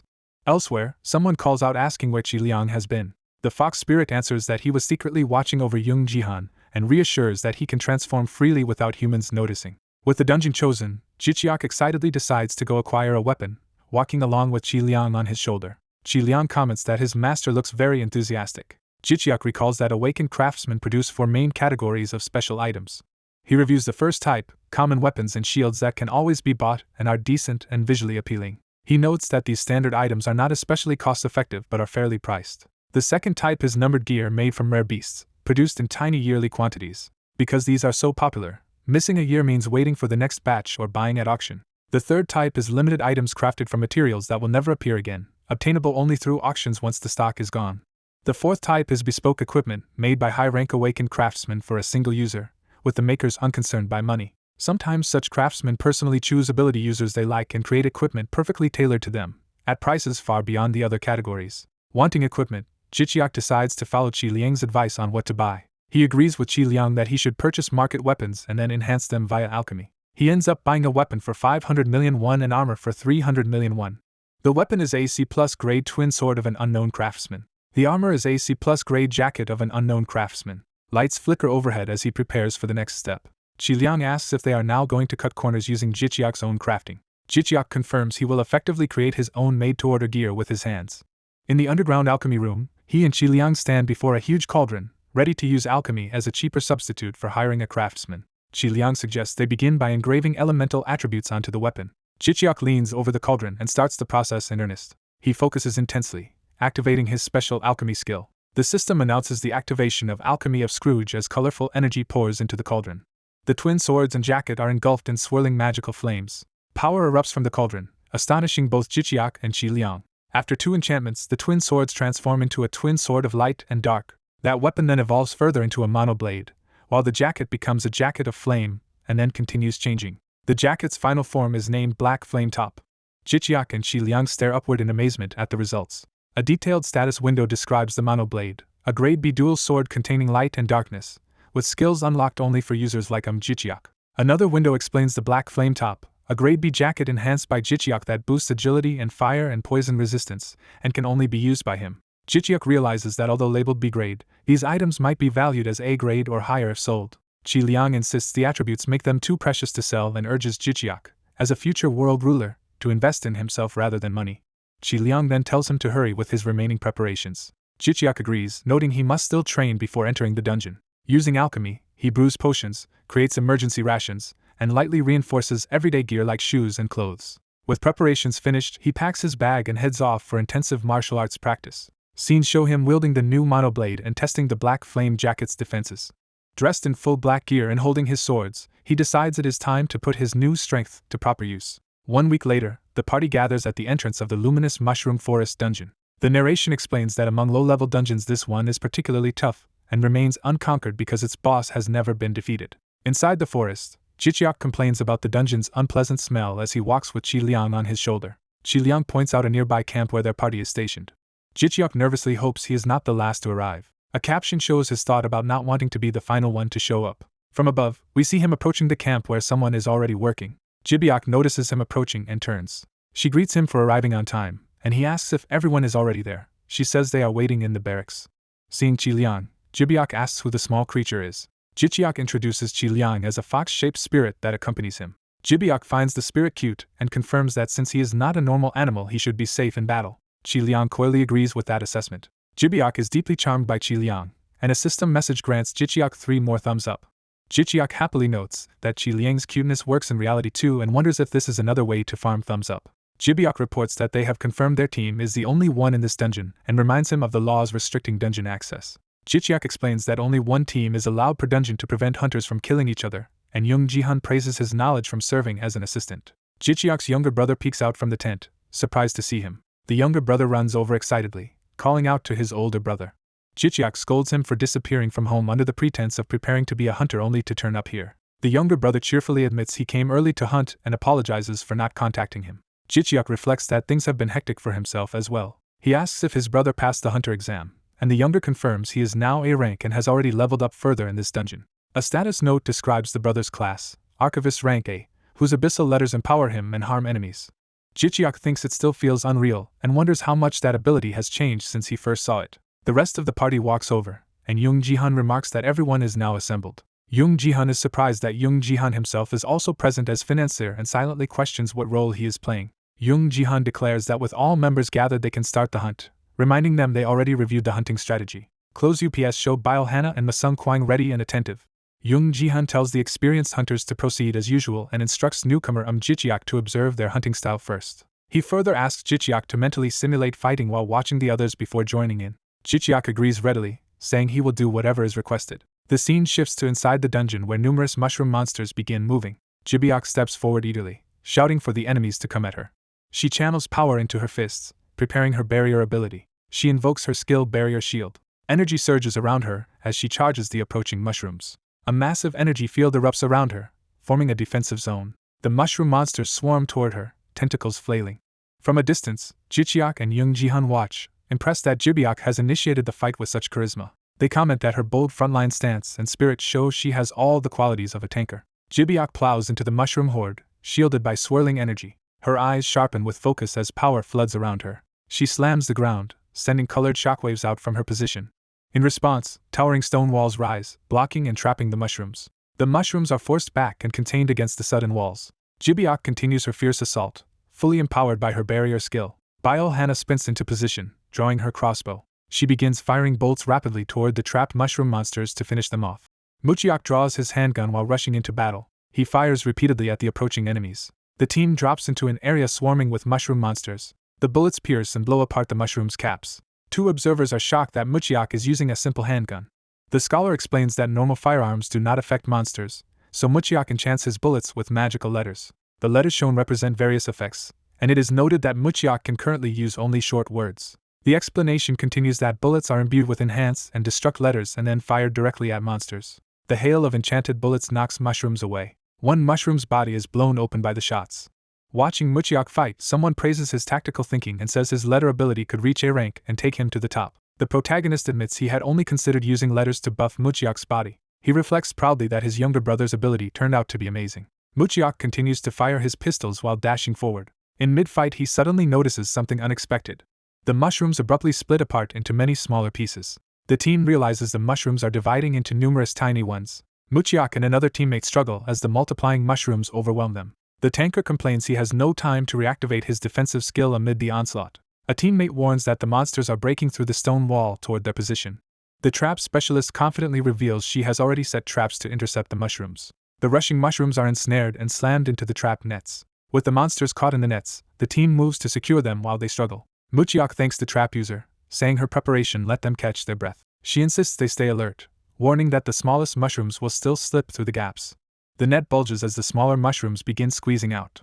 Muchiak keeps shooting into the trap swarm but laments that weapons are becoming ineffective. He decides to switch to close-quarters combat as the fight turns into melee range. He sharpens his focus, eyes intense as he prepares. Surrounded by colorful energy, he charges and starts slashing through mushrooms at high speed. From afar, a teammate shouts in amazement at Muchiak's wild charge. The observer asks if this explosive slaughter is also part of the Archivist's letter ability. The familiar comments that the Archivist's versatile power is perfectly suited to support Muchiak, likely concentrated in his limbs. The familiar suddenly notices something new and reacts in surprise. Another teammate summons flying pig angel creatures and declares it is now his turn to act. The pig angels swarm forward through the air. The winged pigs circle Muchiak's party, surrounding them with healing and buffing light. One teammate happily notes that his strength is rising under the pig angel's blessing. The summoner sends the pig angels toward the trapped mushrooms to support the front line. A huge flash erupts as their combined attacks hit. The narrator remarks on how well the team's abilities complement one another. From their vantage point, the analyst notes that, in his experience, this party's coordination is excellent. The archivist decides he has observed enough and suggests that he and his familiar join the action. The whole group gathers on the cleared battlefield, ready to proceed deeper. The analyst, focused on his tablet, tells the others to distribute loot without him, unconcerned with rewards. The protagonist finds the aloof analyst strange for not participating in the hunt. He reasons that the analyst is not just freeloading but must have a different objective. During a break, a teammate compliments Muchiak for fighting in close range despite being a long-distance dealer. Muchiak modestly credits his own training and says his older brother is actually more impressive. The brother is surprised the conversation turned to praising him and asks why. Watching the slightly awkward mood, the protagonist senses something odd in the group's atmosphere. Someone asks if Bail Hana might be interested in Muchiak romantically. The analyst calls everyone's attention. He relays that Muchiak wants to participate directly in the next battle and asks the party's opinion. Muchiak jokes that his brother must be itching to fight. Hana points out that the tanker Young Jibiak's opinion should matter for this decision. After considering, the tanker agrees to let Jichiak join in. The tanker proposes that Jichiak, as a short-range dealer with crowd control, cover any enemies that slip past him. He adds that Jichiak's skills will allow new tactics and let them push deeper into the dungeon. Jichiak accepts the plan. Muchiak encourages his brother, saying joining sooner will also give better broadcast content. The summoner remembers Jichiak's streams on GodTube. Excited, he says he will appear in the video this time and wants to watch it later. The archivist assures him Muchiak edits videos very well, so it will be enjoyable. Their leader tells everyone to check equipment and get ready to move, and the group agrees. As they prepare, the analyst calls out to Jichiak to wait a moment. He asks Jichiak to make an important promise before they continue. The analyst warns that under no circumstances is Jichiak allowed to touch the dungeon's boss monster. Jichiak repeats the phrase boss monster in surprise. The analyst describes the boss as an enormous tree-like being whose power matches its size. He explains they can only clear the dungeon safely by not waking that boss. Jichiak replies that he will keep the warning in mind. Internally, he decides there is no reason to risk his life fighting a boss just for video content. As they head down the optimal route, the analyst cautions that stray monsters and stronger mushroom spores will appear, so everyone must prepare detox items. Entering the spore-filled zone, notifications show that the party members have been poisoned by the mushroom spores. Jichiak's system reports that his black flame-top gear is granting resistance, so the poison will not seriously harm him. He observes that other teammates are using their own skills and artifacts to detoxify themselves. Magical artifacts glow as they activate various cleansing effects. He is impressed again at how easily Muchiak handles such hazards with his letter powers. Hana notices something ahead and reacts with a start. The analyst announces they have reached the ancient ruins area, where monsters will spawn more frequently, and Muchiak comments that it feels creepy. The group walks through the eerie ruins lined with overgrown stone and purple spores. A narration box explains that the luminous mushroom forest dungeon was formed around these ancient ruins. Further narration states that ancient treasures can sometimes be found here and that, for prepared low-level hunters, this place is rewarding despite tricky monsters and poison. Above them, massive mushrooms spread across the ceiling of the ruins. Jichiak notes that the sky is darkening because the huge mushrooms are blocking out the light. He decides it is a perfect time to use a helpful skill called Sylph's Blessing. Blue wind-like energy covers the party, and they marvel at the pretty buff, asking if it is Jichiak's skill. Notifications say the hunters are grateful for his blessing, and he gains several thumbs up from viewers. The analyst praises the skill's usefulness, noting that it heals and also improves visibility. Jichiak says he is still getting used to it and reflects that, though he chose it for popularity, it has turned out to be genuinely strong. Suddenly a group of mushrooms appears deeper in the corridor and begins moving toward them. Hana halts the team and warns that monsters are directly ahead. She asks whether they should fight or avoid them, estimating the enemy numbers are high. Muchiak, feeling eager to move again, welcomes the opportunity for more combat. Jichiak volunteers to handle this wave himself, saying he wants to stretch a bit. The tanker agrees, telling him to take the lead while they back him up. The summoner and Hana excitedly say they are looking forward to seeing Jichiak's fight. As they advance, Muchiak asks how far Jichiak has improved besides gaining a new weapon, and Jichiak tells him to just watch. Jichiak activates his new skills, brandishing twin swords surrounded by swirling blue energy. He focuses his gaze, ready to demonstrate. Nearby mushroom monsters begin moving and releasing purple spores. More mushrooms surge forward, filling the corridor. Jichiak dashes straight toward the horde, propelled by his empowered footwork. A system window introduces his movement and fire-imbuing skill Blaze Walk. He grips his sword as blue flames and aura gather around him. Another description details Blaze Walk's effects of leaving black flames, increasing agility, and adding fire to all attacks. Jichiak steels himself, fully activating the combined buffs. Wreathed in swirling energy, he invites the monsters to come at him. He unleashes a blazing light blade arc that cuts through the mushrooms. Jichiak drives the flaming slash deeper into the crowd. He weaves between huge mushroom bodies while slashing with his glowing swords. Fire-coated blades and dark flames trail behind him as he flies through the swarm. His feet ignite the ground with each step, leaving purple-black flames. Teammates watch in awe, remarking on his tremendous cutting power and imagining how terrifying his monoblade must be. Jichiak continues his acrobatic assault, streaking through the air amid falling monsters and embers. Notifications state that the hunters are amazed by his technique. Another notification says he has gained 8 more thumbs up from viewers. The party stares, shocked at how incredibly fast he is moving. The tanker jokes that the battlefield now smells like grilled mushrooms and says he wants to eat some later. He rallies the others, urging them to advance as well. The 3 other frontliners enthusiastically shout their agreement. They charge forward together to support Jichiak. As Jichiak fights, his familiar praises his water-like movement and offers an extra symbolic thumbs up, while Jichiak teasingly asks for more generosity. He continues sprinting through the ruins, flames and aura trailing behind him. Jichiak glances back, noticing his teammates have finally started advancing too. He thinks to himself that everyone is now moving in concert. The mushrooms close in around him, surrounding him with tentacled bodies. Jichiak, recording for his channel, explains to subscribers how terrifying aggro-drawing skills are. He points out that until now the mushrooms had no interest in anyone but him thanks to the tanker's control. The rest of the team opens fire and attacks from behind, pig angels and weapons flying as they support him. Their combined assault creates a colorful explosion that tears through the enemy ranks. Jichiak reflects that every teammate is reliable and that together they form an excellent combination. He then notices the largest mushroom monster devouring its smaller offspring. Deciding he cannot ignore that scene, he resolves to head over and help. Jichiak activates Typhoon Steps, boosting his movement speed dramatically. He rockets forward on his twin blades, practically flying across the floor. A system label introduces another skill, Dark Blade. Purple energy forms a sharp projectile or slash as he uses Dark Blade. He dives toward the huge mushroom from above, weapons glowing. Close up, he charges with determination, both swords shrouded in dark aura. Another system label identifies his devastating finisher Monoblade. A blinding white-blue arc of Monoblade power sweeps out. Jichiak drops through the air, his Monoblade attack carving a massive path. The bright arc continues, cutting through everything in its way. 3 hours later, the corridor is littered with mushroom remains, showing how thoroughly they cleared it. The tanker marvels at their monstrous hunting speed and how fast they are leveling compared to normal. Hana and the summoner are exhausted and nauseated, realizing they have been hunting at least 5 times faster than ordinary hunters. Jichiak, seeing their condition and mana drain, decides this disgusting footage will be edited out of his video. He and his familiar comment that the party has overworked the healer, who is nearing his limit. The hunters confirm they have cleared everything except the boss and can now split the loot. Their leader decides to end today's hunt. Someone notes there are more monster corpses than expected and they will need assistance to handle them. A group of assistants marches into the dungeon streets. The assistants are shocked the party cleared the difficult luminous mushroom forest so quickly.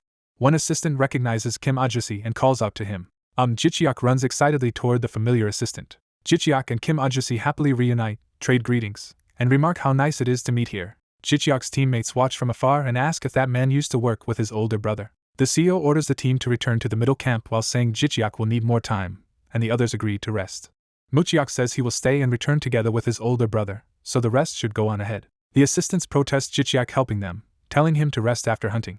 Jicheok insists it is fine, while Kim jokes that Jicheok is stealing their jobs and might make him unemployed. Jicheok thinks Kim still acts like a tsundere and that this feels like the old days. Jicheok invites Kim along and offers to lead the way, to Kim's mock affectionate response. A GodTube message reports that 20 hunter assistants are deeply moved by Jicheok. Another message says Jicheok has received 41 thumbs up. Mucheok asks Jicheok if he is going along to help the assistants too. Outside the dungeon, camp workers process monster bodies around trucks and tents. Assistants busily chainsaw and butcher the massive mushroom monsters. An instructor explains that magic stones lie in the roots, so the corpses must be cut along the grain. Jicheok demonstrates how to dissect along the grain, impressing Mucheok with his speed and precision. Jicheok notes they learned basic monster anatomy as assistants. Mucheok says he found anatomy oddly interesting and even studied beyond the textbook, and Jicheok praises his effort. Suddenly the sky flashes with a huge pink explosion. Jicheok and Mucheok pause in confusion, looking up from the mushroom blocks. A system alert announces that the dungeon environment is changing. Pink energy waves sweep across the forested area. The pink shockwave continues rolling over the landscape. Another alert declares that no one may enter or leave the dungeon. Mucheok and Jicheok react in alarm, starting to suspect dungeon growing. Camp staff run while someone shouts to Kim, asking what is wrong. Nearby mushroom chunks writhe and sprout mouths, making Kim scream. Kim yells that the dungeon is growing. The severed mushroom parts transform into ferocious, many-mouthed monsters as Kim repeats that it is dungeon growing. The pink wave shakes the base camp as people look around in fear. Tents and vehicles are bathed in the ominous color as tremors continue. Cracks spider across the ground under the strange phenomena. Hunters at camp remark that the sky and dungeon have suddenly become abnormal. The CEO points out that the mushrooms outside are rapidly getting larger and fears the implication. He concludes in panic that what they are seeing is dungeon growing. One hunter repeats the term and suggests they should escape as quickly as possible. Another counters that Jicheok and the assistants are still inside the dungeon. Someone anxiously asks what they should do. The CEO stands in tense silence, thinking. The others urge the CEO to decide whether they should stay or flee while the sky continues to quake. They suddenly realize the CEO has vanished from in front of them. A hunter rushes through camp, calling for the missing CEO and checking his tent. Mucheok and Hannah remark that it is strange because the CEO was just with them moments ago. The white-haired hunter reports the CEO is not in the tent either, and Hannah guesses he must have teleported somewhere using a skill. They reason that since the CEO left without further orders, he probably wants them to remain on standby. Hannah silently steels herself, showing determination. The CEO, now on the truck roof, urges everyone to hurry and prepare for battle before more monsters converge. Exploding mushrooms signal the start of attacks around the camp. Hunters on top of a moving truck fire and slash at swarming mushroom monsters amid blasts. Mucheok shoots while Jicheok slashes monsters leaping at the vehicle. The truck barrels through hordes of mushrooms as hunters continue fighting from the roof. Kim, driving, struggles and shouts in pain as the situation worsens. Inside the truck, assistants scream while Kim tries to maintain control. The truck careens forward through the chaotic battlefield. It speeds away from the growing dungeon, chased by mushroom creatures. Jicheok keeps cutting monsters from the roof while the battle rages around the vehicle. He suddenly notices something and reacts in surprise. The CEO appears on the roof beside them and checks if they are alright, shocking Jicheok with his sudden arrival. Mucheok asks if the CEO possesses some kind of teleportation skill. The CEO calmly praises their efforts in holding the line. He acknowledges that dungeon growing has made things serious while Jicheok grumbles internally that the CEO ignores his teleportation question. The CEO states that they are fleeing mainly to evacuate the assistants, and must hurry them away. He adds that to survive they actually need to attack the area where the dungeon is expanding. Jicheok listens grimly, and Mucheok is confused by this sudden change of plan. Mucheok protests, reminding the CEO that he told them earlier not to wake the boss. Inside the truck, someone argues that clearing an uncleared dungeon is impossible, especially with vulnerable assistants aboard. Mucheok brings up how the CEO previously warned they could die or be crippled if anything goes wrong. The CEO falls silent, thinking. He then tells them to calm down and listen, explaining the escape route is blocked anyway. He further explains that once the dungeon's growth completes, the monster's evolution will complete too, so their only hope is to attack before that happens. Jicheok's spirit companion agrees with the CEO but wonders why he remains so composed. The CEO notes this is Jicheok's first time in a dungeon growing event, yet he seems even calmer than veterans who have seen it before. Jicheok thinks their top priority must be the team's survival. The CEO emphasizes that Jicheok is their ace and vows not to let him die. Jicheok is moved yet conflicted by this declaration. He reflects that although the CEO is mysterious, he has always clearly prioritized one thing. Jichiak remembers the CEO in a lab investing in treatments and realizes that focus was always on Jichiak's own survival. He recalls that the CEO spared no money or time for that goal. Muchiak asks Jichiak what his plan is now. Jichiak, attacking with fiery power, decides he must follow the CEO's strategy since it is their only option. The CEO says time is their lifeline and they must strike before the dungeon's evolution finishes. While Muchiak calls out to his brother, the CEO privately acknowledges the risk that all of them could die here. That grim possibility hangs over the group. Despite the danger, Jichiak and Muchiak brace themselves to continue fighting. Jichiak resolves internally that even if they might die, they have no choice but to press forward. He powers up with flames, committing to the desperate plan. Energy surges as the scene rushes toward the next clash. He steels his resolve, thinking the die has already been cast. Back at camp, Kim volunteers that he and the assistants will also fight, though Jichiak warns it is dangerous even for hunters. Kim argues there is no safe option if they stay, reminds the CEO they have basic battle training and gear, and points out they were given rifles with attribute attacks. He insists they will die anyway if the hunters fail, so they should fight alongside them to add one more helping hand. Jichiak clenches his teeth, torn by concern for them. Jichiak protests that Kim could die or be permanently crippled and insists assistants should not be fighting. Kim snaps back asking if Jichiak has any better plan and says they understand everyone's lives matter. He explains they are insisting on fighting because they also want to live. The hunter trio watches the exchange in stunned silence. The CEO interrupts, urging them to decide quickly because every second now affects their chances of survival. Jichiak and Kim lock eyes, both struggling with the decision. Jichiak anguishes internally over why dungeon growing had to occur while Kim is here. Kim grips Jichiak's shoulders and pleads for him to understand that there is no other way. Jichiak curses inwardly but begins to accept the reality. The other assistants and hunters watch tensely as Muchiak stays quiet. Jichiak finally agrees to go together with Kim, who tells him not to worry too much. Jichiak offers to drive, saying the unstable terrain from dungeon growing will make it hard for Kim. The CEO orders assistants to check their equipment and hunters to gather and choose positions in the vehicle before departure. Assistants arm themselves with rifles, preparing to ride in the modified truck. The CEO explains that the truck can open its roof and sides so hunters can fight while it shields them and lets them escape in emergencies. He assigns roles. Muchiak will provide gun cover, Hannah will sit beside him and navigate using her searching skill, and another asks what job remains. The CEO tells the strong woman to make walls to push monsters away if they reach the truck. Jichiak, still unsure of the CEO's exact ability, entrusts him with capturing monsters and notes he always dodges questions about his power. The hunters agree to the plan, vowing to protect the assistants and asking them to avoid casualties. The team members exchange determined looks, readying themselves. The CEO silently watches them with a resolute expression. Jichiak asks Ji Liang to serve as his eyes, and the spirit agrees.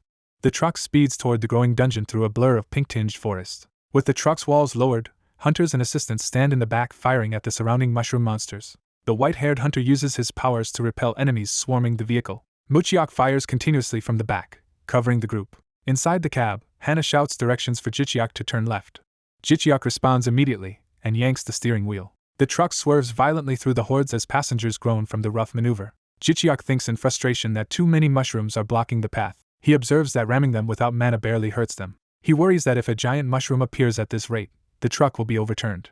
Jichiak orders Ji Liang to search for a useful skill, and the spirit suggests defensive options like protective blessings and barriers. Jichiak considers a wide protective shield around the truck but doubts it is enough. Ji Liang realizes they need something stronger and recalls a skill that lets someone control a vehicle with mana. Jichiak eagerly tells him to reveal that skill. A godtube window displays the epic skill Soul Driver, which lets the user control any rideable vehicle with mana and use a booster for acceleration or attacks. Jichiak is shocked at the high cost and thumbs up, comparable to top tier techniques, and complains internally about the price. Seeing he has just over 63,000 likes, he laments that buying the skill will drain all his remaining thumbs up. Acknowledging the emergency, he decides he has no choice and orders the purchase. The system confirms he has bought the Soul Driver skill. Power floods into Jichiak as he learns the new ability and realizes he can now pour mana into the car at will. He presses the pedal while deciding his current mana is insufficient and pulls out a mana potion. Jichiak drinks the blue potion to boost his mana reserves. System messages state he has used a mana recovery potion and that his mana regeneration will greatly increase for 3 minutes. Ji Liang says it is time to showcase skill synergy and assures Jichiak his mana amount is among the best for his level. Jichiak, confident in his mana accumulation and recovery, tells everyone to stop defending and brace themselves. Hannah, startled, asks what he means, only to see something startling ahead. Mana erupts around the truck, forming a roaring stream of blue energy as it charges. At the same time, several of Jichiak's high-grade skills, including the Arc Dragon Magic and Yin and Yang Divine Arts, link together. Auto Energy Drain and other abilities activate, feeding even more mana into Jichiak and the vehicle. Jichiak shouts booster as the empowered truck rockets forward through the mushroom monsters like a blazing projectile.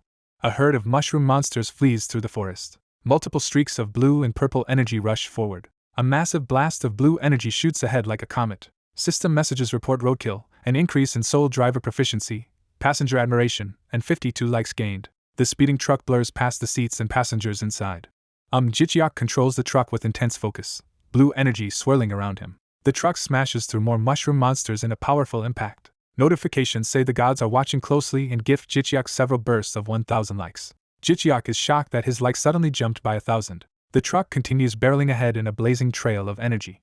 While speeding, he recalls that 1,000 likes is the basic unit the gods use. Qiliang tells him now is not the time to think about that, and urges him to concentrate. Jichiak snaps back, agreeing that there are more pressing issues. One of the party women suddenly notices something alarming outside. She spots the dungeon boss's silhouette ahead and shouts that she can see it. Inside the truck they all stare out, asking if that looming shape is really the boss. The nightmare mushroom boss reveals itself, bearing rows of sharp teeth. Its enormous shadow looms overhead as it towers above the forest. A notification says the growing boss nightmare mushroom has recognized them and grants 1 like. Another message explains that likes from bosses are valuable because they can also provide information. The party sees the boss turning purple and wonders why its color is changing. Qiliang realizes the boss is trying to gain a poison-related trait. Jichiak thinks the boss's current pattern is already too hard to attack and now it will even become poisonous. He grimly considers their dwindling options as he drives. Frustrated, he wonders if the system expects them to just die, then resolves to act decisively. He orders everyone to brace themselves and tells Muchiak to buff the truck with magic. He clenches his teeth, steeling himself. Jichiak declares he will ram the boss head-on with the truck, shocking the others. He urges them to trust him, insisting the truck is their strongest weapon and they must hurry. Muchiak hesitates silently, worried. Other party members watch tensely, surprised by the plan. Jung Jihan says that if the truck is given enough mana they actually have a chance to win. Jihan tells Muchiak to trust his brother's judgment. Muchiak firms his resolve in response. Muchiak activates his rune powers in the truck, preparing support magic toward the boss. With Muchiak's acceleration and weight buffs, the truck charges at the boss even faster. Sun Quan begins a prayer to the ox deity, invoking a powerful protective blessing. Narration explains that Sun Quan also casts a defensive blessing on Jung Jibiak. Reinforced by that protection, Jibiak focuses all his tanking power on fortifying the truck's front. Jibiak readies himself on the hood, determined to shield the charging vehicle. Seeing the enhanced energy around the truck, Jichiak thinks this might give them a real chance to win. Jichiak, still driving, warns everyone to hang on as they punch through. The empowered truck rockets toward the boss's gaping maw. From inside, everything becomes a blur of blue and purple energy outside the windows. One older hunter braces himself, straining against the force. The truck and the monstrous mushroom close on each other in a high-speed collision course. Muchiak, Jibiak, and Sun Kwang all grit their teeth, preparing for impact. The truck hurtles straight into the nightmare mushroom's open mouth as Jihan watches. Jihan readies his own power, lights sparkling around him. A system window announces that Hunter Jung Jihan has activated his special acceleration type skill.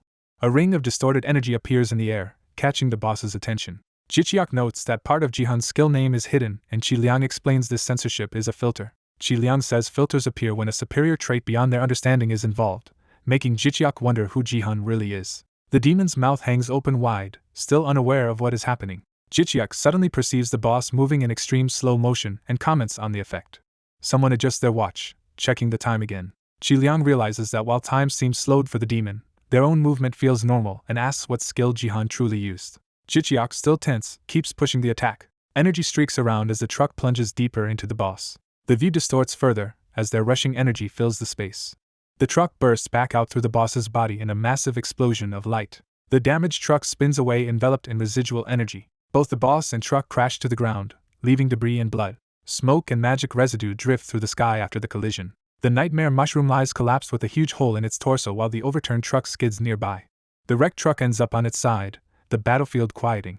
Jichiak crawls out and immediately asks if everyone is okay. Muchiak reports that the assistants escaped with only minor injuries thanks to Sun Kwang's protection. Jichiak tells Muchiak to stay and look after the injured misters as he runs off. He again checks with the core party to confirm no one is seriously hurt. Sun Kwang answers he is fine aside from his drained mana. Another teammate yells that Jung Jibiak is in bad shape after tanking the hit. Jichiak rushes to Jibiak's side, asking if he is alright. Someone tries to assure the wounded ally to hang on a little longer. Healing magic, labeled Sylph's Healing, is cast on Jibiak as he tries to ask if Jichiak himself is injured.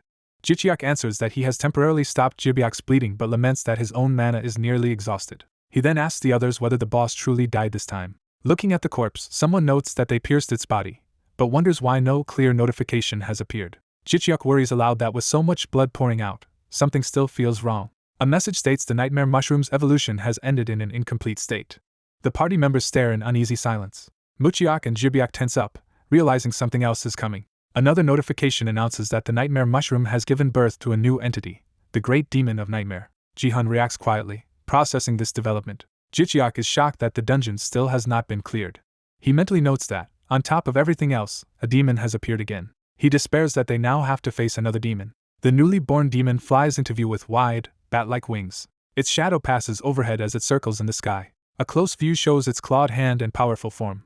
The Great Demon of Nightmare fully manifests, and lets out a ferocious roar. The exhausted party forms a shaky battle line as they face this new enemy. Jicheok realizes it is not the same demon he fought before and suspects it has evolved further. Another teammate panics at seeing the demon, and Jicheok thinks if they cannot defeat it everyone will die. He worries that he has almost no strength left to fight.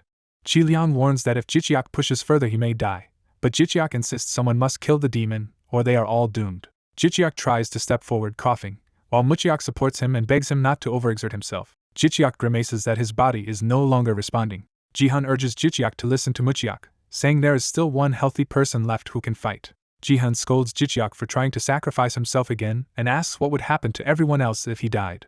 Muchiak, confused by the word again, wonders what Jihan means as narration says Jihan's hero always believes there is no happy ending. Jihan turns his back and declares he will handle the rest, telling everyone to hide somewhere safe. Jicheok and Muchiak are stunned, asking if he really intends to fight the demon alone. The others gather around the two unconscious, heavily injured members while watching Jihan leave. A tremor and sound make Sung Kwang and the woman look up, while Jicheok stares, alarmed. A massive shockwave erupts in the distance, and someone comments on how huge it is. As the sky flashes, someone wonders in awe who young Jihan really is to fight a demon one-on-one. Time outside appears to slow dramatically, and Jicheok notices the strange deceleration. He senses that the external world is somehow being slowed down. Lying on the ground, Jicheok asks Muchiak what time it is now. Muchiak checks his phone and says it is 4:23. Jicheok silently looks at his artifact watch again. The watch shows a different time, making him realize there is a temporal discrepancy. He concludes that his watch is an artifact that manipulates time, and wonders what caused such an error in the supposedly perfect system. Suddenly Sung Kwang shouts that their CEO is returning from the fight. Muchiak runs toward the others, asking if Jihan really managed to defeat the demon. Jihan appears in the distance, calmly walking back while everyone waits. The party members stare at him in astonishment as he approaches. Jihan silently thinks that Jicheok's ability clearly relates to time manipulation. Jicheok and Jihan exchange a serious look, both aware of the secret. System windows proclaim that the dungeon has finally been cleared, mark this as their first dungeon clear, and begin calculating extra rewards based on contribution. Outside the dungeon, emergency responders and bystanders crowd the road tending to injured people. Narration explains that Jicheok's party safely emerged from the dungeon. Jihan signals his staff, who have been waiting outside. It is noted that Jihan's company employees quietly handled the aftermath, keeping the media away. Security and transport staff oversee a bus stop where recovery buses have arrived. Text explains that the hunters and assistants board a special bus headed to the hospital. The exhausted group rides in silence on the bus. Once they know they have survived, the assistants finally relax and drift into deep sleep. The bus speeds through the city, carrying them toward medical care. The scene shifts to a peaceful city skyline under clear skies.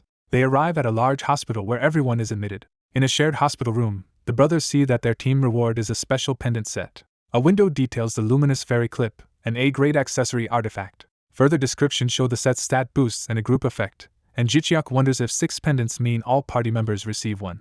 Muchiak confirms the pendants went to the top 6 contributors and asks what the new luck stat means. Chi Liang explains that this luck is not mere fortune but a hidden parameter in the system. The interface shows hidden figures representing luck, talent, and personality, which cannot be raised by effort and thus are usually unlisted. Jicheok finds this concept vague yet fascinating as he reads his status. The narrative notes that Jicheok has unlocked 2 random unique skills tied to magic advancement dungeons, one being magic golem crafting. Another window shows he also obtained the unique growth-type skill Arc Dragon Mana's Heart. Jicheok admits he initially thought this duplicate skill would be useless. After Chi Liang explains duplicate skills can evolve, he reconsiders its value. He chooses to merge the 2 Mana Heart skills into Double Core, a unique growth-type ability that gathers mana faster. Additionally, from a random unique item box he gains a B-grade Ring of Troll Regeneration, an artifact that grants regeneration. The narration states that this concludes the list of dungeon rewards. Recovering in bed, the brothers excitedly compare what items and skills they each received. Muchiak proudly shows off a B-grade necklace that generates 5 protective shields per day. He adds that he also received a skill called Double Shot, letting him fire 2 bullets at once, which Jicheok says suits his firearm style. Mucheok happily realizes that by using 2 guns with double shot, he will be able to fire 4 bullets simultaneously. Someone remarks that the new ability will be very useful in battles. The protagonist is excited about the powerful skills and items they obtained and is eager to use them. Time passes quietly in the hospital room. He impatiently wishes to recover quickly so he can test the new powers. A book's letters are shown being absorbed, prompting surprise that this absorption is happening. He explains that the absorbing entity is actually a living being now bound to him as a skill. He decides that since it is alive, he should feed it knowledge by reading books. Qi Liang confirms that this is how the parasitic being text of chaos functions, surprising the other person. Qi Liang assures that the parasite has been system stabilized as a skill, so it will not harm his health. Trusting the system's safety guarantees, the protagonist feels reassured.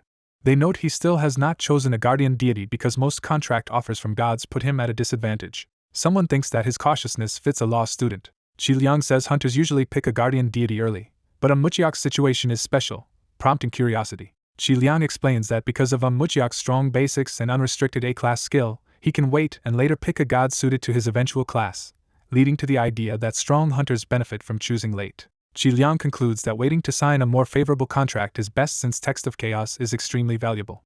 Jicheok's brother reports he bought all the magic golem materials, costing a lot but arriving soon since they are unpopular. Hearing the materials will come quickly, Jicheok suggests hurrying his hospital discharge. Jicheok sees his viewership exploding again and proudly considers himself a rising godtuber. At home, his brother rushes in to say all the ordered components have arrived, surprising Jicheok with the speed. Jicheok goes down to the underground alchemy room, where the gathered materials await. He decides to begin and activates his magic golem crafting skill. The system announces that magic golem crafting is being activated as mana surges.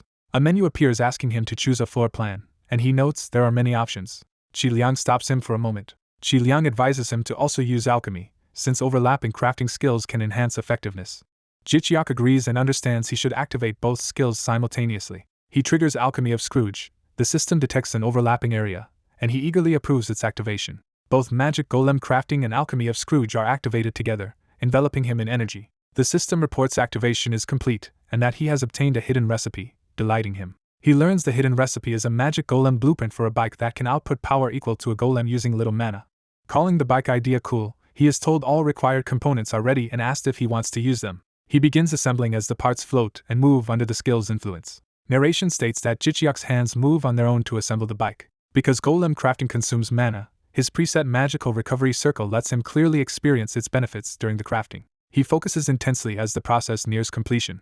The mana storm fully engulfs the nearly finished bike. The system announces that the monobike summon is complete, describes it as a B-grade hidden ride that gains additional performance with flawless crafting, burns mana instead of fuel, and enhances all-terrain riding skills. Jicheok smiles, pleased with the successful creation. Qi Liang marvels that this riding type summon skill is amazing. The system explains the bike's skills, including storing or summoning it, having normal mana costs for its force, and dealing more damage at higher speeds. Riding the bike, Jicheok exclaims that the item is almost unfairly strong. An additional skill, Mana Influence, lets the bike synchronize with the rider's other skills. Jicheok says this is exactly the kind of power he wanted and, with the bike's mobility, believes no one at his level can match him as Qi Liang agrees. He revs the bike excitedly and invites Qi Liang to go on a thrilling ride, feeling fearless with this gear. Qi Liang enthusiastically agrees to go with him. Soon after, Jicheok uploads a video titled About the Essence of Outdoor Driving, showcasing the new bike. Viewers comment skeptically that he is focusing on driving skills and wonder if he lacks real combat abilities. Other commenters joke that he is turning into a delivery rider leveling up with a motorcycle. More viewers complain the outdoor drive video sounds boring and ask him to return to truck-based monster hunting. Narration notes many comments predict Jicheok's downfall, saying driving skills have limits. The Hunter Agency tried to sue GodTube over issues but found it difficult because GodTube is a foreign company. However, the controversy actually united Jicheok's fandom, which quickly resolved the problem. Fans comment that such a young hunter is shaking the world and ask where he vanished in the blinding drive video, rallying around the phrase Protect The scene shifts to the city outside, transitioning to a new location. Focus moves to a building window, setting up another viewpoint. A woman working at a computer thinks that Jicheok should be doing his live stream right now. She is introduced as Shinjuran, the eldest daughter of the powerful Shinsung group, watching with anticipation. Narration reveals she is a top-tier naturally awakened hunter and heir to Shinsung group who subscribes to Jicheok's channel. It is explained she previously bid in his headhunting auction, offering celebrity meetings as part of a counteroffer. Watching now, she tells herself not to worry about him, reminding herself he is aligned with Jung Jihan. She scoffs at caring for someone who allied with the disreputable Junga group. The story returns to Jicheok racing fiercely on his mana-fueled bike. He smiles confidently while charging ahead. Juran looks at her collection of his pictures, insisting she saved them just to rest her eyes and not because of romantic feelings. She continues rationalizing that casually watching his videos is harmless and nothing special.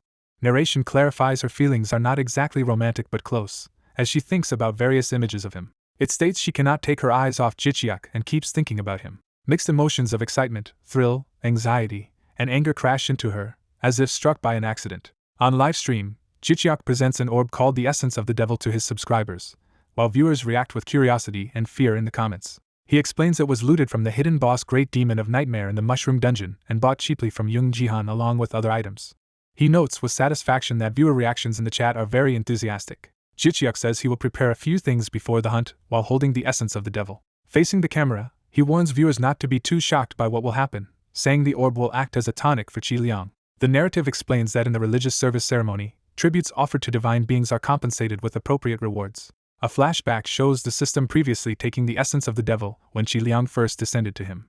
It restates that Qi Liang originally came down when the system accepted the devil essence as tribute. Live, Qi Liang eats the essence of the devil. Viewers are shocked by the ensuing explosion of light, wondering why such a precious item is fed to a fox and fearing it might die. The system announces that Qi Liang has ingested a second essence and that the summoning has evolved. Qi Liang's silhouette is engulfed in dazzling light as the evolution occurs. The light intensifies until the screen is almost entirely white. The evolved Qi Liang, now a larger divine spirit, appears. The system describes this Stage 2 evolution as a legendary grade summon that can now actively fight and manifest power equal to lower middle-class monsters using the Master's mana. Viewers flood the chat in disbelief and celebration, praising Qi Liang's evolution and calling it the strongest. Jicheok, now with his upgraded Qi Liang and mono bike, checks with the fox that the vantage point is good, and narration notes his rising confidence. To test his newfound strength, he seeks out an empty field and relocates there. He arrives at a mountain field in Gangwon-do that became a monster zone after residents and bases were wiped out. There he begins his personal live stream. On camera, Jicheok nervously greets viewers for his first solo stream, but omnidirectional filming connects without issue. A viewer named Live Magpie offers a huge donation if he hunts in this area and even more if he clears it. Another viewer, Thrill Mania, pledges additional money if he can get halfway, and narration says the solo hunt starts backed by donations. Jicheok then plunges off a cliff on the monobike, with Qi Liang leaping alongside. Qi Liang slams into a gnoll from above, launching the battle. The evolved fox then darts in and clashes with a snarling gnoll. Qi Liang bites into the enemy with ferocity. Viewers comment in awe about Qi Liang's strength and wonder what Jicheok fed it to evolve so far. Meanwhile, Jicheok and his bike vault through the air amid packs of gnolls. The monobike blurs forward with blazing wheels. Jicheok races past gnolls in a streak of mana. The system, responding to his intent, activates Psychic Link Drive, allowing him and the bike to cut down multiple gnolls in sweeping strikes. The gnolls scream as they are struck and flung away. Viewers watching live express shock and delight, saying this insane spectacle is exactly why they love broadcasts. Jicheok's focused eye reflects the intensity of the fight. The chat crowns him the strongest. The scene shifts to Junga Group headquarters. Inside the building lobby, employees move about as the corporate setting is introduced. In an office, someone remarks in surprise that a never-before-seen magic golem has appeared. A muscular man questions how a low-level hunter survived such a deadly field, leaving his subordinates hesitant. He is introduced as Young Sugi, a water-manipulating ability user and powerful heir of Junga Group, impressed that Jicheok endured the field at around level 20. Hearing Jicheok earned about 120 million won in donations on his first solo live, Sugi notes that is strong performance for such a low level, while aides say it matched their expectations after PR costs. Watching Jicheok's bike video, Sugi remarks that leaving such talent under Young Jihan would be a waste. He wonders why someone so capable chose to side with Young Jihan, and an aide answers that the contract terms were attractive. Sugi admits he is disappointed by that. He complains that family power struggles over recruiting talent already denied him his first promising recruit. Then he suggests it is still possible to poach someone who has already signed elsewhere. An aide asks him to clarify. Sugi orders them to see if they can lure Jicheok to his side with offers of money, power, or influence, confirming he truly intends to approach the hunter. He says he has a good feeling about Jicheok, sensing star quality and intrigued that the hunter hides secrets. When his staff reacts in surprise, Sugi shrugs that Young Jihan may resent him, but he does not care. Punching a bag, he adds that since Young Jihan injured their father's arm, he will make him pay some of that debt by stealing this talent. Continuing to train, he acknowledges he shares some blame for the past incident but insists he had no choice because his cousin kept betraying him, and then dismisses his aides. The aides politely take their leave. Sugi keeps striking the bag, looking tense and thoughtful. While punching, he thinks about Jicheok's unprecedented skills and looks forward to fighting him one day, though he still sees Jicheok as inexperienced for now. He views Jichiak as a unique talent whose future clash with him will be entertaining. The story cuts back to the hunt where Jichiak on his bike slashes a massive two-headed giant. Jichiak follows through with a powerful sword swing. The stunned giant's face shows shock as it realizes the threat. Narration comments on how remarkable it is for a level 20 hunter to battle a level 80 monster. Jung Ji-hun, watching from his office, notes that Jichiak is not even in a party but fighting solo. He watches Jichiak charging on the bike with admiration. Ji-hun admits he wanted to stop Jichiak from attempting a field for his first solo play but restrained himself. He explains he did so because it would be more dangerous if Jichiak went somewhere unknown without his knowledge. So instead he chose to support Jichiak from a distance where he could still monitor him. He reflects that by doing so he can predict patterns in Jichiak's deaths and has grown disturbingly accustomed to watching others die. Ji-hun wonders if lightly assisting Jichiak while observing from afar was indeed the right decision. His phone rings, drawing his attention. Seeing that the caller is Jung Baiga, he answers and asks what is wrong. Baiga asks if he intends to enter the stock list, and he replies he has no immediate plans but could do it later. She warns him to tell her in advance if he does, which makes him internally question why someone obsessed only with research is suddenly talking about investments. Baiga laughs that she will make more from patents than stocks and then asks why he is even bringing up investments. She reveals she promised Jichiak that if Jung Ji-hun's company gives her its stakes, she will provide her technology, joking they should film a mukbang. Ji-hun, taken aback, asks if management rights are what she wants and privately wonders why she is so fixated on Jichiak. He thinks there must be more to her request than just wanting to see an eating broadcast, and says he will consider it. Back in the lab, Baiga remarks that Jung Ji-hun is acting hard to get. Her colleague asks if the call went poorly and suggests she meet Jung Ji-hun directly. The colleague refuses, saying dealing with the fractious Junga group is too risky and that contacting Jung Ji-hun could provoke enemy factions, then teases Baiga for fangirling over that kind of man. Baiga sighs and reluctantly admits it somehow ended up that way. She recalls Jichiak on his mana bike, clearly captivated by his image. On the phone earlier she had complained that this rookie is rampaging on a bike killing monsters and dragging her along by wiping out all the gnolls, asking what Ji-hun expects her to do. Back in the present, the colleague laughs gleefully at Jichiak's crazy performance while Baiga looks flustered and mutters in frustration. The narrative introduces Shinju-ran and Jung Baiga. It explains that while studying in the USA they attended the same university and were famous for partying. They are shown enjoying lavish parties, supported by abundant money and extravagant tastes. Around graduation they began forming a relationship resembling friendship. Shinju-ran believed Jung Baiga's drone technology could help expand the Shinsung group. This belief led Shinju-ran to casually visit Jung Baiga's home. She finds Jung Baiga waking amid a trash room and demands to know what all the mess is. Shinju-ran scolds Jung Baiga for wasting her genius on drugs and alcohol, while Jung Baiga is confused by the sudden lecture. Shinju-ran angrily says if Baiga will waste her brain then she should hand it over so Ju-ran can treasure and use it instead. Jung Baiga glares back at Shinju-ran.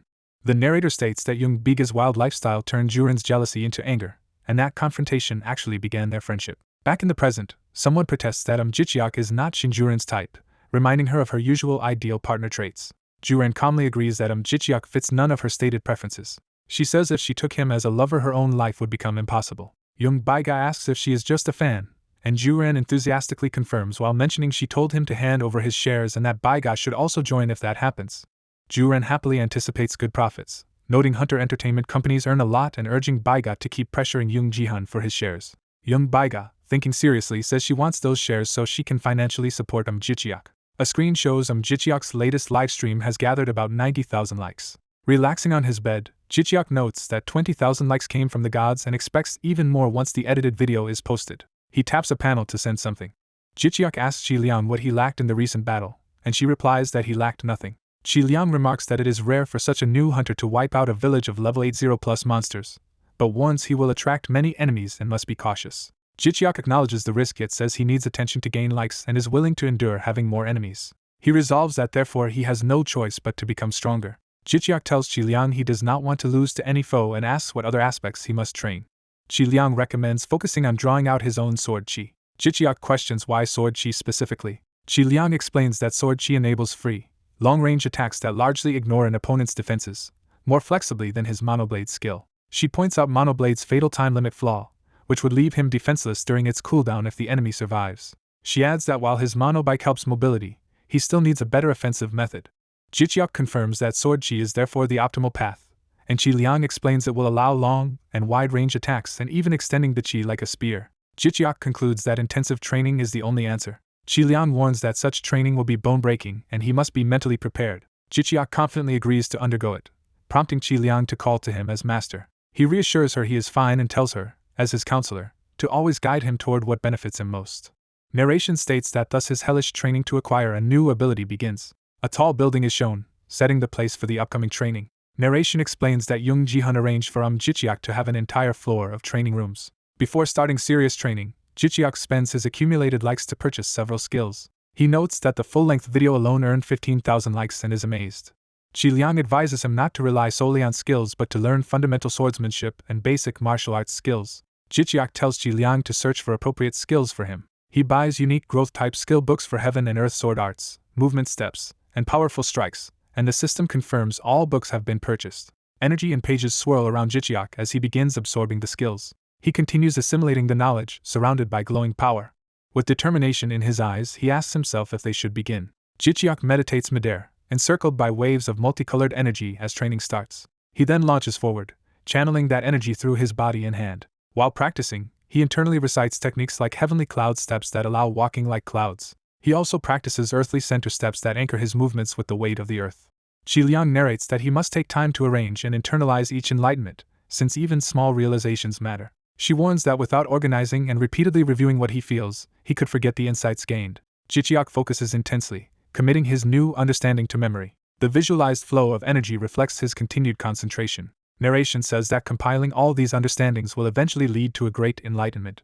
It adds that training is a long-term marathon, and despite daily practice he keeps up his live streams to pursue enlightenment. His mukbang videos, such as one with hundreds of thousands of views, prompt a discussion about trends.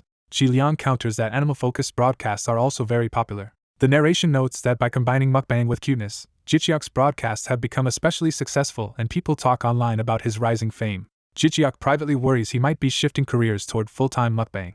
A month passes with him training and streaming simultaneously. After countless steps and swings, his practice finally begins yielding visible results. Ji Liang exclaims that a light has appeared at the sword's tip, and Ji-cheok realizes it too. Ji-cheok raises his sword as sword chi manifests independently of any skill, surprising him. The system announces he has fully mastered the Heaven and Earth martial set and activates the new skill Sword Aura of Heaven and Earth.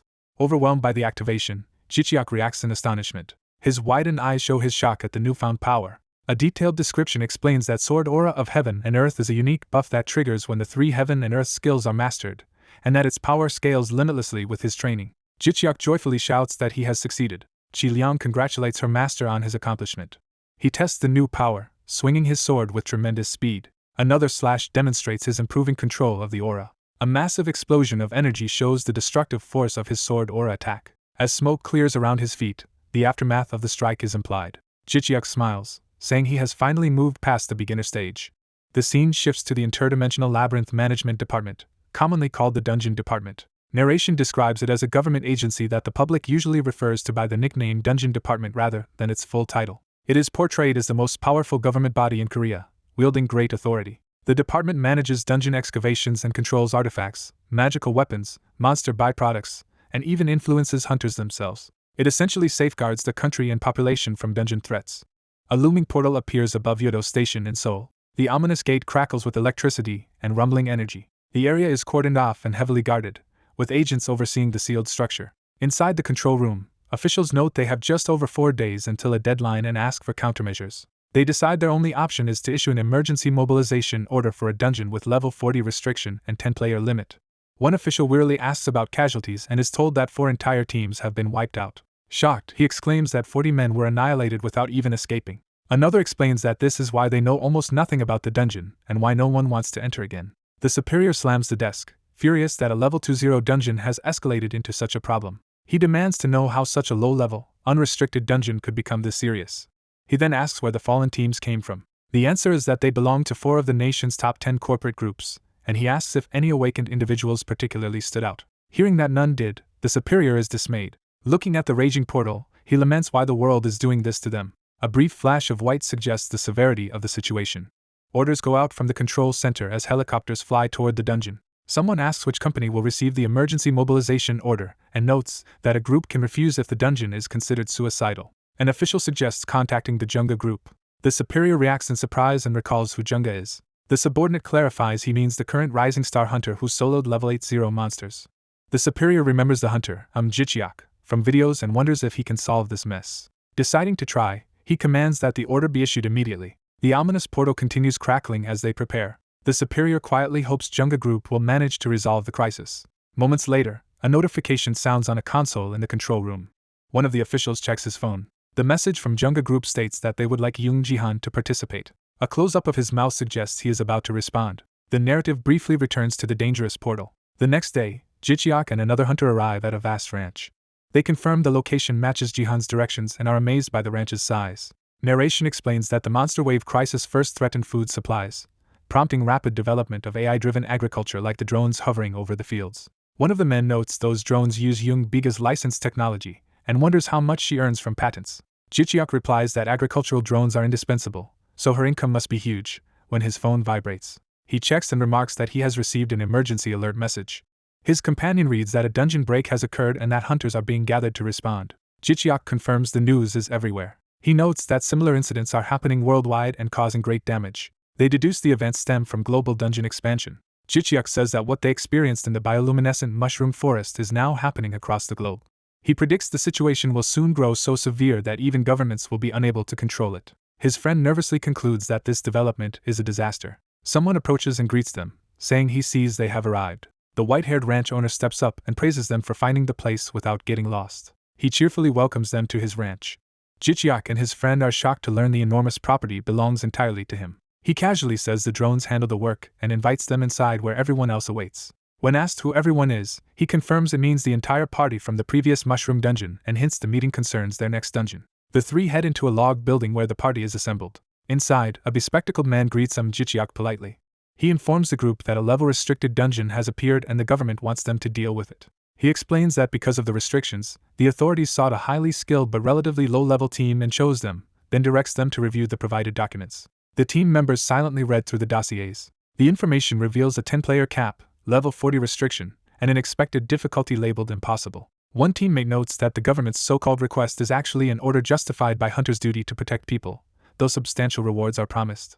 When asked about compensation, the leader says the payment will be tripled from the usual amount. He adds that they are also promised 10 years of complete tax exemption and relief from the obligation to report their weapons, astonishing the room. Jichiak thinks this is an incredible offer. Narration explains that full tax exemption also removes the state's main means of tracking hunters' activities, making the concession a major governmental decision. Further narration notes that waiving weapon reporting rules frees hunters from national surveillance and effectively lets them operate however they wish if they succeed. Jichiak reflects that such rewards imply the mission's danger is beyond imagination and that ordinary parties could never clear it. The leader points out that Jichiak's solo defeat of level 80 monsters deeply impressed officials, and as the team's star he is attracting growing attention they should all celebrate. The white-haired ranch owner enthusiastically agrees. A system message states that Young Jihan and the other team members sincerely praise Jichiak. Another teammate reinforces the compliments, saying the praise is justified.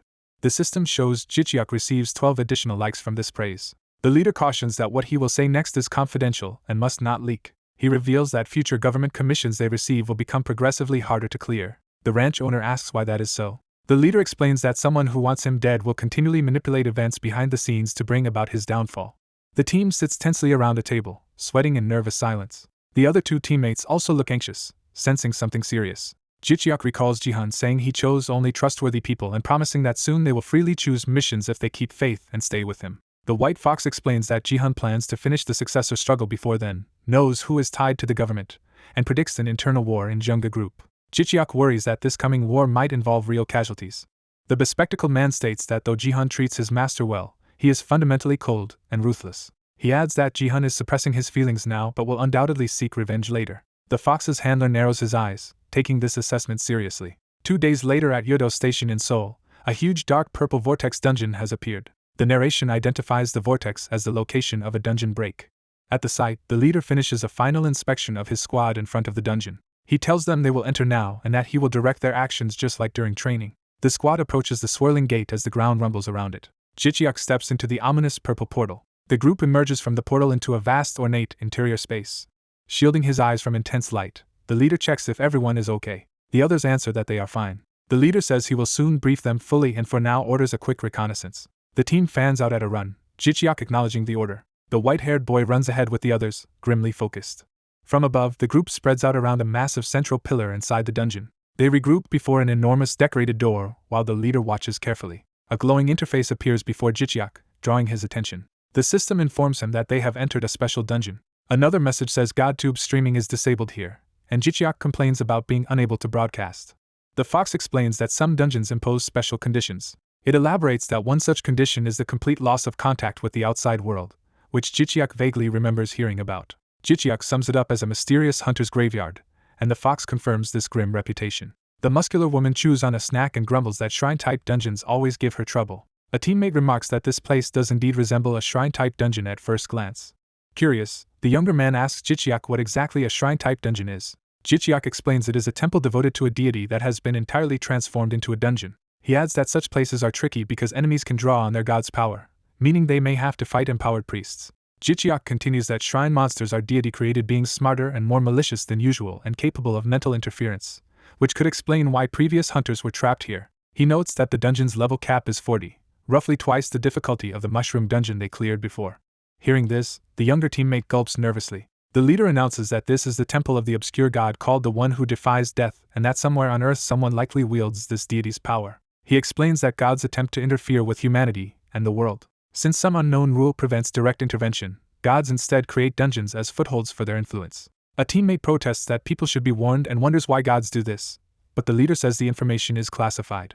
He clarifies that only top hunters and select government officials know about this secret. The others fall silent, digesting the weight of what they have heard. One teammate questions how the leader knows this dungeon so well if this is his first time inside. Jichiak internally admits he has been wondering the same thing. The leader says he has his own ways of obtaining intel, including trading with gods for information. The team stares at him from a distance, surprised by this revelation. Jichiak and his friend whisper in awe that their leader actually negotiates with gods. Jichiak remembers rumors that using the Hunter store lets people communicate with gods and wonders if his own Thumbs Up store has similar potential, resolving to investigate later. The leader notes he hid this fact outside the dungeon to keep it secret. He designates their current location as the safe starting point and prepares to brief everyone fully here. He formally introduces the dungeon name again, Temple of the One Who Defies Death, and explains that in it the undead can wield divine power. The team reacts with shock, pointing out that undead are usually mere corpses like zombies or skeletons. The white-haired boy protests that such creatures being sacred contradicts everything they know. Jichiak points out that divine power is normally the undead's weakness, so he wonders how they can fight enemies who also use it. The leader explains that some deities control the power of the dead and grant their undead followers divine abilities. He says this lethal combination is why no previous party has left this dungeon alive. The strong woman mutters that their foes must be terrifyingly powerful. The leader agrees and informs them that at least 3 enemy types will appear in this dungeon. He identifies one type visually as the undead paladin. He adds that the others are undead priests and undead temple soldiers. Back with the team, he reassures them that the regular temple soldiers at least cannot use divine power. The white-haired boy realizes that only the paladin and priest have holy-style skills, functioning like living classes. The leader confirms this but warns they may still have unique quirks, so everyone must stay cautious while exploring. Jichiak and his friends summarize grimly that they are about to fight dangerous corpse enemies in a cult-like temple, even more hazardous than they expected. The leader starts to describe how the dungeon normally has 7 key opponents. Hannah suddenly stops the group, urgently calling for them to wait. She asks if anyone else hears an eerie sound echoing through the dark corridor. A faint, indistinct chant grows louder from within the darkness. The chanting becomes clear, repeating the word peace as figures appear at the end of the hall. Armored footsteps and clanking weapons approach in rhythm with the sound. A squad of undead soldiers marches forward chanting about bringing death that will bring peace. A close-up of the glowing-eyed leader of the undead finishes the mantra, promising peace to their victims. Hearing the noise and feeling vibrations, the team instinctively turns and shouts in shock. The white-haired boy protests that they should not be attacked at the dungeon's starting point, while the leader urges everyone to stay calm and observe. The leader orders Hannah to report what she sees and tells everyone else to draw weapons and ready for combat. Hannah moves into position and activates her eye ability, light flashing as she focuses down the corridor. Her vision reveals a group of armored undead marching steadily toward them. She counts 7 enemies in total as they advance into view. She specifies that 5 are spear and shield undead soldiers. She identifies the heavily armored swordsman at the front as an undead paladin. She then points out the robed staff-wielding figure behind them as an undead priest. Jichiak watches their advance nervously, thinking about how threatening they already look. He steels himself, noting that these foes are unlike previous monsters and that they are in for a grueling team battle. Jichiak mentally calls out to Jihan, asking for tactical instructions. Jihan immediately commands the frontliners to advance, tells Jibiak to stall the enemies, and orders Song Guang to prepare buffs and healing. Song Guang responds affirmatively as he rushes forward. The muscular woman prepares herself excitedly, acknowledging that she will be the first to engage. Song Guang begins an unusual prayer to the apostle of the noble cow, invoking its milk and flesh to aid humanity. As the woman dashes in, he concludes the prayer by asking for strength to overcome this trial. Song Guang channels pinkish divine energy around his arms, finishing the buff. Waves of that energy surge outward. The empowered woman roars forward as a ghostly bull-like figure appears, reinforcing her with divine might. She grins, feeling the boost in power. She charges at the undead, screaming as she launches a devastating ground punch. Her strike hits with a loud impact. The blow raises a huge stone wall between the party and the undead, and she taunts them that they will not get through. Meanwhile, the undead continue their ominous phrase about death bringing peace. The undead paladin steps around the side of the wall as the chant finishes with peace to you. The woman sees cracks forming where she punched and realizes the barrier is failing. Bright light explodes outward as the wall shatters. The collapsing stone erupts into fragments and dust. Debris flies everywhere, propelled by the explosion. The woman curses that the wall broke so easily, and Jihan orders her to keep creating more barriers to delay the enemy's advance. Jihan then shouts for everyone's attention, announcing that aggro-type skills are disabled in this dungeon. The woman grumbles that this explains why her attempts to draw their focus failed. Hannah is surprised, thinking such restrictions only applied in higher-level dungeons. Jihan says he will explain later and tells everyone to brace for incoming attacks. Jichiak confirms that they cannot generate aggro here, and the fox reasons that this is due to the dungeon's special nature. The fox clarifies that aggression skills rely on psychic or secret arts, and that certain creatures can block them entirely. It adds that such counters normally appear only in level 4+ dungeons, while Jichiak notes newer dungeons seem to house much stronger monsters. The fox urges Jichiak to focus on the battle as Jibiak's stone walls begin collapsing, and Jichiak agrees to concentrate on finishing their task. On the front line, the muscular woman blocks the paladin's glowing sword strike with her empowered fist. She counters with another heavy punch against the blade. Despite her efforts, the undead paladin's follow-up slash lands, knocking her back in pain. She realizes the holy power in his sword is stronger than expected, enough to hurt even through her reinforced fists. Still, she notes that her walls have not been totally destroyed and have at least slowed the enemy's progress. As she braces herself, allies call out that they are covering her back. Song Guang controls a flock of glowing birds for support. Hannah readies her firearm to start shooting. Jichiak's friend dual-wields enchanted pistols, firing repeatedly at the advancing undead. Bullets and energy projectiles rain down toward the undead ranks while the frontliner repositions. The undead soldiers' shields and armor absorb the hits with metallic clangs. The impacts leave only shallow dents rather than real damage. The volleys streak past as the undead continue marching. A close-up shows one undead soldier glaring with undisturbed glowing eyes behind his shield. Their eerie chant concludes that the living must accept their end. Jichiak complains that the undead's murmured lines are unnerving as his guns hiss with spent smoke. The undead paladin glances down, noticing minimal damage and reacting with surprise. Jichiak exclaims that none of their attacks are having any real effect. He and Hannah suddenly hear an approaching engine sound and realize what it might be. A throttle twists as a motorcycle engine roars to life. Jichiak rides his buff bike forward wreathed in blue flame-like energy, shouting for everyone to clear his path. He speeds directly toward the undead formation, flames trailing behind. Accelerating even more, he declares that it is time to really start the fight. He grips the handlebar tightly, preparing a special maneuver. The bike's rear wheel spins up with added energy. Jichiak invokes his skill backspin blow. He skids the bike sideways right in front of the undead line, setting up the attack. The spinning rear wheel screeches against the paladin, grinding into his chest plate. The impact sends the undead paladin flying backward through the air.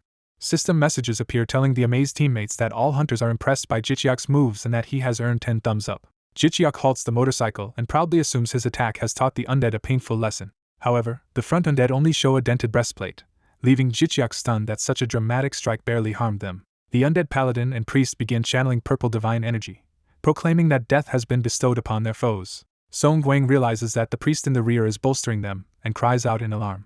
He explains that the enemies are protected by a divine shield, rendering normal attacks ineffective. Jihan orders everyone to fall back. He tells them not to treat this like a standard raid but to fight as if facing human opponents, and to apply the special training they have undergone. One of the brothers worries aloud because he and his sibling never received that advanced training. Meanwhile, the undead soldiers continue their relentless approach, glowing eyes fixed on the team. An armored undead creature with glowing eyes roars furiously. The team clashes with charging undead soldiers while one member rushes forward with determination. The female fighter in red darts swiftly through the battlefield. Two ranged teammates ready and fire their energy attacks. Amid the chaotic melee, a strategist yells that fighting like this is pointless and orders Jichiak to go for the priest. Jichiak spots the robed undead priest standing ahead and realizes he is the key target. Someone thinks that Chiak Liang is probably the best one to deal with the priest. Jichiak calls on Chiak Liang and commands him to attack. The spirit fox Chiak Liang answers obediently and hurtles toward the enemies in a streak of light. Chiak Liang smashes through the frontline undead soldiers with his blazing charge. The fox focuses intensely as it drives its attack home. The priest begins chanting ominously and gathering dark power with his staff. Power swells in the priest's eye as he continues the incantation. A devastating beam of energy blasts out, tearing through the undead ranks. A teammate marvels in disbelief at how strong Chiak Liang is.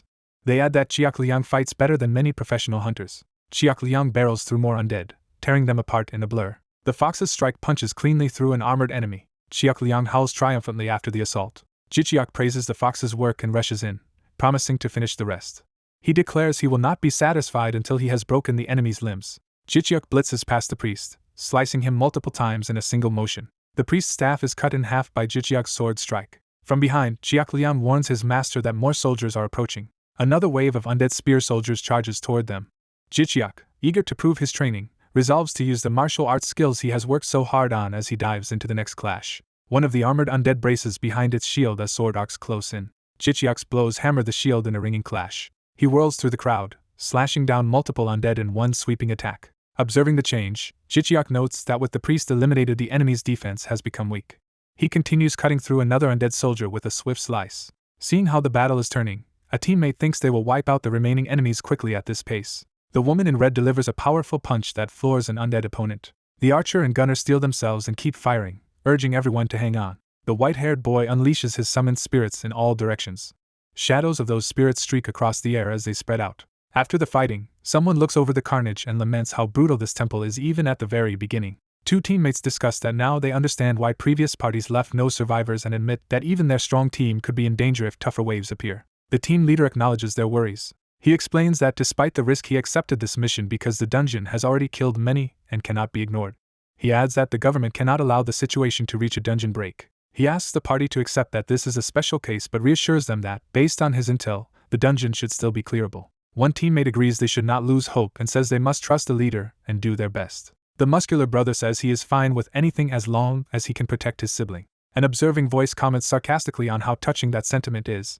The leader then tells everyone to prepare for the next battle, assigning Jichiak to scout ahead while the others hold a strong point. Surprised, Jichiak reacts nervously to being chosen as the scout. Jichiak and Chiak Liang move alone down a hallway lined with the remains of defeated undead. Exhausted, Jichiak complains about how endlessly long this hall is and says he is sick of fighting skeletons. He grumbles that the undead feel unrewarding enemies since they show no emotion or appreciation when defeated.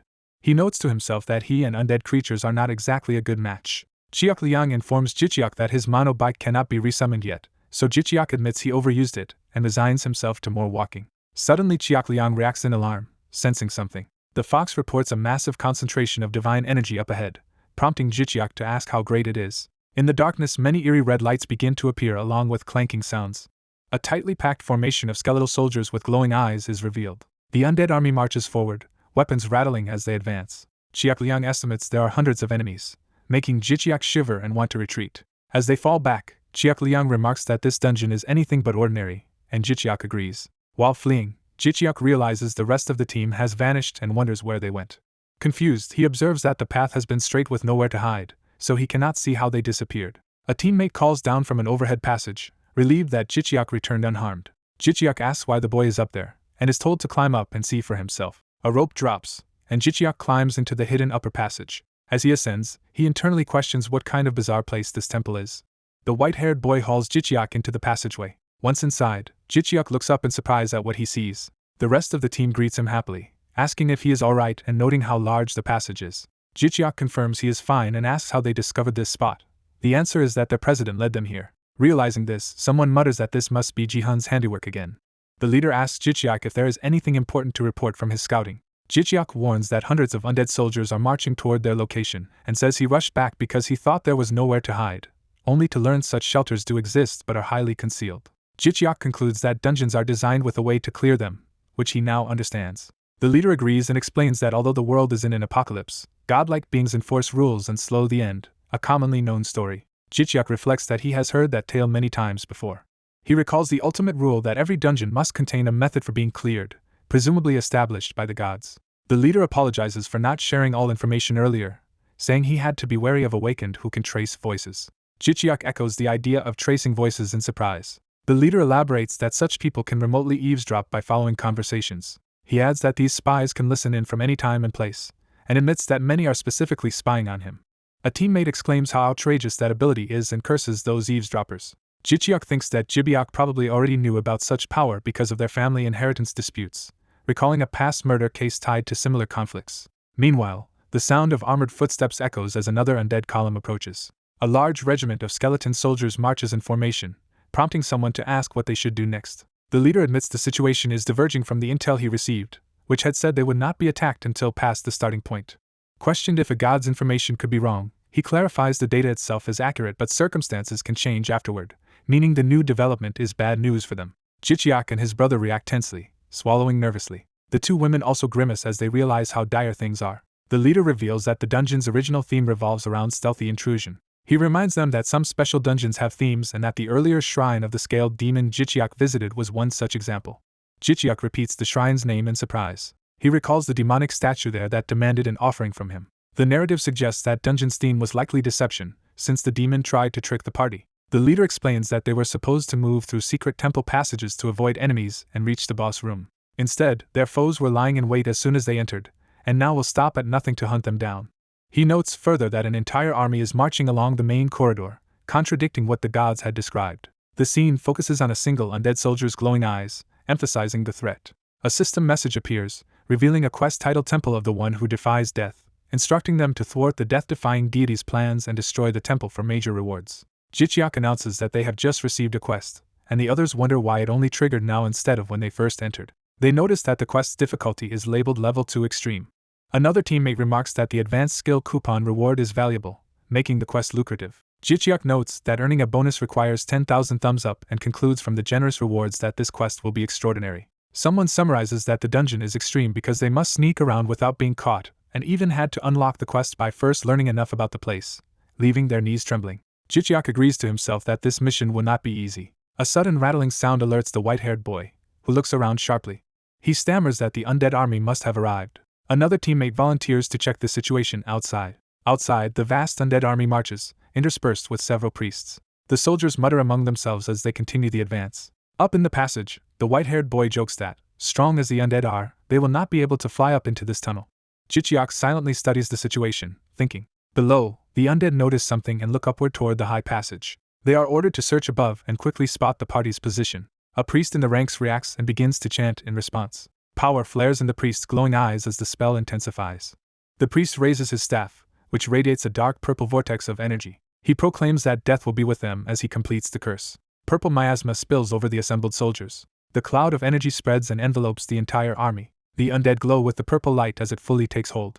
Watching from above, Jichiak and his companion realize the priest has cast a spell that puts all undead under the influence of that light. The spell forces the skeletal bodies to crack, snap, and pop as they violently deform. Jichiak and the boy stare down at the writhing mass, horrified and asking what it is. The fused pile of corpses grows into a towering, grotesque structure as someone screams. The boy shouts that the undead are merging into a single entity. Jichiak stares wide-eyed as he processes what is happening. The merged mass finishes shaping itself into a gigantic serpentine body that begins slithering up the wall. The boy cries out that the fused undead have become a giant snake. Observing its rapid ascent, he warns it will reach them soon and also serve as a ladder for the rest of the army. Jichiak realizes that doing nothing will only worsen their predicament, and desperately wonders if there is a way to wipe out all the enemies at once. Chiak Liang urgently tells his master that he must draw an alchemic circle immediately. Jichiak repeats the term in surprise, questioning what an alchemic circle is. A glowing magical circle appears, and Chiak Liang affirms that this pattern should work. The others peer down in amazement at the newly drawn circle. Jichiak explains that it is a magic circle used by alchemists, surprising his teammates with a skill they did not know he had. Standing around the circle with Jichiak's summoned motorcycle in its center, he modestly says he once learned alchemy and picked up how to draw it. The leader and the others react with stunned, awkward admiration. Asked about the strange bike, Jichiak answers that its cooldown ended so he resummoned his monobike. He then tells the group they will channel their respective skills into his bike. Jichiak reveals his plan that the empowered bike will function as a bomb they can drop on the enemy mass. The others exclaim in shock at the idea of turning the bike into a bomb. The leader looks on thoughtfully, apparently accepting the bold plan. Meanwhile, the undead snake continues climbing the wall toward them. Jichiak and his teammates kneel at the circle, pouring their powers into it as part of the plan. Energy streams from their hands into the glowing lines of the alchemic circle. The infused powers swirl around the monobike, though at first they remain separate rather than fully unified. Only after Muchiak activates his script called integration do all of their energies truly fuse together. Jichiak stands at the center, calmly letting the combined powers flow through and around him. At his command they trigger the alchemic circle. Jichiak slams his empowered hands down into the circle, unleashing the gathered multicolored energy. Jichiak steels himself, eyes blazing with determination. He commands the three powers to fuse under his will. The swirling energies erupt around the monobike with violent snaps and cracks. Narration explains that three distinct powers clash and whirl, eager to merge. The monobike's particles react to the skills and compress into a glowing sphere. A mass of bones and corpses begins writhing and rising toward the ceiling. The grotesque skeletal amalgam squirms, its eyes glowing ominously. The corpse mass slithers up toward the bright energy sphere overhead. The compressed sphere of light shines blindingly. Jichiak and his teammates brace themselves before the massive glowing ball. Jichiak focuses intently on what is happening. Several spheres of light rain down toward the advancing corpse mass. One of the bright orbs descends directly above the skeletal monster. The monster's skull glows as it faces the incoming light. Jichiak invokes a prayer for light to descend.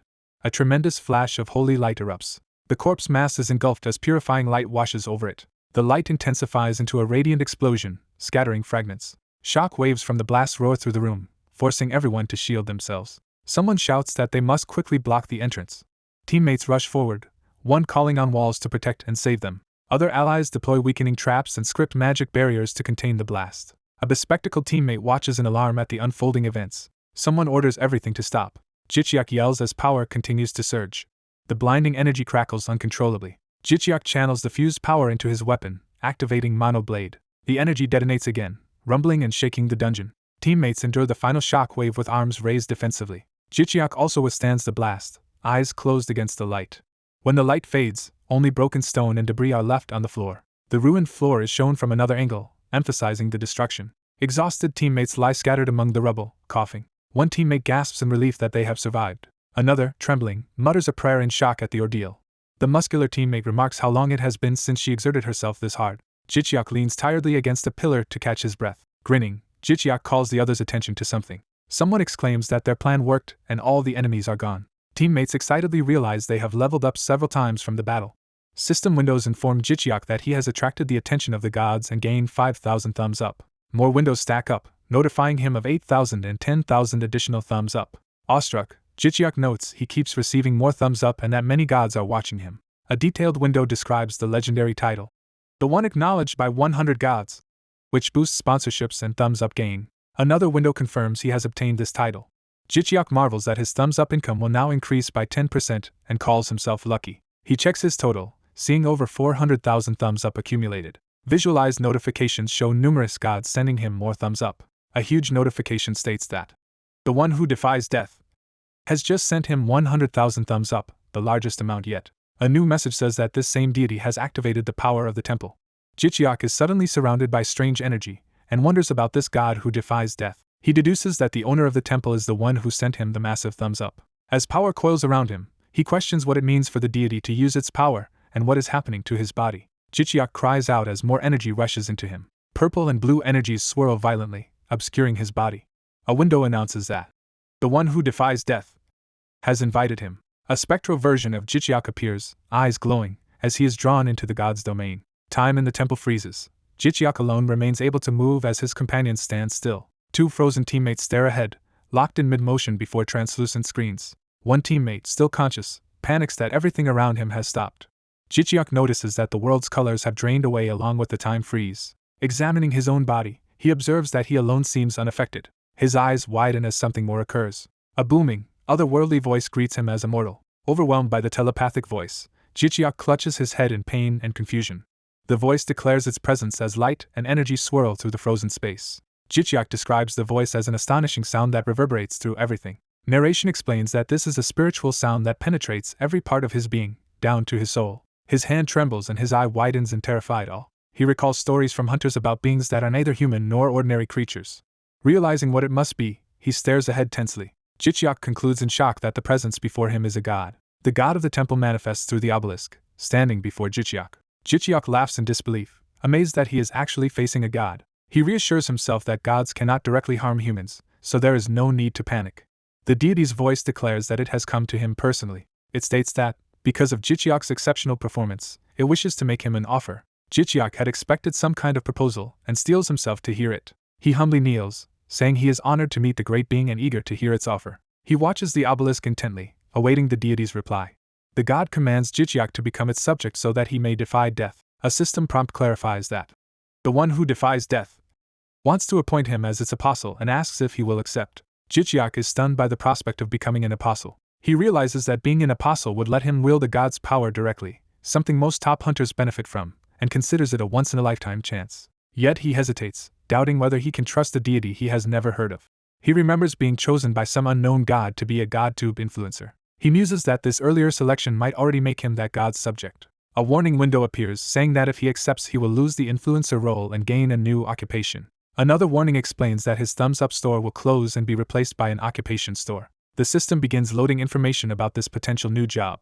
A detailed description of the legendary occupation, Apostle of the One Who Defies Death, appears, listing immortality and power over the undead as its abilities. Jichiak is floored, realizing that as long as the god does not abandon him he effectively cannot die. He questions how overwhelmingly strong this occupation seems. Holding his head, he worries because his advisor Chiak Liang was unsummoned in the earlier explosion and cannot help him decide. Jichiak stares sharply, thinking things through.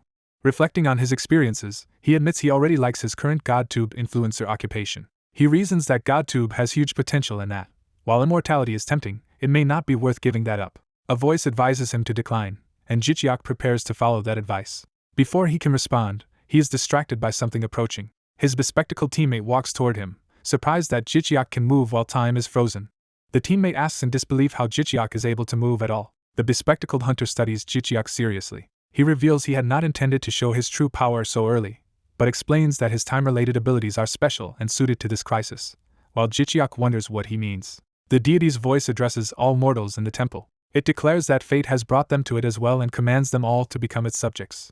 Jichiak panics, protesting that he has not given his answer yet. The system announces that the god is forcefully bestowing its power upon him as purple energy engulfs his body. Jichiak is shocked that the deity is trying to force the power onto him. Tendrils of divine energy coil up his legs as his teammate shouts his name in alarm. The bespectacled hunter glares, preparing to act. He declares his refusal of the god's will and decides to rewind time. Bright clock-like symbols appear as time power wraps around Jichiak's energy-bound leg. Jichiak is pulled back through flowing time energy as the clock runes tick around him. While tumbling in reverse time, someone marvels that the teammate actually managed to reject a god's power. The time user says that detail is unimportant, and that they must ready themselves for battle now that the god is enraged. Time snaps back to the moment before the forced contract, and both realize they have returned, preparing to fight. The deity, amused yet angered, remarks that they dare defy it. It roars that such defiance is happening inside its own temple. Jichiak charges with twin blades as the god swears it will turn them both into its apostles. The time hunter dashes forward, readying his own attack. Channeling temporal power, he forges a sword from the essence of causality. The sword of Chronos, belonging to the god of time, materializes in his hand. Jichiak realizes his ally is creating, not summoning, a divine sword. The time hunter exhales, focusing his resolve. He shouts for focus as the enraged deity begins to move again. Jichiak and his ally stand side by side in battle stances as dark tendrils surge toward them. Jichiak cries out in pain and confusion, asking what the ominous energy is. He watches in horror as the dark mass reshapes itself into a humanoid figure. A grotesque, powerful-looking faceless avatar of the god finishes forming, radiating menace. The avatar commands the living beings to come to it. It raises a hand, summoning a brilliant purple orb while calling something forth. Jichiak stares, eyes wide with terror. The divine avatar lashes out with swirling purple energy, as Jichiak leaps toward it with his blades. The god's energy slams into Jichiak, enveloping him. As tendrils wrap around his limbs, Jichiak wonders what kind of attack is draining him. He screams as lightning-laced tendrils constrict him, filling his body with agonizing pain. Narration describes how it feels as if his entire body is burning. His time-wielding teammate shouts Jichiak's name in alarm. Jichiak feels his energy being siphoned away and realizes the tendrils are sucking his life force. From above, we see the deity's avatar draining Jichiak while the time hunter prepares a counterattack. The time hunter swings his sword at the draining tendrils. His blade slices through the god's energy, severing a portion cleanly. Freed, Jichiak howls and retaliates with his own desperate slash. He notices in surprise that the attack suddenly stops. They both see that where Jichiak's sword struck, the purple mass has turned into a pitch-black, starry void. The time hunter observes that Jichiak's strike has literally sliced open a void. The godly avatar, stunned, mutters in confusion, wondering what just happened. Panting, the time hunter looks on warily. Jichiak, still gripping his sword, gasps for breath after the exchange. A system notification flags a system error while someone wonders how Jichiak managed to sever a god's power. A divine authority forcibly intervenes, causing the godlike being to contort in pain and shout at the mortal. The god demands to know how the mortal severed this dimension. The system announces that time manipulation has been detected as the god writhes. The god remarks in disappointment but hints there is more to come. Declaring they will meet again, the god compresses itself into a glowing sphere. Jichiak's teammate exclaims that the god's body is twisting into a ball. The compressed god erupts with violent energy. The resulting blast engulfs the area and silhouettes the combatants. Someone cries out in pain amid the blinding explosion.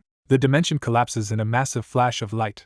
Back in the normal hall, Jihan compliments the exhausted Jichiak for enduring until the end. Jichiak, still shaken, asks Jihan if he had known this outcome in advance. Jihan explains that although gods are powerful, the dungeon system is formed by multiple gods' combined power. He reminds Jichiak that gods cannot directly influence humans without special conditions, which Jichiak had only read about before. Jichiak admits he was terrified, thinking he could have become that god's enslaved apostle if things went wrong.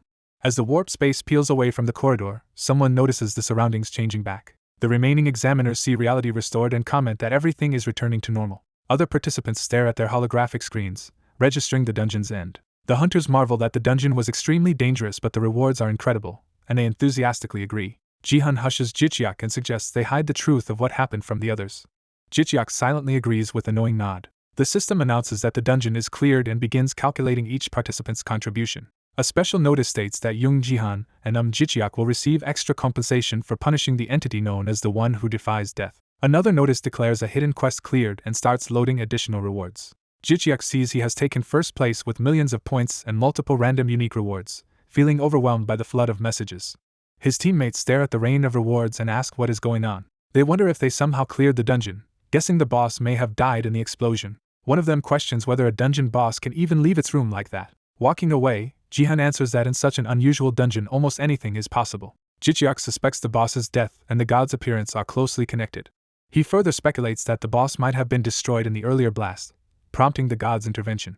The other hunters look at one another, trying to process what happened. Their expressions show mixed surprise and respect as they think back on the battle. Jihan reflects quietly that he has now personally confronted a god. Jichiak also recalls the encounter, his determination deepening. As the portal home opens, he thinks about how he has now witnessed Jihan's extraordinary abilities. Later, Jichiak turns away, still pondering everything that occurred. With a renewed gaze, he resolves to move forward. He feels as if an entirely new horizon of possibilities has opened before him. The narrative shifts to the outskirts of Seoul. Inside a luxurious presidential suite at a hotel, the next scene is set. After safely escaping the dungeon, Jichiak and his team rest at the upscale hotel Jihan arranged. Jichiak receives a legendary title for being the first to conquer a special dungeon with 0 casualties, which increases future dungeon rewards. He is amazed by the title's power and wonders why it appeared only now. Reading the description, he notes that it boosts his dungeon rewards but wishes the effect were explained more clearly. Chiak Liang, his fox-like advisor, appears and politely asks if Jichiak has rested enough. Jichiak says he has, and Chiak Liang urges him to check the enormous number of thumbs up he has earned. When Jichiak opens the stats, he is stunned to see 123,478 likes accumulated. Delighted by the response, he smiles brightly at the screen. Chiak Liang asks to offer advice as his advisor, and Jichiak readily agrees. Narration explains that after checking his likes, Jichiak started purchasing new skills based on Chiak Liang's suggestions. Chiak Liang focuses intently on the system screen, reviewing possible skills. The advisor presents Jichiak with 2 growth paths, one granting quick strength and the other slower but unparalleled power. The system reveals a legendary skill called Angel of Justice who elevates honor, which summons an Angel of Justice. Another legendary skill, Spiritual Unity of Heaven and Earth, can merge all related martial arts into a single buff.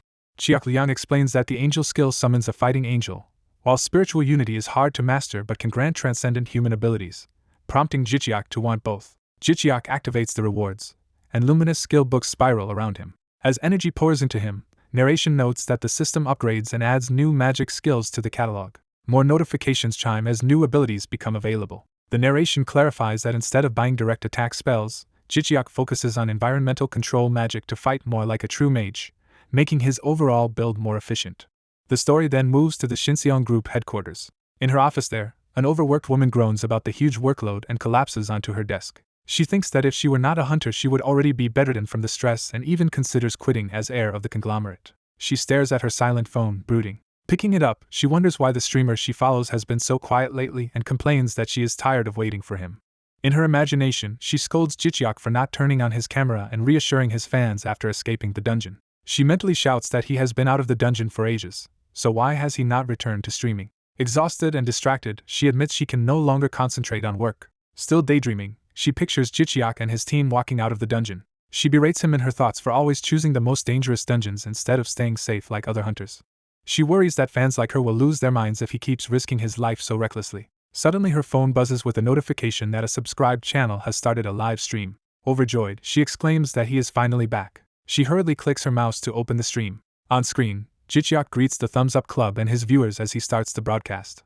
Watching from work, the woman is relieved to see he looks healthy and lightly grumbles about how long he took. Jicheok explains to viewers that he is doing a surprise live stream to make up for worrying them and apologizes for being too exhausted to stream the previous day. She types that his rest is more important and assures him that fans completely understand. As she scrolls, she is startled by the flood of hate comments mixed into the chat. On the stream, Jicheok says today's content will be drawing random unique skill rewards he earned from the dungeon and sharing the process with everyone. Viewers react in disbelief at the idea of revealing unique skills and debate whether showing them publicly might be controversial. Some urge him excitedly to proceed right away. Others spam that they cannot wait for him to start. Jicheok moves to the main topic, saying he prefers to get straight to the point just like his viewers. His dedicated fan is shocked that he plans to reveal all his random unique skills and wonders why he would do that. She reflects that exposing an awakened person's abilities can endanger them and even threaten national security, so she cannot understand his choice. Still pondering, she asks herself what Jicheok gains from releasing such sensitive information. Jicheok floats amid glowing skill books as she worries he might be doing this just to increase his popularity, and questions if he is really serious. Later, outside the hotel, someone asks Jicheok how his live stream went. Jicheok replies that it went very well and that he obtained fantastic new skills, prompting his friend to predict he will become overpowered. The friend reminds him about their 7 p.m. team dinner and tells him not to be late. Jicheok agrees. The friend waves goodbye and leaves Jicheok alone in his room. Jicheok looks at a newly acquired blue pendant called Segment of Illusion, excited to show it off as Cheok Liang describes its powerful illusion-creating properties. He marvels that he can now freely create illusions, and Cheok Liang claims the artifact is strong enough to let him dominate the world. Jicheok notes with satisfaction that the skill costs no mana and judges it better than most abilities. He then asks Cheok Liang to summarize the skills he pulled during the live stream since he only had time to open the boxes while hosting. A description appears for Soul Telekinesis, a unique buff that fuses telekinesis with spiritual power into a transcendent ability. Jicheok is surprised by the mention of spiritual power, and Cheok Liang confirms the skill merges telekinesis with that force. The advisor explains that soul telekinesis enables both physical and spiritual attacks and can even generate a mysterious spiritual substance. When Jicheok asks what that substance is, Cheok Liang says that using spiritual power to communicate with spirits produces it. The narration elaborates that this unknown spiritual substance can itself become a skill, though its exact effects remain unclear. Since even Cheok Liang does not fully understand it, Jicheok decides the only way to learn more is to acquire the ability, and then asks what skill is next. The next screen details summon the indestructible toy, a unique magic that calls forth an unbreakable toy controlled by the user's will, which Jicheok quickly understands. Cheok Liang adds that Jicheok can freely choose the toy's type and size, so further explanation is unnecessary. The advisor concludes that Jicheok must obtain both new skills to grasp their potential and urges him to try them. Jicheok agrees and resolves to test the abilities. That evening at the hotel restaurant, the team gathers amid lively chatter. One teammate spots Jicheok arriving and calls him over. Jicheok greets everyone cheerfully, noting they are all early. Jihan welcomes him and suggests they eat first because he has much to discuss. During the meal, Jihan announces that the dungeon mission was a complete success. He explains that the government is pleased with their results, and that their ratings in multiple areas have gone up. The younger teammates react with excitement and curiosity. One woman hesitantly asks if it is safe to talk work matters so openly in public. Jihan assures her it is fine because the hotel is currently occupied only by personnel involved in the mission. Realizing this means he rented out the entire hotel, the others are impressed. Jicheok thinks to himself that for someone like young Jihan, such extravagance is nothing. Jihan bows and says that although being first to clear the dungeon is great, the best accomplishment is that no one died, giving the credit to everyone present. Jicheok finds Jihan's humble attitude surprising compared with the media's image of him as an arrogant rich heir. Jihan then distributes documents, explaining that the government has sent them important materials. The team members begin reading the contents with serious faces. They learn that only 20 countries worldwide have managed to clear any dungeons at all. Shocked, they exclaim at how few nations have succeeded. Jihan elaborates that out of roughly 200 remaining countries, only 20 stopped their disasters and that Korea lost many teams before theirs. The team falls silent as they think about the heavy sacrifices involved. He adds that dungeon breaks have already occurred in every other country. These nations are now fighting wars against the monsters, with some barely holding on while a few have achieved limited victories. Jihan warns that land around dungeons is turning uninhabitable and, unless the dungeons are completely removed, more casualties are inevitable, especially among low-level hunters. He confirms Jicheok's grim conclusion that deaths will continue to mount. Jihan apologizes for the gloomy briefing but says it is necessary, then hints that the information is related to the offers they are about to receive. One teammate asks who exactly will be making such offers. Jicheok reasons aloud that as the first team in the world to clear that type of impossible dungeon without casualties, their global value has skyrocketed. He concludes internally that the whole world is now watching and trying to recruit them as hunters. The others excitedly ask if this is true and wonder what kind of offers they will get. Cautious, Jichiak reminds them that not every offer is good and that leveling too fast might lock them out of level-restricted dungeons. Jihan counters that they should not hold back their growth for that reason. He argues that they never know when or where dungeon breaks will happen and that higher-level dungeons grant better rewards, so they must keep leveling. He adds that if they do receive offers from various places, there is something important he wants them to keep in mind. Jichiak privately believes such offers will not be a problem for him personally. He reflects that even if his teammates outlevel low-ranked dungeons and cannot enter them anymore, he will still be able to. He reminds himself that this is because he is permanently stuck at level 1. The scene transitions to a nighttime cityscape, signaling a new phase. Traffic flows under the city lights as the world goes about its business. Someone in a car reflects that the timeline has undoubtedly changed. Jihan, riding in the back seat, thinks about the many unexpected events and how the tutorial period seems to be ending years earlier than it should. He concludes that they are clearly experiencing some major abnormality. He foresees that as level-restricted dungeons become increasingly problematic, dungeon breaks will grow more frequent across the globe. He predicts that humanity will gradually lose the small safe territories it still holds. In his mind's eye, he recalls battles on vehicles and a lone rider, symbolizing ongoing desperate struggles. His grim reflection ends on the image of a ruined city, thinking about how everything ultimately collapsed in his previous future. Someone reflects that the crisis is arriving earlier than expected, and they thought they had more years to prepare. In a car, the driver notes his boss has not slept at all since returning from the dungeon. The boss is warned that even if his HP is full, lack of sleep will exhaust him mentally. He agrees but trails off while driving through traffic. The city skyline is shown as this ominous timing sinks in. He thinks that the precious tutorial period is almost over. He resolves that he must now catch up to the events already unfolding. He wonders if Jichiak is the only one who has properly used this preparation time. He recalls Jichiak's determined face. He thinks that Jichiak's growth rate is unimaginably fast. He pictures Jichiak fighting powerfully with twin blades. He admits Jichiak does not fully understand the situation, but is glad Jichiak is on their side. The scene shifts to home, where a friend excitedly says he got a message from GOF's headhunter during his live stream. The friend explains GOF is the biggest awakened hunter company in the US, backed by a massive conglomerate that dominates the country. He gushes over how amazing the offer is and asks to see the message while Jichiak tells him to calm down. Jichiak brings up the email on his phone to read it. The message from Guardians of Freedom says they have been watching Jichiak's performances. It notes that because there is no dungeon footage, they cannot see his exact skills. The email adds that many company executives are closely interested in him. It says they know the contract terms between him and Yonghwa Group.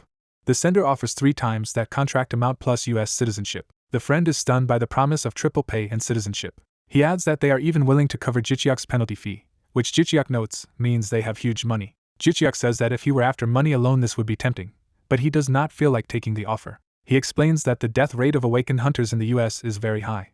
His friend agrees, saying the US gives awakened people more freedom due to limited government interference. Jichiak adds that better gear there is offset by a much higher chance of death. The friend calls America a scary place, and then remembers Jichiak can now upload the dungeon video. Jichiak affirms he trusts his friend with the video, and the friend gladly accepts. Back home, Jichiak decides to use the time to upgrade his skills and train in martial arts. He calls out to Chiak Liang, asking if he is present. The fox spirit Chiak Liang materializes in a burst of energy and answers his master's call. Jichiak asks about dual spell casting, and Chiak Liang explains it lets him hold 2 thoughts at once and use 2 magic skills simultaneously. Jichiak remarks that this would be very useful in combat. Chiak Liang confirms that dividing thoughts to cast 2 kinds of magic at the same time makes the skill extremely powerful, and Jichiak vows to master it.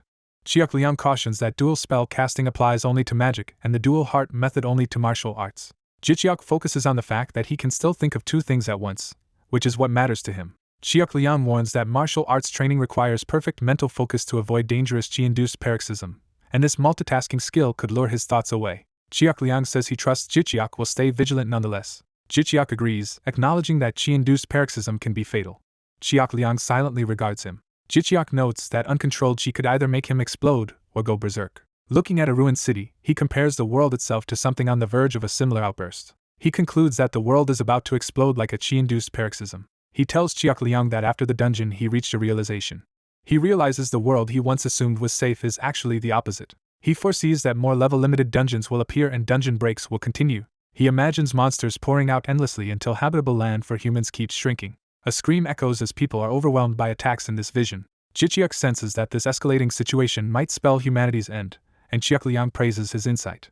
He says he would not have felt this way if he had not met the entity that defies death, but now he is painfully aware of reality. Remembering that being, he feels like he stared into an abyss that stared back at him. Though he gained knowledge, he feels his mental stability has permanently decreased. As a result, he resolves to take everything far more seriously from now on. He concludes that he must grow stronger very quickly in order to protect himself. He adds that his strength is needed not just for himself but for the whole world and its people. He tells Qiaoliang he will need the fox's help to achieve this. Qiaoliang readily agrees to help his master. Something catches Jiqiak's eye as a system reaction begins. A system message flashes that restrictions have been lifted and additional information is now available. Qiaoliang suddenly flares with energy and Jiqiak wonders what is happening. The fox congratulates him, saying he has unlocked a secret on his own, which Jiqiak questions. Qiaoliang explains that by deciding his future path, Jiqiak gained an epiphany, releasing some classified information stored within Qiaoliang. Jiqiak, surprised, asks what that newly accessible information is. Qiaoliang concentrates intensely. He proposes that they now look at the unlocked information together. Energy storms swirl as the revelation begins. A declaration states that the human world is destined to be destroyed. It continues that this is an unchangeable fact about the future. However, it clarifies that this does not necessarily mean humanity will be completely wiped out. Instead, it says this destruction is part of a so-called great blessing. Jiqiak is shocked to hear this catastrophe described as a blessing. Qiaoliang explains that Earth, though ancient, is still immature and fragile like a child. He adds that Earth is so weak that the presence of even a single deity can break it. Jiqiak asks how such fragility could be considered a blessing. Qiaoliang says that once fully matured, Earth will be able to withstand gods from 3,000 worlds. He explains that the current upheaval is simply part of Earth's developmental process. Various scenes of nature and civilization are shown as context for this evolution. Qiaoliang states that dungeons are the mechanism through which the planet grows more powerful. Jiqiak reacts in disbelief, while Qiaoliang says Earth is not owned only by humans, and that its demise is a matter of perspective. Qiaoliang says that to the gods, Earth is like a plant they are cultivating. He continues that humans are viewed as pests, stubbornly surviving even when gods attempt to eradicate them. Jiqiak falls silent, processing this harsh view. He sums it up as humans being mere pests to the omnipotent gods. He extends the thought, realizing the gods likely want to exterminate them. Jiqiak asks to confirm that the goal is not total human extinction or their evolution, and Qiaoliang agrees. Qiaoliang compares the coming change to a snake shedding its skin, where one form of life ends and another takes its place. He explains that drastic environmental shifts will erase current human society, leaving only a small group of survivors who adapt but can never again claim Earth as solely theirs. Jiqiak asks when this will occur. A system sound indicates that the timing of that event remains restricted information. Jiqiak accepts that he is not yet permitted to know when it will happen. He concludes that if humanity does not clear the emerging dungeons, civilization as they know it will fall. Jiqiak then asks Qiaoliang whether there is any way to destroy dungeons without clearing them. Qiaoliang replies yes, saying there is an item for that in the thumbs-up store. Jiqiak reacts with surprised excitement at this possibility. The perspective shifts to Yunha Group headquarters. Inside, someone is shocked to hear that everyone from the dungeon raid survived. An executive, Young Sugi's assistant Kim Yang-injin, thanks fate that his cousin lived and asks about the recruitment plan he ordered. The subordinate reports he could not even get close to the target because the person is being completely shielded, making recruitment impossible. The executive is surprised it went so poorly and admits he underestimated how thoroughly Young Jihan would plan things. The subordinate says Jihan is no longer the reckless rebel he once was, prompting the executive to remark that Jihan has apparently grown up. A note emphasizes that Jihan has become a completely different person. The executive sighs and asks what their next move should be. He then proposes they eliminate Jihan's reliable pawn and asks if the subordinate can handle it, who answers that he can if the target is Jiqiak. Curious, the executive asks why only Jiqiak is being targeted and not the rest. The subordinate reviews Jiqiak's feats, recalling him charging into battle alone. He remembers Jiqiak's ferocity and speed when cutting through enemies. He explains that Jiqiak prefers solo runs because his mana recovery is extraordinarily fast. The executive comments that such solo behavior sounds very dangerous. Observing Jiqiak heading alone into another dungeon, the executive notes how risky solo dungeon diving is. Smiling darkly, he says his cousin might soon lose his buddy. The story cuts to a rocky canyon sky setting. This area is identified as an unpopular dungeon called the Land of the Walking Stones. It is described as a 10-kilometer radius wilderness. The dungeon is simple, with no mazes and only one type of monster, rock golems. A huge rock golem appears as Jiqiak attacks it while riding a motorcycle.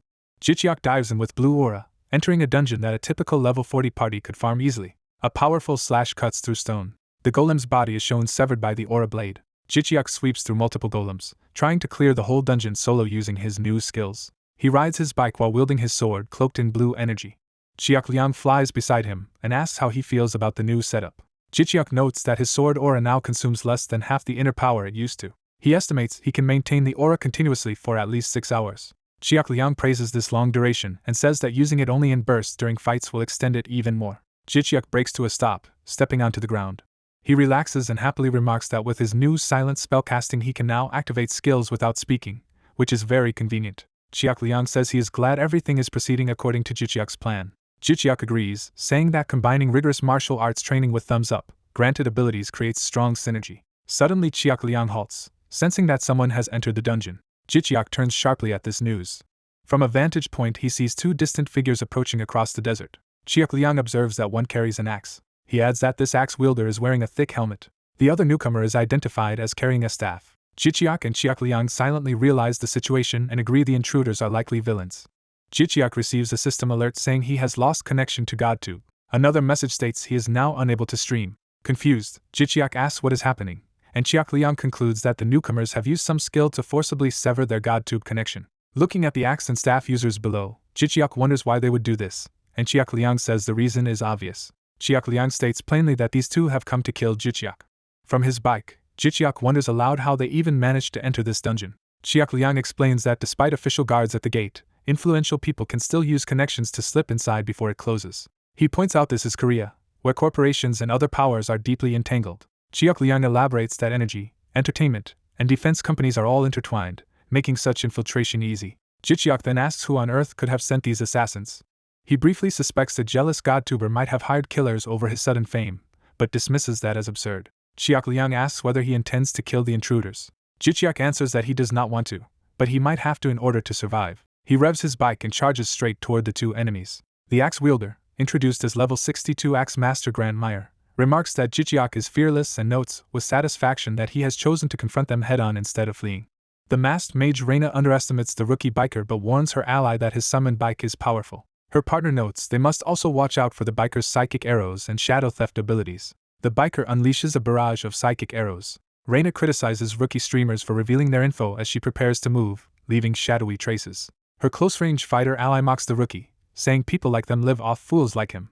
The ally casts buff magic on himself, greatly increasing his muscle strength. The buff continues, boosting his speed as well. Charging forward, he taunts the rookie for entering high-level content and calls his recklessness suicidal. Supercharged by buffs, he rockets straight toward the biker, shouting that he cannot tell if the rookie is brave or just brazen. The fox familiar warns its master to brace as the buffed fighter rushes in a flaming aura. The biker decides to go all out as well, gripping his throttle. He reasons that because of his top dungeon contribution rank the enemy assumes he is about level 40. He focuses confidently, revealing hidden power. He thinks the enemy's assumption is completely wrong and accelerates with a huge psychic aura. The bike erupts forward in a massive blue energy burst. The wheel spins within the blurring aura. The rider becomes a streak of blue energy, tearing through the landscape. Reina recalls that her ally's class is one of the best warrior occupations. She notes he excels at close combat and physical strength. Their auras clash as blue and pink power streak toward each other. She remembers he is a hitman who can defeat higher-level awakened in duels. The two energy torrents collide violently. The close-range fighter scoffs that a level 40 weakling cannot beat him as the biker charges in. He furiously vows to mutilate the shameless rookie. The biker twists the throttle harder, preparing a counter. His blue psychic power surges even faster. The enraged warrior laughs, asking if the biker really thinks he can win. Biker and warrior hurtle toward each other, weapons and auras drawn. A psychic arrow zips toward the warrior's helmet. Shock registers in the warrior's eye as the arrow closes in. Their collision produces a massive explosion of blue and purple light. After the blast, the buffed fighter lies motionless on the ground, weapon thrown aside. A closer view shows him unconscious and badly beaten. Cracks are visible on his helmet from the psychic hit. Reina gasps in disbelief at the outcome. She internally panics that her powerful teammate truly lost. She recalls how durable and strong her ally is, able to withstand even dump trucks. Concluding this defeat is impossible, she clutches her staff in shock. She stares at the distant biker and wonders what is happening. The fox informs its master that the close-range fighter survived the attack.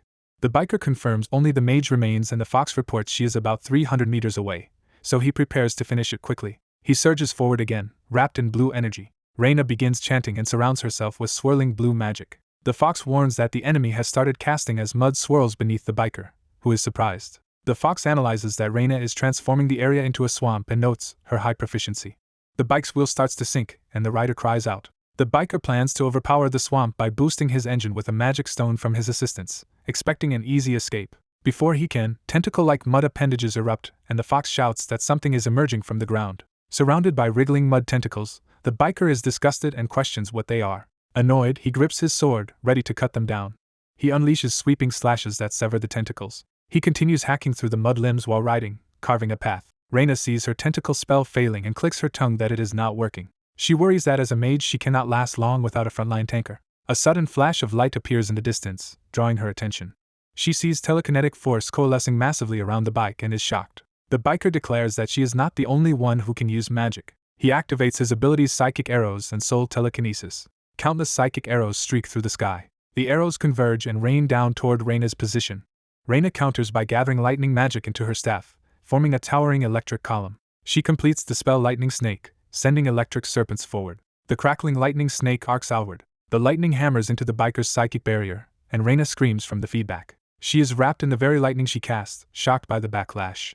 She glares intensely, trying to maintain control. The biker rides shielded inside a glowing psychic sphere as the lightning storms around him. He braces himself, pushing through the electric onslaught. Encased in the barrier, he speeds straight at Reina. The shielded bike cuts through the lightning snake like a blade. He dives past Reina in a high-speed pass while her lightning still coils around her staff. Reina stands crackling with residual electricity, preparing another move. The biker surges by, charged with energy. As Reina swings her lightning staff, the bike's passing attack slices toward her. A psychic-infused slash tears through, drawing blood. Blood splatters from the decisive strike. The biker smiles slightly, knowing he has won. He screeches the bike to a halt. Behind him, Reina staggers and collapses. Reina hits the ground and her staff falls away. Blood pools on the earth from the fallen mage. The biker remarks how quickly the battle ended and how easy it felt. He wonders aloud whether the assassins were weak, or he has become too strong. The fox estimates from intel that the defeated enemies were level 60 to 70, praising how powerful the master has grown. The fox comments that using and strengthening a bike is extremely rare among awakened, and the biker notes no one truly knows his full power.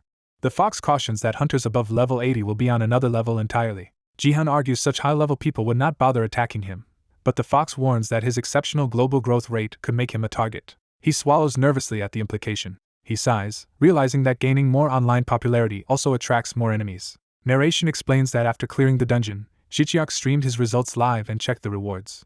One reward is a C-rank heavy longsword made from a destroyed rock golem core, which heals itself and triples its weight on impact. He decomposes the heavy longsword through his system. The system reveals a hidden essence was found from the decomposition. That essence becomes a B-rank item called the Heavy Elixir, an elixir for summons that grants the longsword self-heal and instant mass increase effects. Jichiak realizes it is essentially a pill that transfers a weapon's powers to a summoned creature.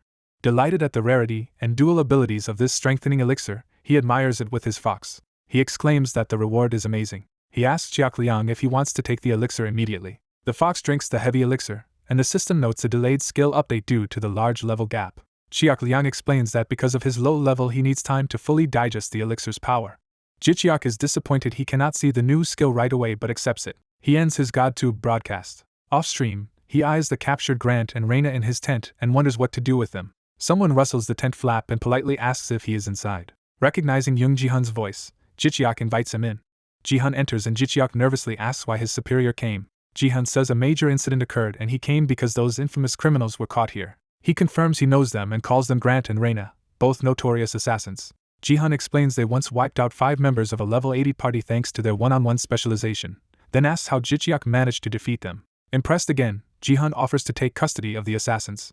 He adds that the pair may hold information useful for solving international crimes. He further notes they could bring diplomatic advantages as bargaining chips. Jichiak thinks this pragmatic attitude is typical of Jihan and gladly hands the prisoners over. A transport van drives through the canyon, carrying the captured assassins. Inside, Jihan reflects that transporting Grant and Reina so easily is almost unbelievable. Sitting opposite Grant, he muses about how easily he captured such vicious criminals. Jihan reaches out and channels a glowing power toward the unconscious Grant's forehead. A ring of energy envelopes Grant's head as Jihan uses his ability. The psychic circle pulses brightly. Grant's memories begin surfacing as light pours over his face. His brows twitch as the memory probing continues. From outside, the van speeds along while someone screams within. Heavy breathing echoes in the enclosed vehicle after the scream. Grant jolts awake in panic, shouting that he was just fighting a bike and asking where he is, while Jihan tells him to calm down. Jihan advises him not to move because of his severe injuries.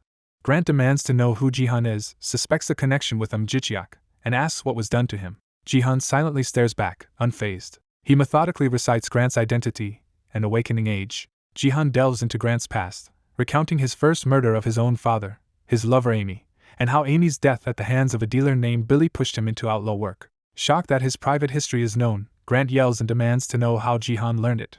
Jihan insists Grant answer his questions first. Jihan asks why Grant came here now when he is supposedly working as a mafia mercenary. Grant refuses at first, saying Jihan should just hand him to the police. Jihan coldly promises a peaceful death if Grant tells the truth. He warns that if Grant resists, he will make him beg for death.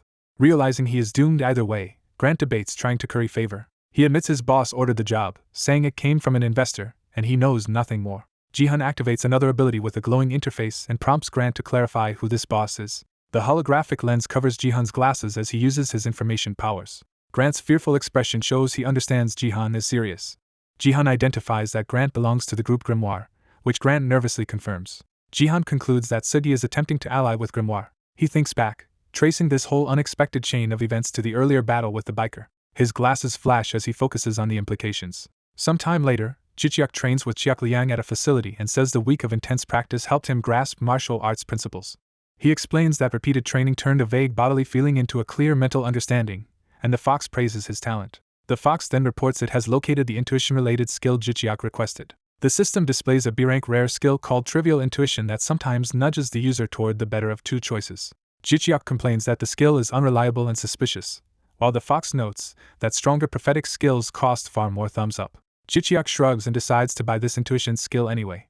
The protagonist notices a notification on his phone and realizes it is a public safety alert. He reads a government warning that a dangerous gate has appeared in Yodo and people must evacuate, which alarms him. While he walks through his home, a news report explains that a special dungeon has appeared inside a convenience store on a building's first floor in Yodo. The report adds that this dungeon comes with a level restriction. A newscaster states that only hunters under level May 20th enter, and that 2 teams have already been annihilated. Hearing this, he reacts with tense determination. The broadcast warns that the dungeon could soon break, devastating Yodo, and his spirit companion asks if he is going now. He answers that he should. He dashes off, saying he will first gear up. Scene transition as he rushes away. While packing equipment, his spirit explains the dungeon was created by a broken warding stone and that its malice is evident from how quickly teams are being wiped out. He asks if other nations face similar events.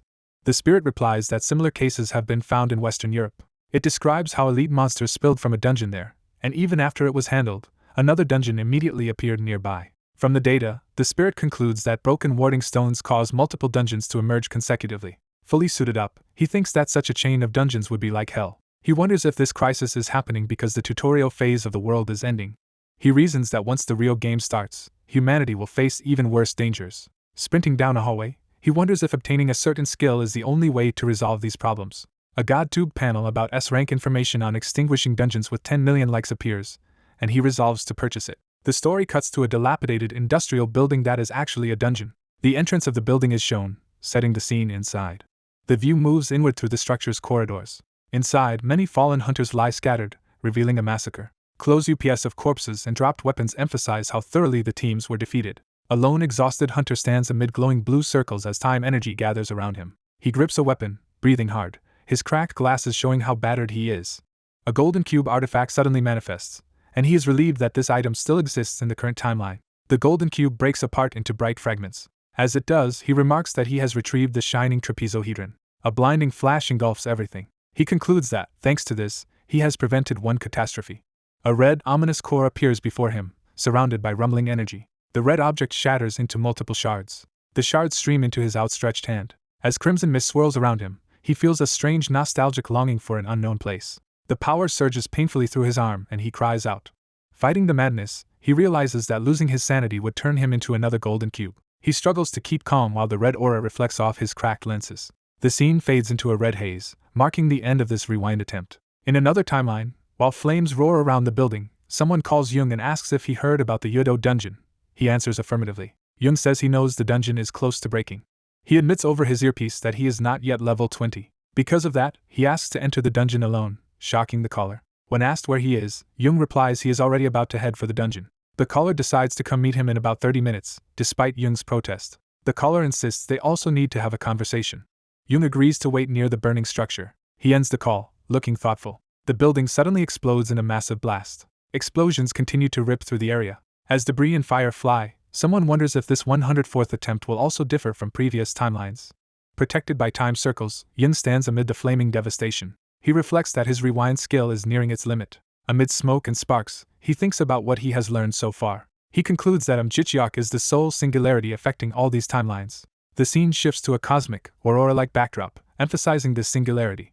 Back in the present, Jichiak and Jung arrive at Jichiak's home but see that Muchiak is out training and probably buried in research for the Chaos script. Jung asks why Jichiak is in such a hurry since they still have a day or two before a dungeon break. Jichiak replies that they should not waste time because further casualties are unacceptable. Jung agrees but says they must not rush because of complicated circumstances.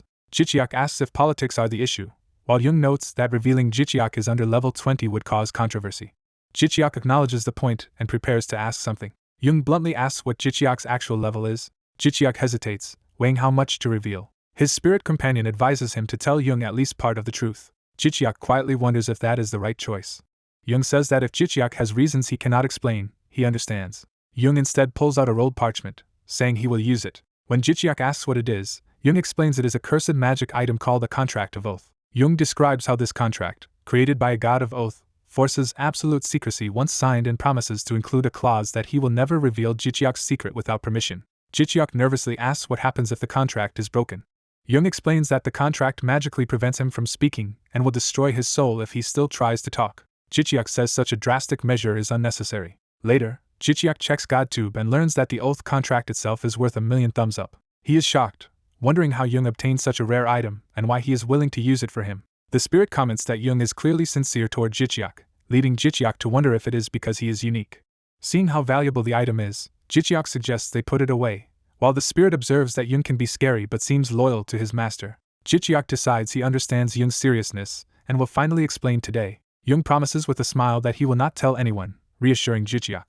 Jichiak reveals that his level is stuck at 1 and never increases. Jung pauses, then concludes Jichiak must possess an extraordinary skill.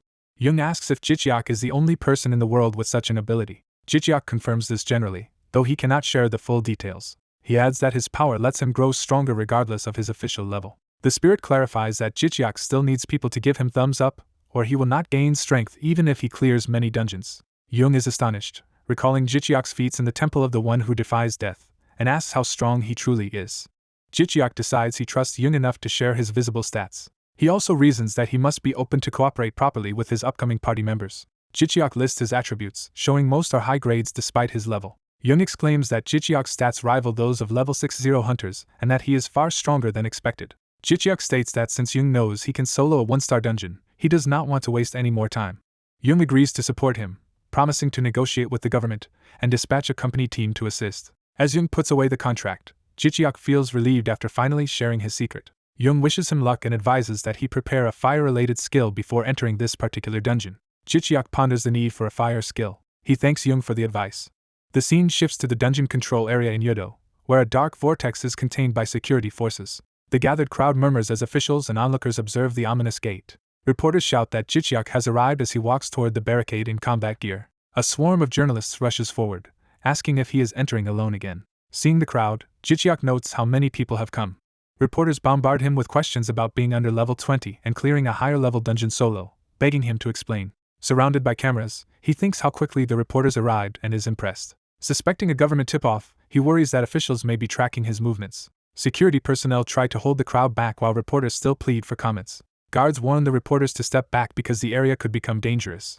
Jichiak pauses, considering his response. He decides to accept a few questions before entering the dungeon. The crowd is surprised that he is willing to talk. Addressing everyone, he thanks them for their interest but limits the session to 3 questions.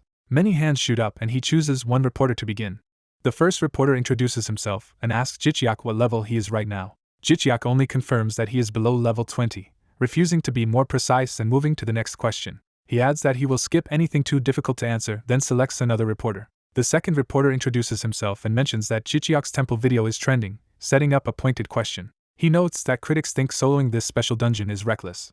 He directly asks Jichiak for his opinion on those concerns. Jichiak meets the question calmly, considering how to answer. He replies that he is confident in going alone and that without such confidence, entering now would indeed be suicidal, then asks for the final question. A third reporter introduces himself and says many experts believe Jichiak is likely to die and that some people think the government should forbid him from entering at all. The reporter asks Jichiak what he thinks of such calls to ban him.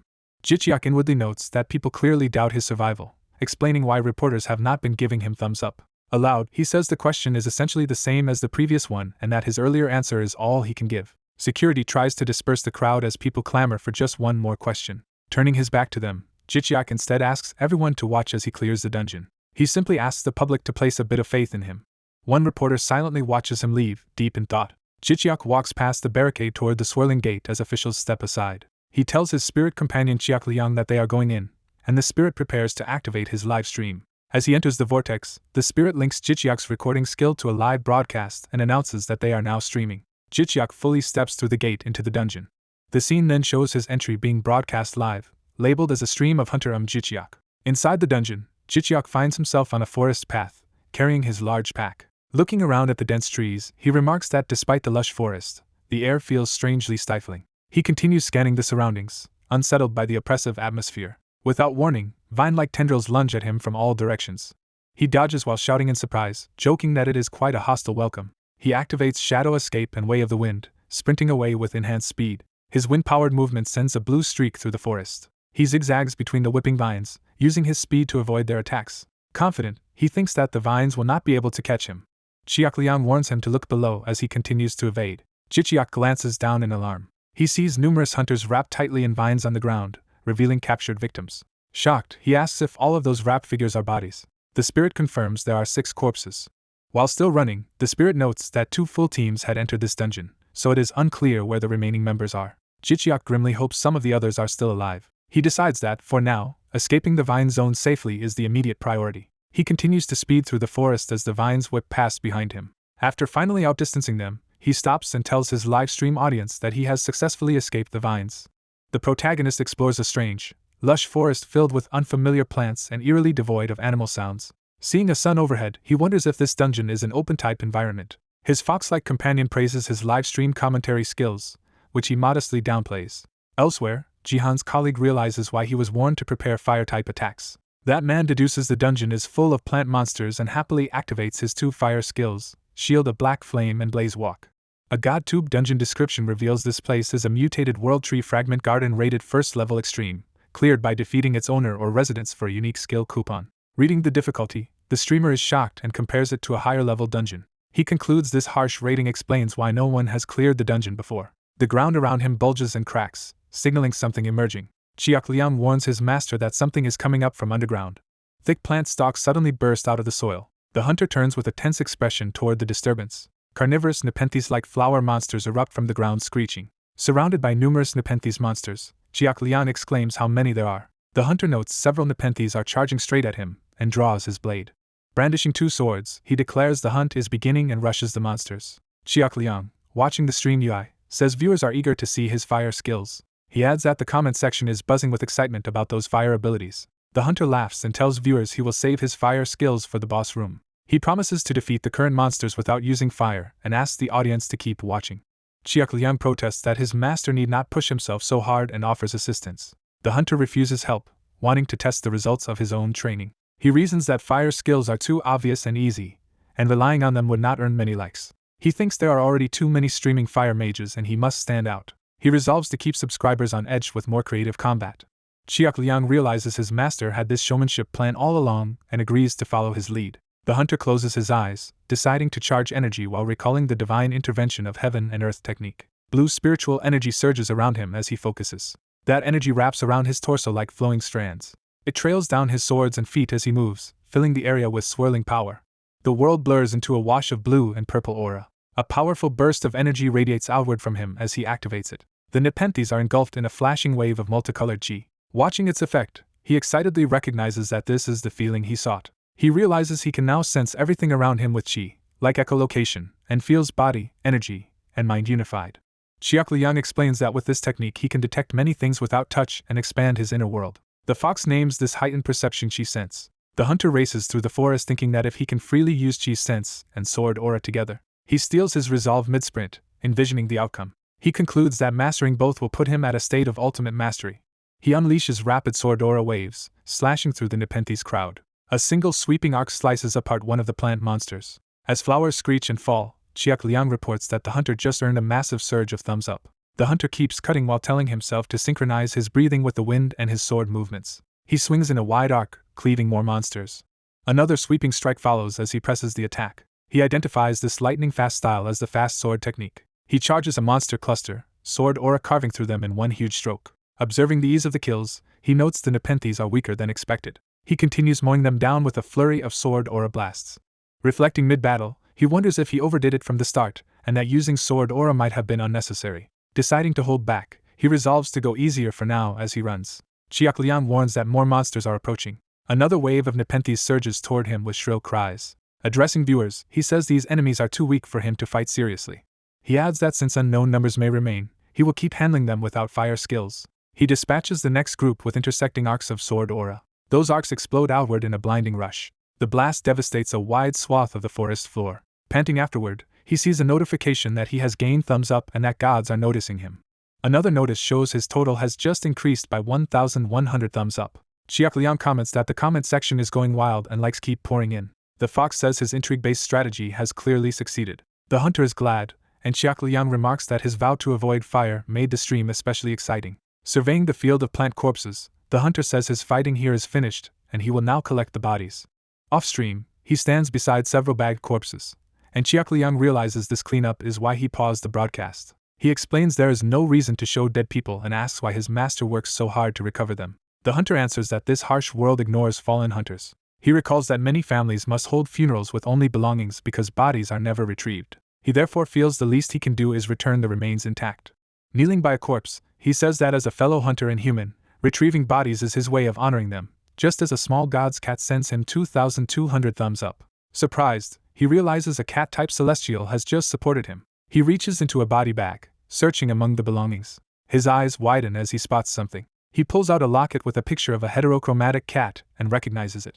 He asks Qiaoliang if a cat could become a celestial, and hears it is possible only with extraordinary deeds. Looking at the locket again, he muses aloud while staring at the cat image. He imagines a deceased cat meeting a celestial on the way to the afterworld and asking it to send thanks to the human who wished its owner peace. Later, he slashes through new wooden monsters with powerful arcs of sword aura. The blades slice through their wooden limbs.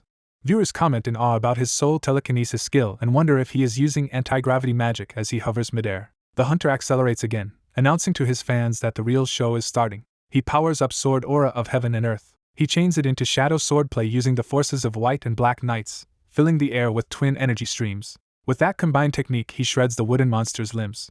A viewer balks, wondering if they alone saw what just happened. Another notes that he clearly activated two distinct sword auras simultaneously. Someone jokes that sword auras seem like buy one get one free these days. His sword aura blurs into a storm of light, erasing foes. Seeing the sheer number of enemies, he decides to speed up and cuts them down even faster. A notification states he has eliminated 87 monsters in one go. Qiaoliang asks if he can hear how fast the thumbs up count is skyrocketing. The fox calls the response incredible as another spectral thumbs up icon appears. The hunter happily resolves to maintain this pace, streaking through the air encircled by blue and purple chi. The scene shifts to Youngha Group's corporate headquarters.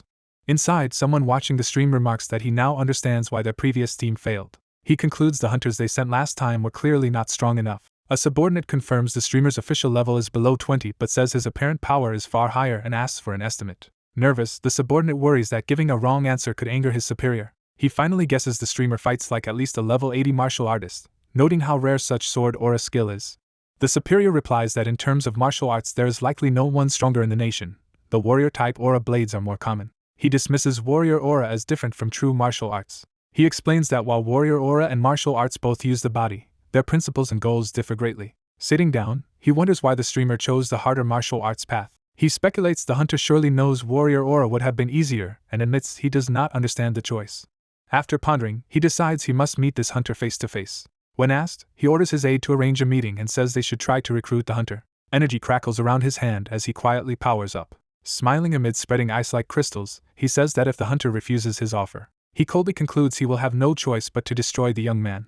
The crystals solidify ominously in his palm. He clenches his fist, scattering shards of frozen energy. His eye gleams intensely, betraying his deadly intent. The ice crumbles around his hand as he relaxes, ending the display. Watching, the aide silently thinks that his boss's laughter always gives him goosebumps.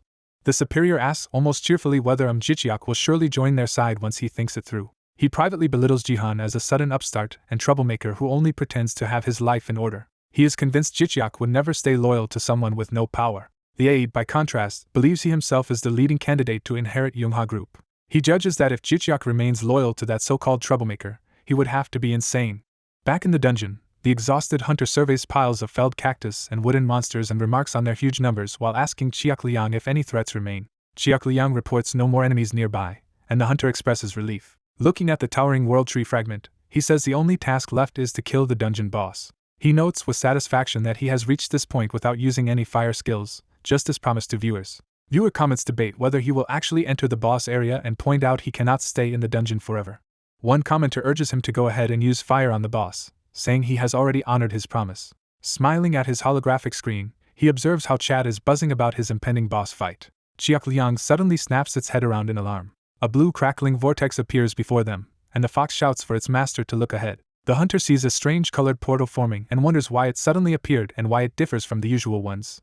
Chiak-liang explains this special portal opens after a normal clear where all monsters except the boss are slain, offering an early exit. Hearing this, the hunter confirms that leaving now would still count as a clear. He then realizes that using the portal would reset the dungeon entirely. Chiak-liang clarifies that the portal exists to stop hunters from regrouping and returning later. If he ignores it and still kills the boss, he will achieve a perfect clear. Accepting this, the hunter decides not to waste time and prepares to go after the boss. He strides forward with determined eyes, readying himself. Suddenly the ground cracks and splits as Chiak-liang yells that a fragment of the mutant world tree's branch is about to emerge. Feeling the earth shake, the hunter is shocked to learn it is actually a fragment of the boss. Chiak-liang urgently warns that the enormous boss is rising from below. Seeing its size, the hunter exclaims that expecting a sub-2-0 level party to defeat such a monster is outrageous. A colossal wooden eye pushes up from underground amid rumbling. A gigantic wooden hand bursts through the ground. Jichiak summons his monobike G-mount and races away, saying he needs to retreat for the moment. Gripping the throttle, he vows to escape before he is buried alive. He shouts as he speeds through the battlefield. A blinding white blast erupts behind him. A massive crystalline pillar or flower-like blast slams into the ground where he just was. He rides hard, alarmed by the destructive strike falling around him. The impact rocks the entire forest, debris and dust exploding into the sky. As the dust settles, enormous wooden limbs haul a towering humanoid branch monster up from the shattered earth. A massive wooden creature opens its glowing eyes. The giant tree-like body begins to move. The towering tree giant strides through the forest toward the clearing. The protagonist spots the stomping tree giant approaching and is startled. He identifies the monster as a tree giant nearly the size of a small building. His fox companion notes that the monster's size alone is intimidating and says teams under level 20 cannot defeat it. He replies that he is different and suggests they try taking the giant down now that they have enough thumbs up. He orders all his thumbs up points spent to raise his mana as much as possible, and the fox agrees. System messages show 20,000 thumbs up being used to raise his mana and inner power up to B rank as he races forward on his bike with the fox. A description window reveals an A rank artifact called Segment of Illusion that raises one level of magic when worn, up to rank A. Factoring in the artifact's buff, he concludes his mana and inner power are now at rank A. Empowered and surrounded by energy while riding his bike, he says he is ready and urges them to go. The scene shifts to Jung Viga's lab. Machines were inside the lab, preparing for a procedure. During an intensive body procedure, the doctor comments that the patient's brother is impressive.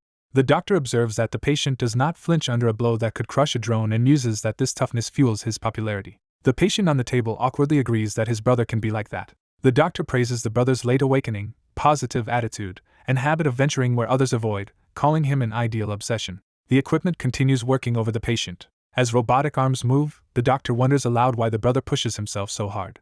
The doctor reasons it cannot be for money, since offers flood in, and questions his true motive. The doctor adds that the brother does not seem ambitious enough to be chasing business success. Hearing all this, the patient thinks she is unusually curious today. She admits she does not understand him either, and asks why he strains himself when his brother is so dependable. The younger brother silently reacts, eyes widening. He thinks it is wrong to rely on his brother's sacrifice.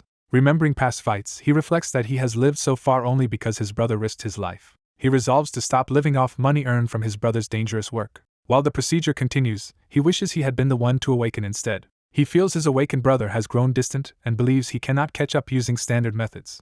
The doctor finds their sibling story heartwarming, contrasting it with her own family. The machines keep injecting his body as the procedure proceeds. She tells him to endure a bit longer because they are almost finished. Afterward, she is amazed by the results and says the data she gathered thanks to him is great. He smiles and insists he should be the one thanking her. She explains that his aim, thinking speed, and recovery have all been improved, with an emergency overdrive now possible. She adds that in exchange, about 22% of his body has become mechanical, though that is normal nowadays. He accepts the explanation without complaint. He thinks over the implications with a determined look. She sends him off to rest while she continues watching his brother's boss fight livestream, curious how it ends. Back in the dungeon, the tree giant sprouts whipping vine tentacles, which the fox reports while the rider expects a second phase of the boss. As the vines lash out, the fox warns that the attack is coming. The tentacles crash down around the speeding bike as he dodges. Riding hard, he tells viewers he has prepared something special and announces the skill soul telekinesis. Using the new power, he creates a glowing blue path that lets his bike race upward. Energy swirls around the bike's wheels as they grip the conjured path. He challenges the boss to try catching him now as he speeds up the vertical trail, out of vine range. Onlookers watching the stream marvel at the bizarre sky path. A viewer wonders if he is literally creating a path in the air. Another viewer comments that the vines will never reach him now. Spectators are stunned that he can do that with a motorcycle, calling the ability overpowered. They then question why he keeps accelerating instead of stopping. He explains he must keep the video exciting to maximize thumbs-up income. He rockets higher along the path, preparing for a turn. He plans to reach the sky first, then make a U-turn for a dive. The fox, watching the ascent, calls it incredible. The fox judges that with this speed he can likely defeat the boss in one blow. The bike climbs to a dizzying height above the dungeon. He shouts that it is time and launches himself downward with the bike. Focusing intensely, he vows to unleash all his skills simultaneously. He dives like a comet toward the tree giant, intent on compressing his monoblade's power. He aims to fuse that power with the sword aura of heaven and earth as he targets the boss. He also links in all skills associated with his mono bike G during the plunging attack. He opens his mouth to activate the final technique. Empowered by swirling energies, he hurtles toward the ground at extreme speed. Closing in, he reaches maximum velocity and charges straight through the forest of vines. A system message triggers, announcing the activation of his acceleration skill. His eyes sharpen as he locks onto the target. He mentally tells the giant he is about to slice it in half. His attack streaks downward like a blinding energy meteor. The tree giant looms over the forest, unaware of the imminent strike. The descending energy blast fills the screen, moments from impact. The vertical beam slams down from sky to ground. A colossal explosion erupts, obliterating the area around the boss. When the dust settles, he lies in a huge crater as system messages announce that the gods have noticed him and granted 1,100 thumbs up. Another message repeats that he has received 1,100 thumbs up. The thumbs up reward notification lingers on screen. The devastated battlefield around the crater is shown. The fox congratulates him for blowing the boss apart. While he admits he cannot move after expending everything, the fox says that is understandable. System windows declare the dungeon cleared, show Jichiak ranked first in contribution, and confirm that he has earned the quest reward. Another window reveals that he has also cleared a hidden quest and obtained its reward. A bright flash indicates the appearance of reward boxes. The fox informs him that 3 boxes have arrived at once. Jichiak watches surprised as the boxes materialize before him. Delighted, he exclaims over the rewards he has just obtained. Later, a portal opens in the city as he returns from the dungeon. He steps out of the closing gate carrying his gear. A crowd gathered outside shouts that he is coming and rushes to photograph and film him. Reporters immediately surround him with microphones and cameras. They barrage him with questions as he tries to respond. The crowd continues to shout and reach toward him. Exhausted, he walks away from the station thinking how sore his body feels. Entering home with the fox, he wonders how many interviews he ended up doing. While punching in his door code, the fox reminds him that he defused a bomb in central Yodo, so the attention was inevitable. He opens the front door. Stepping inside, he calls out that he is home to his brother Muchiak. Hearing no reply, he looks around, puzzled. He notes the unusually quiet house and wonders if Muchiak is out while he himself is dead tired. His stomach growls loudly. He admits that all the hard work has made him hungry. Tossing his big bag aside, he decides he needs to eat before checking his rewards. He asks Jiakliang to prepare the quest rewards while he eats, and the fox agrees. Narration notes that he earned 3 rewards for clearing the quest. One reward box, inscribed with runes, appears. The prizes turn out to be a unique skill coupon, a mysterious stick, and a warding stone. The glowing crystal warding stone is shown. Relaxing on the couch, he asks what the stick is and has the fox display its information.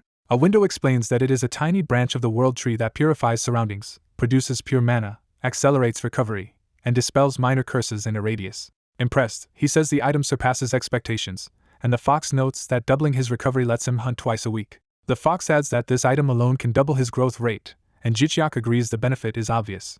The fox continues that the warding stone can prevent dungeon spawns and protect nearby areas. Jichiak reaffirms his goal to quickly gather 10 million thumbs up to free people from dungeon terror. He thinks that once he achieves that, he might learn why this phenomenon is happening. The fox counters that at his current pace earning that many likes would take ages and would slow his growth when emergencies loom. Instead, the fox urges him to become strong enough to earn 10 million thumbs up from a single video.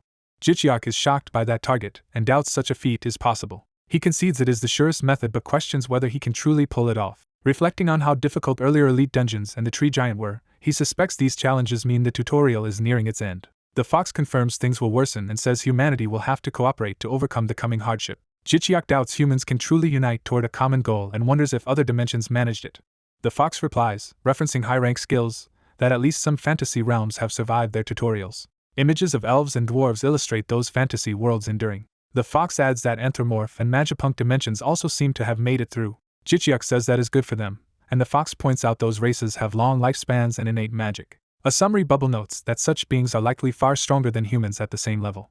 Jichiak concludes that Earth starts at a serious disadvantage. He lists human weaknesses like short lifespans, inconsistent physical abilities, and lack of natural magic. The fox says global unity might be enough, but human nature works against that outcome. Jichiak agrees, saying that is why progress is so slow even as the tutorial nears its end. The fox argues that human flaws can actually benefit Jichiak. It explains that weak, imperfect beings feel stronger emotions, which is ideal for generating thumbs up. Jichiak realizes the key is their emotions. The fox confirms that thumbs up are formed from genuine emotions and that robot likes do not count. The fox continues that while humanity may never fully unite, its emotional power can inspire and influence across generations. Jichiak listens, taking this new perspective seriously. He concludes that harnessing people's desires as power means GodTube itself can become humanity's ultimate weapon. Symbolic emotional orbs appear, representing the potential of collective feelings. Against a glowing backdrop, the fox says that to save the world he must follow a certain path. The statement finishes that he must become a super GodTuber. Just then Muchiak returns home, greeting Jichiak, who welcomes his brother. Muchiak asks why Jichiak has been so hard to see lately, and where he keeps disappearing to, while Jichiak notes that Muchiak is rarely home either. As they talk, Jichiak suddenly feels an ominous energy around his brother. He shivers, sensing something unsettling from Muchiak. Muchiak himself feels that something about Jichiak is creepily off. As Muchiak heads off to wash, Jichiak observes that his brother seems different. The fox explains that Jichiak has reached extreme mastery, letting him sense such changes. Jichiak realizes this heightened perception is a result of his training. He still wonders why Muchiak suddenly feels so much stronger. Determined, Jichiak decides he needs to confront his brother about it. From another room, he calls out to Muchiak, asking him to be honest with him. Jichiak senses Muchiak has become unnaturally strong and presses him to reveal what happened.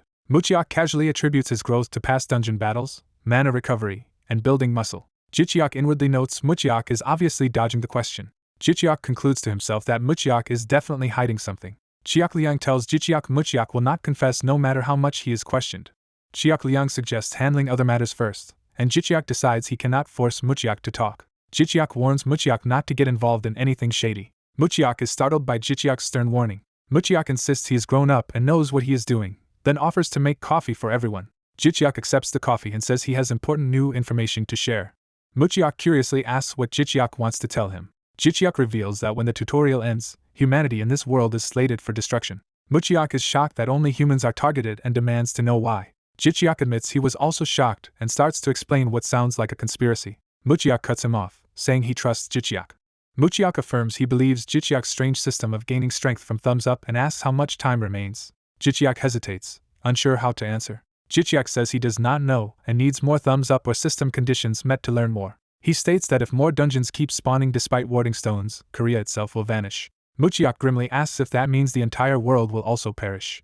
Jichiak answers that unless other special awakeners like him exist, global destruction is inevitable. He speculates other countries might also have non-leveling awakeners like himself. Muchiak sets down his mug, lamenting how terrible this news is. Jichiak adds that respawnable dungeons are another looming threat, though the last one he cleared was not. He explains that while spawn rates are currently low, his team will soon out-level dungeon entry, limiting their ability to clear more.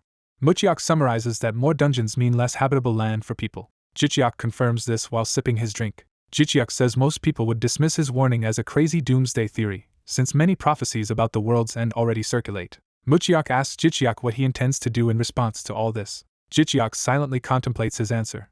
He decides he must first become famous enough to accumulate 10 million thumbs up, then buy the information needed to erase dungeons and reveal the world's secrets. Muchiak reacts in disbelief, asking if Jichiak plans to sacrifice himself for the world, but Jichiak replies that everyone will die otherwise. Muchiak worries aloud that Jichiak will bear this huge responsibility alone. Jichiak muses that perhaps someone else might reach the goal before him. He clarifies he does not intend to throw his life away, only to aim his efforts toward that objective while valuing his own life. Muchiak realizes Jichiak's resolve is already firm. He accepts Jichiak's decision, but urges him to be careful. Jichiak agrees. Later in the training room, Jichiak and Muchiak sit in glowing magic circles labeled as the Cult of Vision's formation. Jichiak activates a skill called the Tiny Branch of the World Tree. A system message announces that their mana recovery rate can increase by up to 599%. Both men meditate as Muchiak marvels at the 599% boost. Muchiak excitedly notes his mana will now refill in a day or two instead of a week, calling the boost impressive. Jichiak asks Chiak Liang if the branch can be planted and grown into a tree somewhere. Chiak Liang praises Jichiak's foresight, calling him visionary. Chiak Liang enthusiastically supports the idea, saying it could yield the best possible results if it works. Jichiak happily decides to try since there is nothing to lose. Chiak Liang then proceeds to purchase the recommended skills and items from the system store, which Jichiak thanks him for. Chiak Liang browses the floating interface to complete the purchases. The screen scrolls through blue menus as the transactions go through. Chiak Liang focuses intensely, confirming the selections. Narration states that Chiak Liang has bought the 2 recommended skills. A description appears for the F-rank unique buff skill Shadow, which lets the user manipulate the essence of shadows through spiritual power and visualization. Another description details Shadow Pouch, a rare buff skill that creates a large, unrestricted shadow-based pocket dimension requiring the Shadow skill. Narration adds that he also bought an Elven Alchemy potion enabling plants to grow faster and stronger. The system shows the recipe for Elven Growth Enhancer, a rare non-buff potion usable only by those skilled in alchemy. Jichiak confirms that with this he will be able to wield shadows, and Chiak Liang explains that many famous awakeners use such powers but that storage capacity is the real reason for this recommendation. Jichiak asks what Chiak Liang means by that. Chiak Liang explains that Shadow Pouch has the greatest storage capacity among pocket dimension skills. Chiak Liang assures Jichiak this storage skill will be vital later, and Jichiak vows to master it. Jichiak says the remaining tasks are to plant the branch and gather ingredients for the potion. Chiak Liang emphasizes that high-quality ingredients are crucial for maximizing the potion's effect. Jichiak wonders if there is any place he can obtain those materials. Time skips ahead a few days. The narration introduces Jungvi Heavy Industries, a Junga Group subsidiary that manufactures military goods and hunter gear. In an elevator at Jungvi, Jichiak thanks Chiak Liang for suggesting this ideal site for alchemy practice and notes how easily their powerful contact allowed them to use it. Chiak Liang credits Jichiak's popularity as a godtuber for earning such favor, and Jichiak bashfully asks if that is really true. A red question mark panel appears as Jichiak says he is eager to see what awaits. The door opens in a flash, revealing Jung Viga's laboratory. Jichiak enters the high-tech lab and is amazed that all the machines are constructed from magical artifacts. A special heating beaker is introduced, which boosts alchemy's success and further enhances results when used with Viga's equipment set. A special centrifuge is shown, providing another success boost when part of the same alchemy set. Jichiak is stunned that Viga built these devices herself instead of finding them in dungeons, calling her a prodigy far beyond a rookie like him. Chiak Liang comments that despite her genius, her company embodies ruthless capitalism. He notes that although her drones were designed to produce food, they were also turned into deadly military weapons, and Jichiak remarks that powerful capitalists are rarely kind in reality. Jichiak proceeds deeper into the facility with Chiak Liang riding on his shoulder. Fired up, Jichiak declares they should jump straight into alchemy work. A glowing magic circle under a device activates to begin the process. As blue flames swirl, Jichiak thinks that nothing in life is free. He wonders if he should at least give Viga a deep bow for lending her lab at no cost. He also considers trying to maintain his appearance so that his mysterious benefactor will continue to favor him. Jichiak reflects that their Yungjin group is steadily expanding. Chiak Liang repeats Jichiak's words, questioning his use of the term our group. A thought bubble clarifies that Jichiak now sees Yungjin as partially his because he agreed to receive company shares. Documents appear as Jichiak laughs that loyalty stems from owning shares and notes he has been promised half of everything. Chiak Liang remarks that once Jichiak signs, he and the other man will officially co-own the company, which Jichiak affirms. The alchemical device continues roaring with blue energy. Jichiak watches the towering column of energy in awe. Chiak Liang announces the potion is finished and invites his master to inspect it. Jichiak excitedly observes the swirling blue liquid while the system describes Jichiak's uniquely infused Elven Growth Enhancer, which dramatically accelerates tree growth thanks to high-quality gear and alchemy. Chiak Liang says the potion might be sufficient to nurture the tiny world tree branch. Jichiak happily celebrates their success while holding the completed potion. The alchemy flames die down as the lab's machinery whirs and cools. Elsewhere, Viga watches drone footage of Jichiak's work and likens his earnestness to a hamster thrilled by a single sunflower seed. Holding a glass of wine, she admits she can see why Juren is fond of him. Viga sips her drink, amused. In her first lab, Viga lounges with her wine, surrounded by scientific equipment. She muses that only a handful of alchemists can reach Jichiak's displayed level. Watching his magic circle on a monitor, she wonders how he acquired such an advanced alchemy skill. Viga notes that his ability does not even seem related to martial arts. She analyzes that Jichiak's skill is extremely efficient and versatile, and thinks he might eventually master Chinese martial arts style alchemy as well. A drone informs Viga that she has a visitor. The drone reports that the guest is Jungjin's president, Jung Jihan, making Viga wonder why he has come. Viga instructs the drone to let him in. She remarks that he has never visited in person before and suspects his appearance is connected to Jichiak. A shadowy figure approaches behind the lab doors. Jung Jihan steps into view, expression unreadable behind his glasses. Viga greets her rising star younger brother teasingly, and scolds him for spying on her employee, which he denies by asking her to stop surveilling Jichiak. Viga grumbles that her brother is as cold as ever and wonders if he only smiles around Jichiak. She insists she is monitoring Jichiak for security since she lent him extremely valuable equipment, so keeping watch is reasonable. Jihan reluctantly concedes and tells her to do as she likes. Viga internally questions why he is so overprotective of Jichiak, almost as if guarding a beloved pet. She presses Jihan to explain his real reason for visiting, knowing it is not just a nag, and he silently hands her something. Viga looks puzzled as she reaches out. Scarlet energy bursts from Jihan's fist, surprising her. A sinister red object appears, and Viga is impressed he obtained it while still saying. She asks how he managed to acquire such a dangerous thing without becoming enlightened. She notes he is neither hoarding it nor trying to dump it out of fear, instead freely offering it to her, which surprises her. Jihan dryly says that if she does not want it, he will simply take it back. Viga hastily grabs the item, saying she will accept the gift rather than be rude.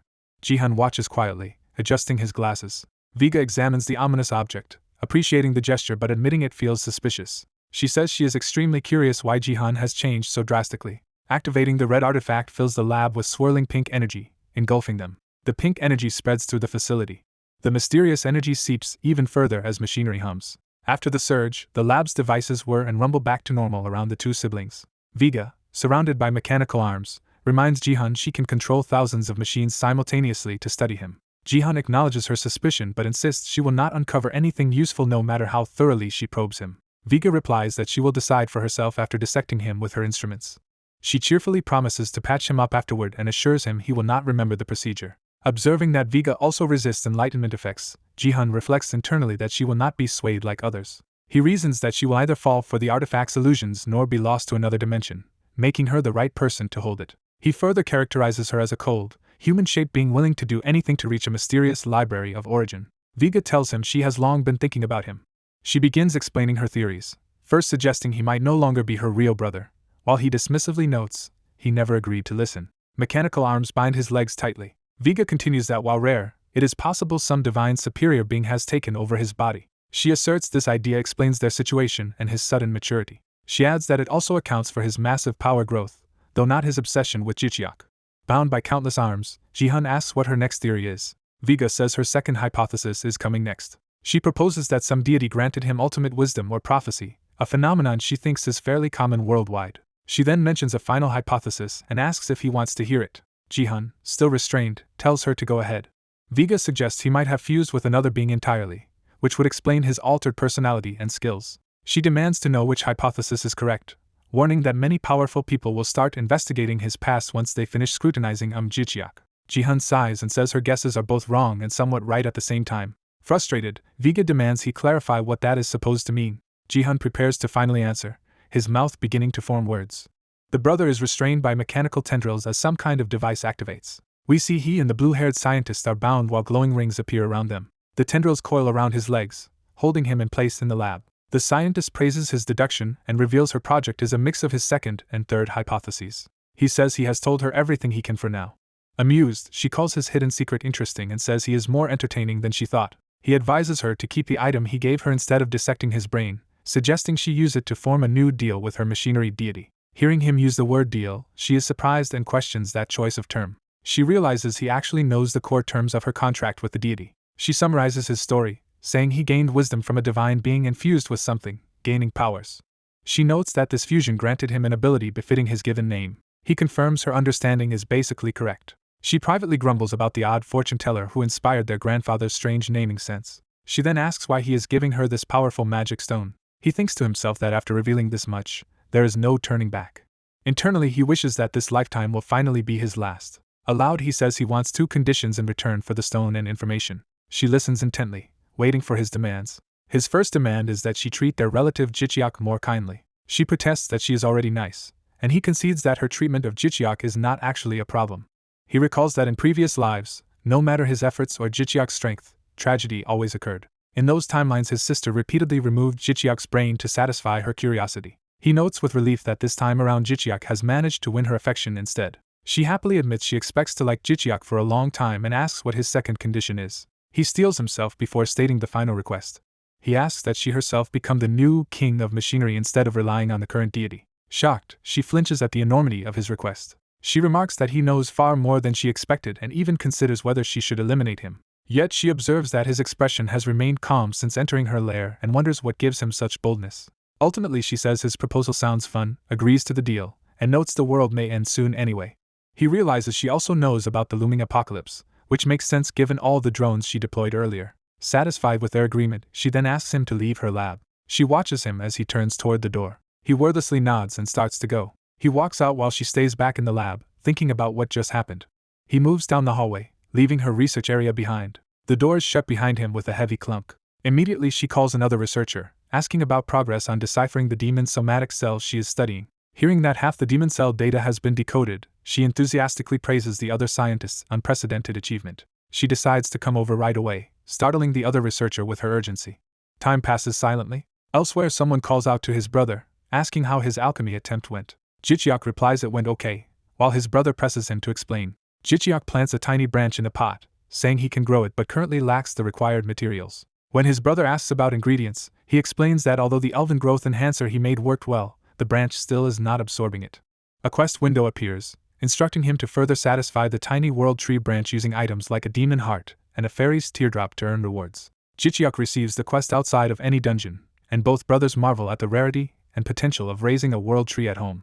The brother admits it sounds cool but asks what concrete benefits a homegrown world tree would bring. Jicheok explains that once the tree grows, they can harvest its valuable mana-boosting branches at will and possibly gain even greater powers. They reflect that the legendary world tree often appears in stories and could be incredibly powerful.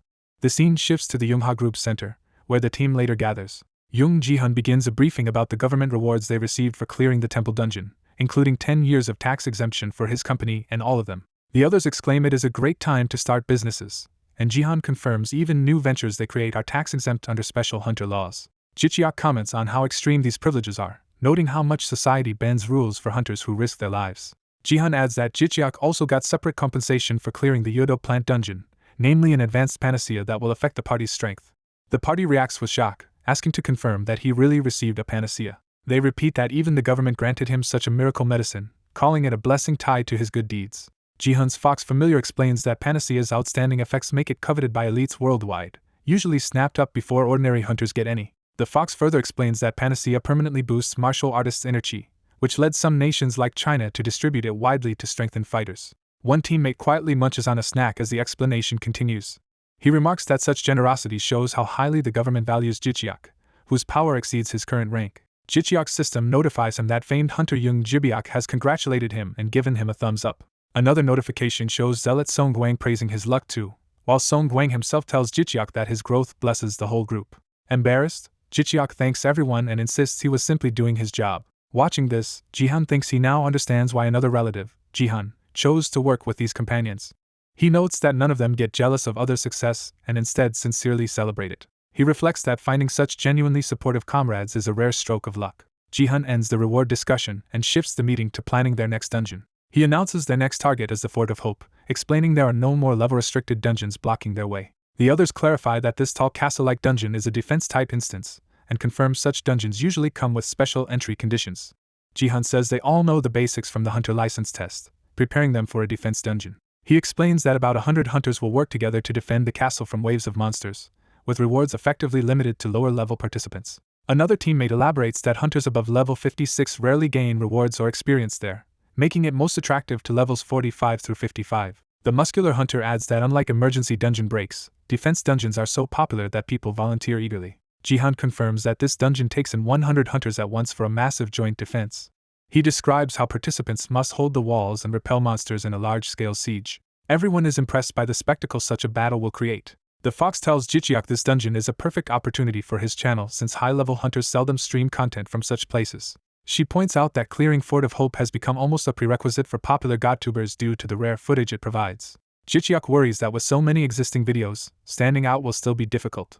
The fox agrees his video could seem mediocre without a solid plan, and he laments that being a GodTuber is not easy. She suggests they first listen to Ji-hun's strategy, and then tailor it to fit their own style. The group readily agrees to follow that approach. Ji-hun then announces they will split into 2 separate teams for the dungeon. Song Guang asks if attacking as 2 teams simultaneously is allowed. Ji-hun confirms Fort of Hope is a team battle divided into 4 directional groups with individual rankings. He explains that if the 6 of them joined one side it would be inefficient, but splitting lets each of them aim for top individual ranks. The others accept his reasoning. The fox summarizes that this strategy targets both team victory and high individual rankings. Jichiak adds that the top 3 hunters on each team receive special prizes, though competition can sometimes cause cooperation to collapse. Jihan assigns himself, Song Guang, and Muchiak to Team A. He puts Jichiak, Young Jibiak, and Baiyal Hana together in Team B. Someone notes that Team A lacks a tank and wonders if that will be a problem. Jihan says it will be fine because he himself will serve as Team A's tank, surprising the others. The teammates look at him in confusion, asking what has suddenly changed. Internally they question when he even acquired tanking skills. Jihan ends debate and tells everyone to focus as he begins presenting detailed information on the screen. The screen shows a list of potential Fort of Hope titles such as Massacrer, Destroyer, Guardian of the Wall, and others. He explains that earning these titles is the main reason he chose this dungeon and that they are his primary goal. The team reacts with excitement as he reminds them how vital titles are. Song Guang exclaims that they are finally starting to work on serious achievements. The muscular hunter jokes that his desire for titles is as big as his biceps while flexing enthusiastically. Jihan stresses that achievements are essential for becoming elite hunters and that this quest will determine whether they become obscure or highly sought after. Jichiak agrees, calling achievements like a third set of skills. Internally he is thrilled to finally get a chance at titles and feels giddy with anticipation. Jihan then proceeds to the theoretical part of his briefing and asks them to pay close attention despite some groaning. He continues explaining strategy while the others listen from their seats. Charts and data about the dungeon appear as he talks, and the team studies them carefully. The long planning session continues as he lays out every detail. Afterwards, Jichiak and his teammates leave the building together, wishing each other a safe dungeon clear and suggesting drinks afterward. Song Guang remembers he is underage, so Jichiak jokingly tells him he can drink milk instead of beer. Walking with them, Jichiak and the fox note that Song Guang's bright personality is good, since priest-class hunters often suffer guilt over teammates' injuries or deaths. They remark that this constant guilt produces the highest suicide rate among priests. Jichiak then says he already has an idea for how to film the upcoming video, surprising the fox with his quick planning. He resolves that it is time to get the show on the road. As the meeting disperses, Jihan expresses excitement to see Jichiak's plan and tells everyone to meet at the dungeon entrance. A swirling portal opens as the raid starts, and the group is drawn into the Fort of Hope. Colors blur as they travel through the dimensional vortex. The portal's light stretches into a horizontal streak as the transition finishes. Jichiak, Jibiak, and Hana land inside the Fort of Hope in new combat gear while system messages confirm their entry and party composition. Another message instructs them to eliminate otherworldly enemies and defend the walls of the fort. The system explains that all defensive actions earn points and assigns their team to protect the northern wall. Jichiak looks around in awe, taking in the Fort of Hope for the first time. Seeing the towering fortress in crowds, he notes many hunters have already arrived ahead of them. He also observes that hundreds of NPC soldiers are present. Hana estimates the tower's size at around 30 meters tall and 10 meters wide. She comments that although she had heard about this place, the structure looks even more intimidating in person. Jibiak proposes they split up briefly to gather information, and Hana agrees enthusiastically. Jichiak, energized, says it is time to get the party started. From above we see their small trio standing apart from the massed NPC army at the base of the tower. Jichiak analyzes that the accent shield soldiers will form the blocking front line against enemies. He continues that the archers will fire from behind them in the second line of defense. He adds that these NPC soldiers are magically generated and not very smart, so they will not be that reliable. The fox and Jichiak conclude that success will depend on the awakened hunters' tactics more than on the NPCs.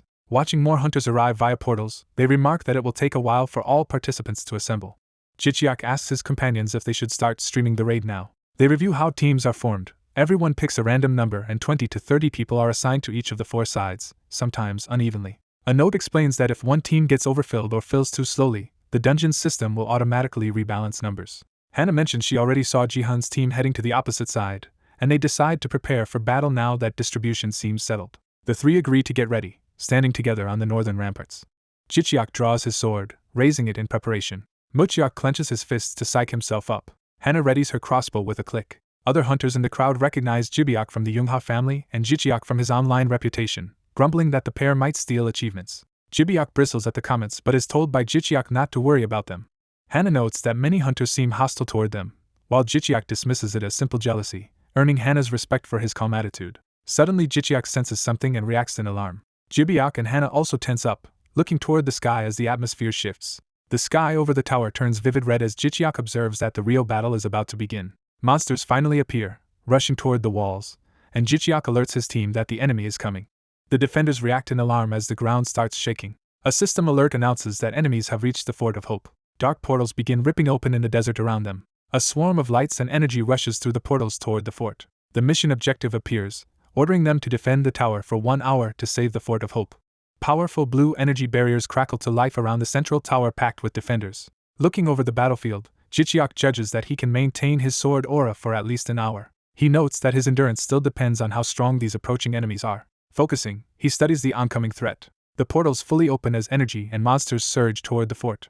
Massive stone-clawed ants start emerging from the portals. The stone ants pour out and rush at the fort through the crackling barriers. The leading ants are struck by the electric defenses as they advance. An instructor identifies them as living stone ants with vicious, drill-like teeth. The instructor explains that they are numerous monsters whose jaws can bite through rock and armor. Strategy is set that elemental and unconventional attacks, especially earth and water mages, will work best against the stone shells. Jichiak steels himself and signals that the battle is about to begin. He kneels and slips his hand into his own shadow to activate a skill. Onlookers gasp as his arm vanishes into the shadow, amazed by the strange ability. The system notifies him that he has gained his first thumbs up from viewers. Jichiak sees the thumbs up notification and smiles, encouraged. More thumbs up notifications continue to chime in. He marvels that he is already earning likes before the real fight has started. Jichiak grabs a bulging sack and runs it over to Hana, entrusting its contents to her. Hana opens the bag to reveal many blue orbs and confirms she will handle them. She takes one orb, announcing that she is about to begin. Channeling her water magic into the orbs, Hana activates a spell called Trap of Tearing Blades.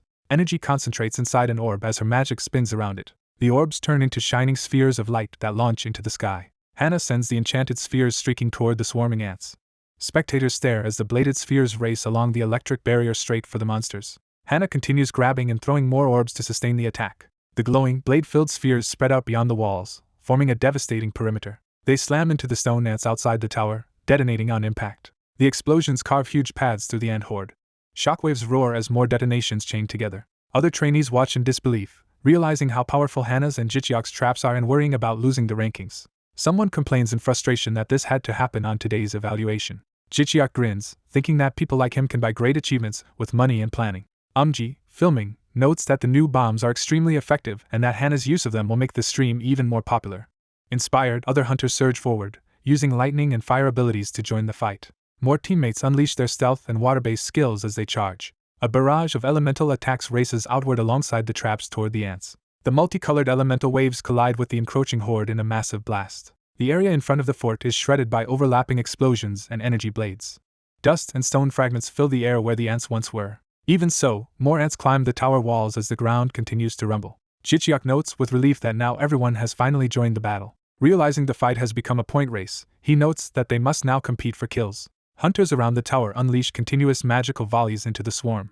The battlefield becomes a storm of colorful projectiles as everyone attacks at once. A notification informs Jichiak that he has quickly defeated 100 monsters. More alerts announce that Hana and then Jichiak have slain 500 monsters, each earning massacre-type titles. The description of the new professional massacre title appears, detailing its area of effect buffs and reduced mana cost. Hana excitedly celebrates obtaining the professional massacre title so quickly. Jichiak happily remarks that Jichiak's plan is working perfectly. Jichiak grins in satisfaction at how the strategy is paying off. He explains that in this dungeon, creators of traps and support skills are fully credited for kills even without direct combat. He narrates that his own alchemy, Jichiak's hauling of the trap bag, and Hana's activation of the bombs all count as shared contributions. Thus every time they kill a stone ant, all three of them gain contribution points. Still, ants manage to climb the tower, forcing more firepower toward the walls. The larger stone ants push upward in waves despite the attacks. Some hunters panic as the ants scale the tower, regretting not bringing more items to fight them off. Screams ring out as the swarm breaches parts of the wall and chaos spreads. Hana and Jichiak see the breach and realize that defenses in one section have given way. Jichiak notes that all of his traps are spent and declares that they will now move to phase 2 of their plan. He summons his monobike, mounting it as blue energy flares around him. Calling to his fox spirit Jiakliang, he orders the familiar to join the next phase of the assault. Jiakliang leaps forward dramatically, racing alongside the bike. The fox's eyes sharpen as it prepares to attack.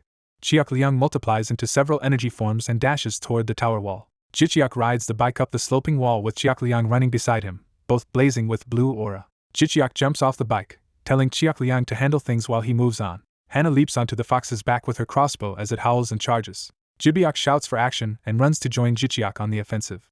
Riding double on the bike, Jichiak promises to kick off the next stage of the plan. Another hunter watches Jichiak's daring maneuver in astonishment. Jichiak rallies Jiakliang, vowing together to bring the monsters down. The bike and fox race around the tower slope, carving through clusters of ants. They slice a swath through the packed swarm at the tower's base. The bike's wheels grind and crush stone ants as aura blades whirl around them. Jibyok roars in effort as he smashes through the encircling ants. Their combined assault sends shattered stone bodies flying. They tear a vertical path up the tower wall, throwing ants from the surface. Below, Hana fires repeatedly from Chiakliang's back, shooting down ants that approach. Chiakliang lunges and bites through another ant at high speed. From afar, their luminous trails show bike, fox, and riders racing around the tower, annihilating ants. Spectators atop the tower cheer at the sight of Jichiak's bike mowing down the enemies. Others snap out of watching, realizing that Jichiak's group is stealing most of the kill points, and that they must fight harder. Inspired and worried about rankings, more hunters unleash their own attacks toward the tower. Elemental volleys rain down the tower's sides to blast away the remaining ants. A leader shouts that the portal itself must be sealed, and calls on Jibyok to execute his part of the strategy. Jibyok, still riding the bike with Jichiak, affirms that they can rely on him. He then launches himself from the bike, powered by his earth magic. Surrounded by swirling flames and aura, Jibyok rockets toward the ground near the portal.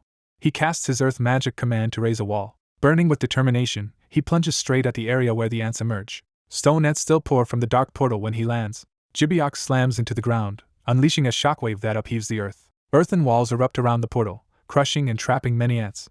Massive stone pillars slam together, sealing the entrance and cutting off the swarm. With the portal contained, Jichiak declares that it is finally time for the climax. Rushing in with swords drawn, he tells Jibyok to keep pushing while he provides cover. As they fight together, Jichiak notices Jibyok's new skill that turns his summoned walls into stone spears. Jibyok demonstrates by transforming more walls into spears that skewer the remaining ants near the portal. A narrator or viewer exclaims that what Jichiak is doing is almost unbelievable. The viewer realizes that Jichiak is simultaneously defending the tower and wiping out the ants at their source. Another comment proclaims Umji as the greatest of all time for this performance. Chiakliang continues racing around the battlefield, shredding ants with its aura. A large sponsorship notification appears, showing that a viewer has donated 10 million won. Hana, riding Chiakliang and firing, is cheered on by viewers shouting support for Umji. System messages inform Jichiak that he has gained new titles such as Guardian of the Iron Wall, Master Massacrer, Skull Opener, Intimidation of Slaughter, and Annihilator of Ants. Jichiak notes in amazement that he has already earned 5 additional titles from this battle. He focuses, resolved to use his growing power to finish the dungeon. He decides that with their momentum and titles, it is time to put an end to this mission. A massive final shockwave radiates out from the tower, obliterating the last pockets of ants around it. When the dust settles, the battlefield is clear and the exhausted hunters stand amid rubble. Survivors gather on the tower roof, confirming that the area has been secured. A final notification announces the dungeon clear and begins calculating each hunter's contribution. The hunters check their floating status screens and excitedly discuss their results.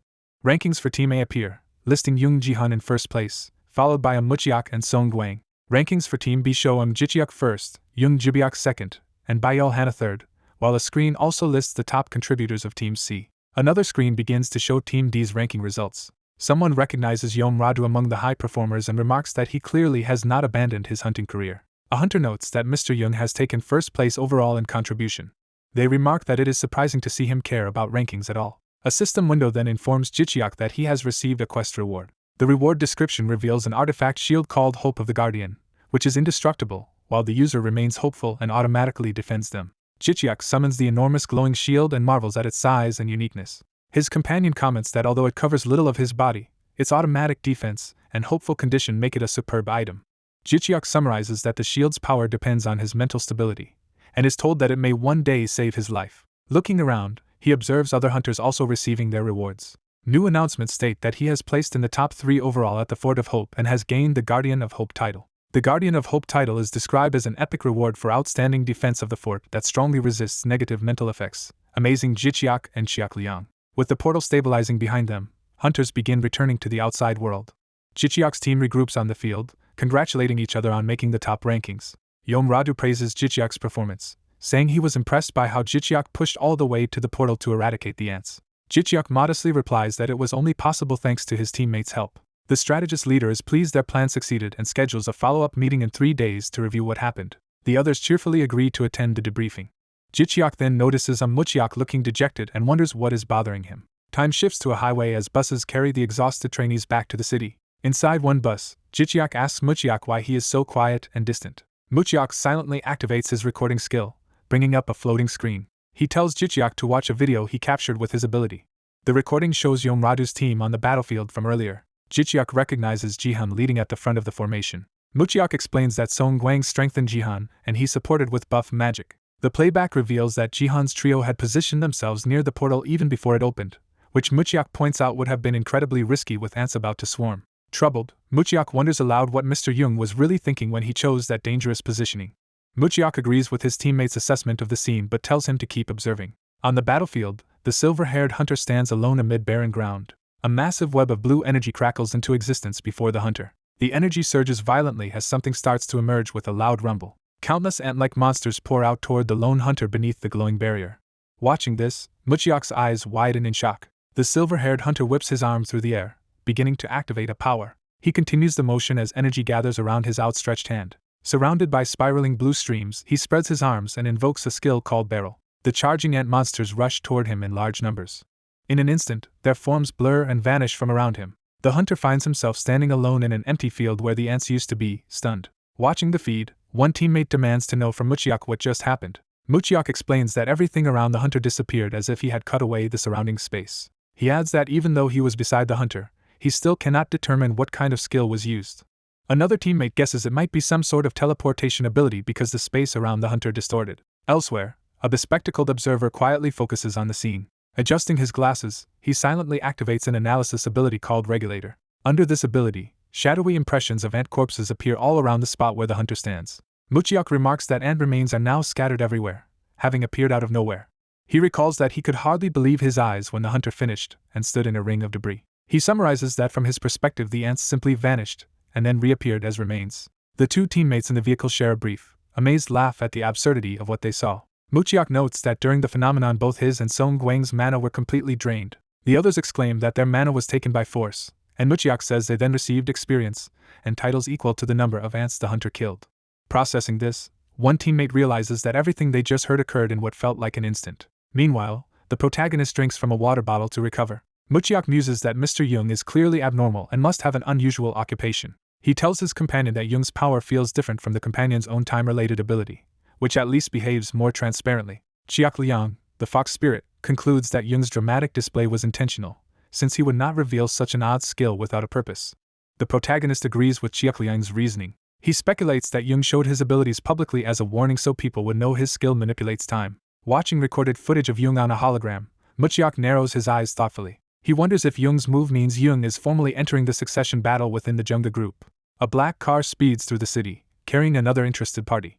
Inside, this person reflects that Jung's move was bold and arrogant, and wonders how it will reshape events. Jung sits in his own car, silently contemplating. Later at home, the protagonist calls to Chiak Liang and asks him to organize and summarize all the titles he has earned. Chiak Liang enthusiastically agrees to help. Hearing the tally, the protagonist is surprised by how many titles he has accumulated. A system list shows combat-oriented titles that boost his power and efficiency in various ways. Additional titles are displayed that enhance dungeon rewards, defense, and area damage with reduced mana costs. More titles, including Intimidation of Slaughter, Annihilator of Ants, and Guardian of Hope, provide aggression, bonus damage to ants, and resistance to mental attacks, which he studies curiously. He notices that Annihilator of Ants and Guardian of Hope lack numerical percentages and wonders why those titles are different. Chiak Liang suggests those might be special or that mental aspects cannot be measured precisely, pointing out that Lizardman Challenger is similar. The protagonist thinks back to an old beginner mental skill he still relies on and reasons that layering these mental defense titles will make his mind even more stable. Chiak Liang says it is time to contact the manager, and the protagonist agrees, deciding on his next challenge. He resolves to visit the Fort of Hope alone the next day. In a different broadcast, a fire-wielding hunter streaks across the battlefield on a blazing motorbike, incinerating stone ants. Chiak Liang informs his master that the live stream view count is surging. The fox comments that the master's fiery skill has astonished the audience. The protagonist praises fire-type skills, noting that his blaze walk ability is simultaneously obliterating ants and racking up likes. A notification shows a viewer with the ID full of vertical bars sponsoring 10 million won. That viewer remarks that he came because he heard the streamer had a similar skill to his, but finds it far weaker. Seeing the huge donation, the protagonist is shocked that someone sent so much money at once. When he recognizes the donor ID, he realizes it belongs to the top hunter on GodTube. Chiak Liang reacts in disbelief, confirming they are talking about that famous hunter. The protagonist is stunned to realize that the hunter with 150 million subscribers and the title of GodTube's GOAT is watching his channel. Chiak Liang cautions that an ID alone is not proof, since it could be an impersonator. The protagonist admits it might just be someone pretending to be that star. Another alert shows the same ID donating 10 million won again, reinforcing that this powerful viewer is still engaged. The donor explains he holds the same rare title the protagonist showed and did not know a Korean dungeon could grant it. The donor then pointedly asks if this is all the protagonist can do, provoking him. Irritated, the protagonist thinks the donor's comment really pushes his buttons. Chiak Liang admits he initially thought the donor was a crazy impersonator but, after reading chat reactions, accepts that it really is that hunter. Fighting on, the protagonist confirms in disbelief and continues burning ants while listening. The donor adds that he will leave unless something new happens but shares his email in case the streamer has interesting content later. The protagonist is amazed that this star hunter is about to leave an email address for him. Realizing the donor is genuine, pressure begins to mount on the protagonist to impress him. He accelerates through the dungeon on his flaming bike, determined not to waste the opportunity. He tells Chiak Liang he must obtain the hunter's email address no matter what. Resolving to put on a show, he prepares an especially spectacular stunt for the viewer. A massive fiery explosion rocks the area as his performance escalates. In a distant office, people watching the stream marvel at how insane and seemingly impossible the feat is. Inside that office, a young man asks his butler-like aide, addressed as Gramps, for his opinion. The aide reminds him that something proven to have happened once is no longer impossible and should not be ignored. The young man laughs and concedes the point, saying there is no reason to doubt what he has just seen. Identified as the A/B rank hunter Adam Bronze of the Bronze family, he decides they must now study how such a thing is achievable. The aide respectfully agrees to investigate. Adam stands before floating screens, reviewing data from the protagonist's run. He deduces that understanding how the protagonist moved over the fort's wall is the key to the mystery. Reviewing past attempts, he notes that teleporting, jumping, or flying over the fort's walls has never succeeded. He points out that the protagonist is likely the first person to attempt riding a bike up the wall like a spider. The aide confirms the data supports that conclusion, and Adam praises him for having researched it all during the live stream. Watching more footage, Adam excitedly asks if the stunt will earn the protagonist a new title. The aide thinks that since it is an unprecedented achievement, a new title is highly probable. Adam silently keeps analyzing the data stream. He reaches toward a screen, activating more complex calculations. Staring at formulae, he comments that the blaze walk used to roast stone ants is extremely powerful. He estimates that such destructive force requires at least a certain level of power. Adam stares through the equations, pondering what that level actually is. He asks his aide to verify his math. The aide promptly confirms all the calculations are correct. The result shocks Adam, who concludes the protagonist's power is at least equivalent to A-rank mana. The aide agrees that such mana is necessary to unleash that firepower and still climb over the fort's wall. Adam speculates that the protagonist may have consumed some potent elixir before entering the dungeon.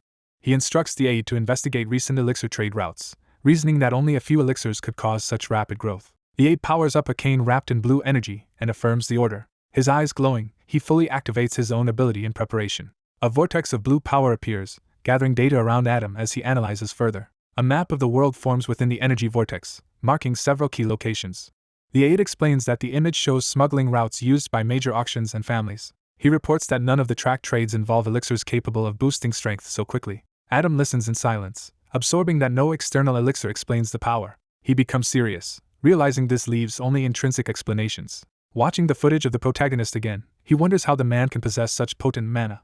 Adam tells Oswald his conclusion is based on process of elimination. He says that after ruling out other factors, two possibilities remain, prompting Oswald to ask what they are. Adam states the first possibility is that the protagonist is simply a once-in-a-generation genius. He elaborates that among billions of people a rare individual can be born who excels at both martial arts and mana, belonging to an exceptional rank. Oswald agrees such prodigies are rare but do occasionally exist.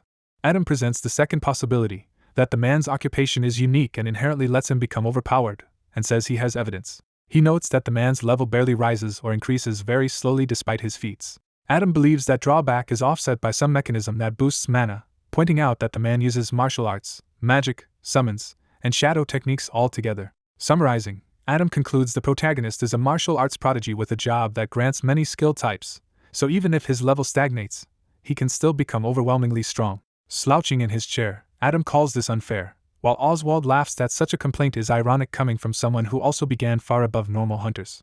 Oswald jokes that in Korea there is a phrase for smug comments that make people want to pelt you with stones. Adam sheepishly asks if he sounded that obnoxious. He then says it takes one genius to recognize another, and decides to keep close watch on Jichiak. He orders Oswald to message every channel he has bookmarked, asking them to send him any footage of Jichiak. Adam sets a bounty of 10 million won per video until he gets bored of the search. When Oswald reacts to the amount, Adam insists he plans to recruit Jichiak as their guild's ace, saying the talent clearly justifies it. Back at home, Jichiak wonders aloud why that top hunter is suddenly interested in him. Chiak Liang explains it is clearly because of the livestream, where the hunter saw Jichiak's unusual mana recovery skill and wanted to compare it to his own. Jichiak asks if Chiak Liang really thinks so, and the fox adds that thanks to that hunter, their views and likes have spiked sharply. Jichiak remarks that live streaming truly brings unexpected events and acknowledges how influential that hunter is.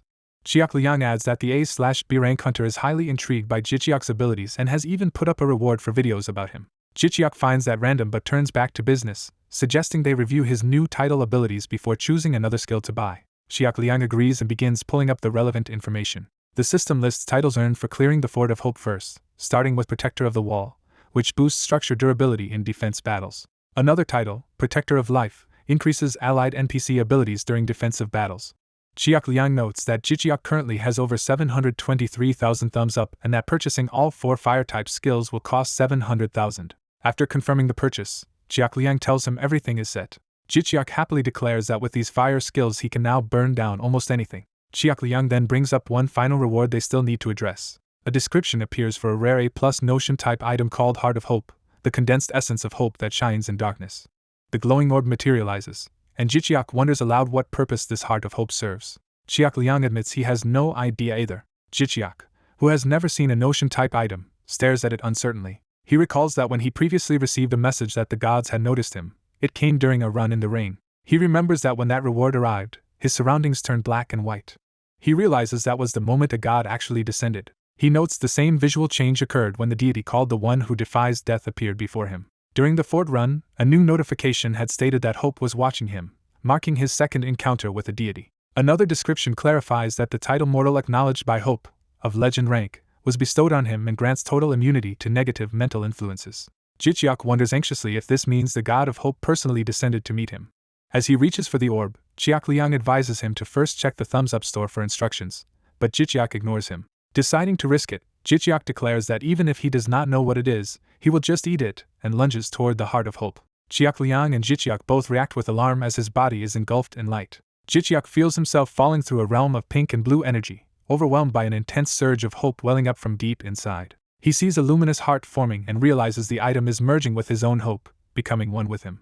The power surges through him, and he declares he has become the bearer of the Heart of Hope. A glowing humanoid figure manifests, emphasizing the activation of this new power. A system screen explains that the legendary Heart of Hope grants a constant fortitude effect that lets the user survive any otherwise fatal attack with 1 HP once. He excitedly reacts, and his spirit companion notes that this ability stops him from being knocked out while keeping his current status. The companion further explains that this unbreakable fortitude, rare in the world, prevents even lethal blows from killing him. He realizes that fortitude by itself will greatly raise his combat strength and marvels at how amazing the acquired skill is. He smiles in satisfaction, clearly pleased with his new advantage. Elsewhere, an office worker reviews documents at his desk. Reading the papers, he notes that Viga transferred her company shares to Jichiak, which explains why Jibiak was furious. He recalls Jibiak angrily complaining that Viga favors Jichiak despite being Jibiak's own relative. The office worker sits in thoughtful silence, processing this information. His phone vibrates, and he checks the incoming call. On the call he is informed that Jichiak is heading to a goblin-inhabited underground city with his brother Muchiak. Holding the phone to his ear, he listens intently. He internally wonders what Jichiak is trying to achieve this time.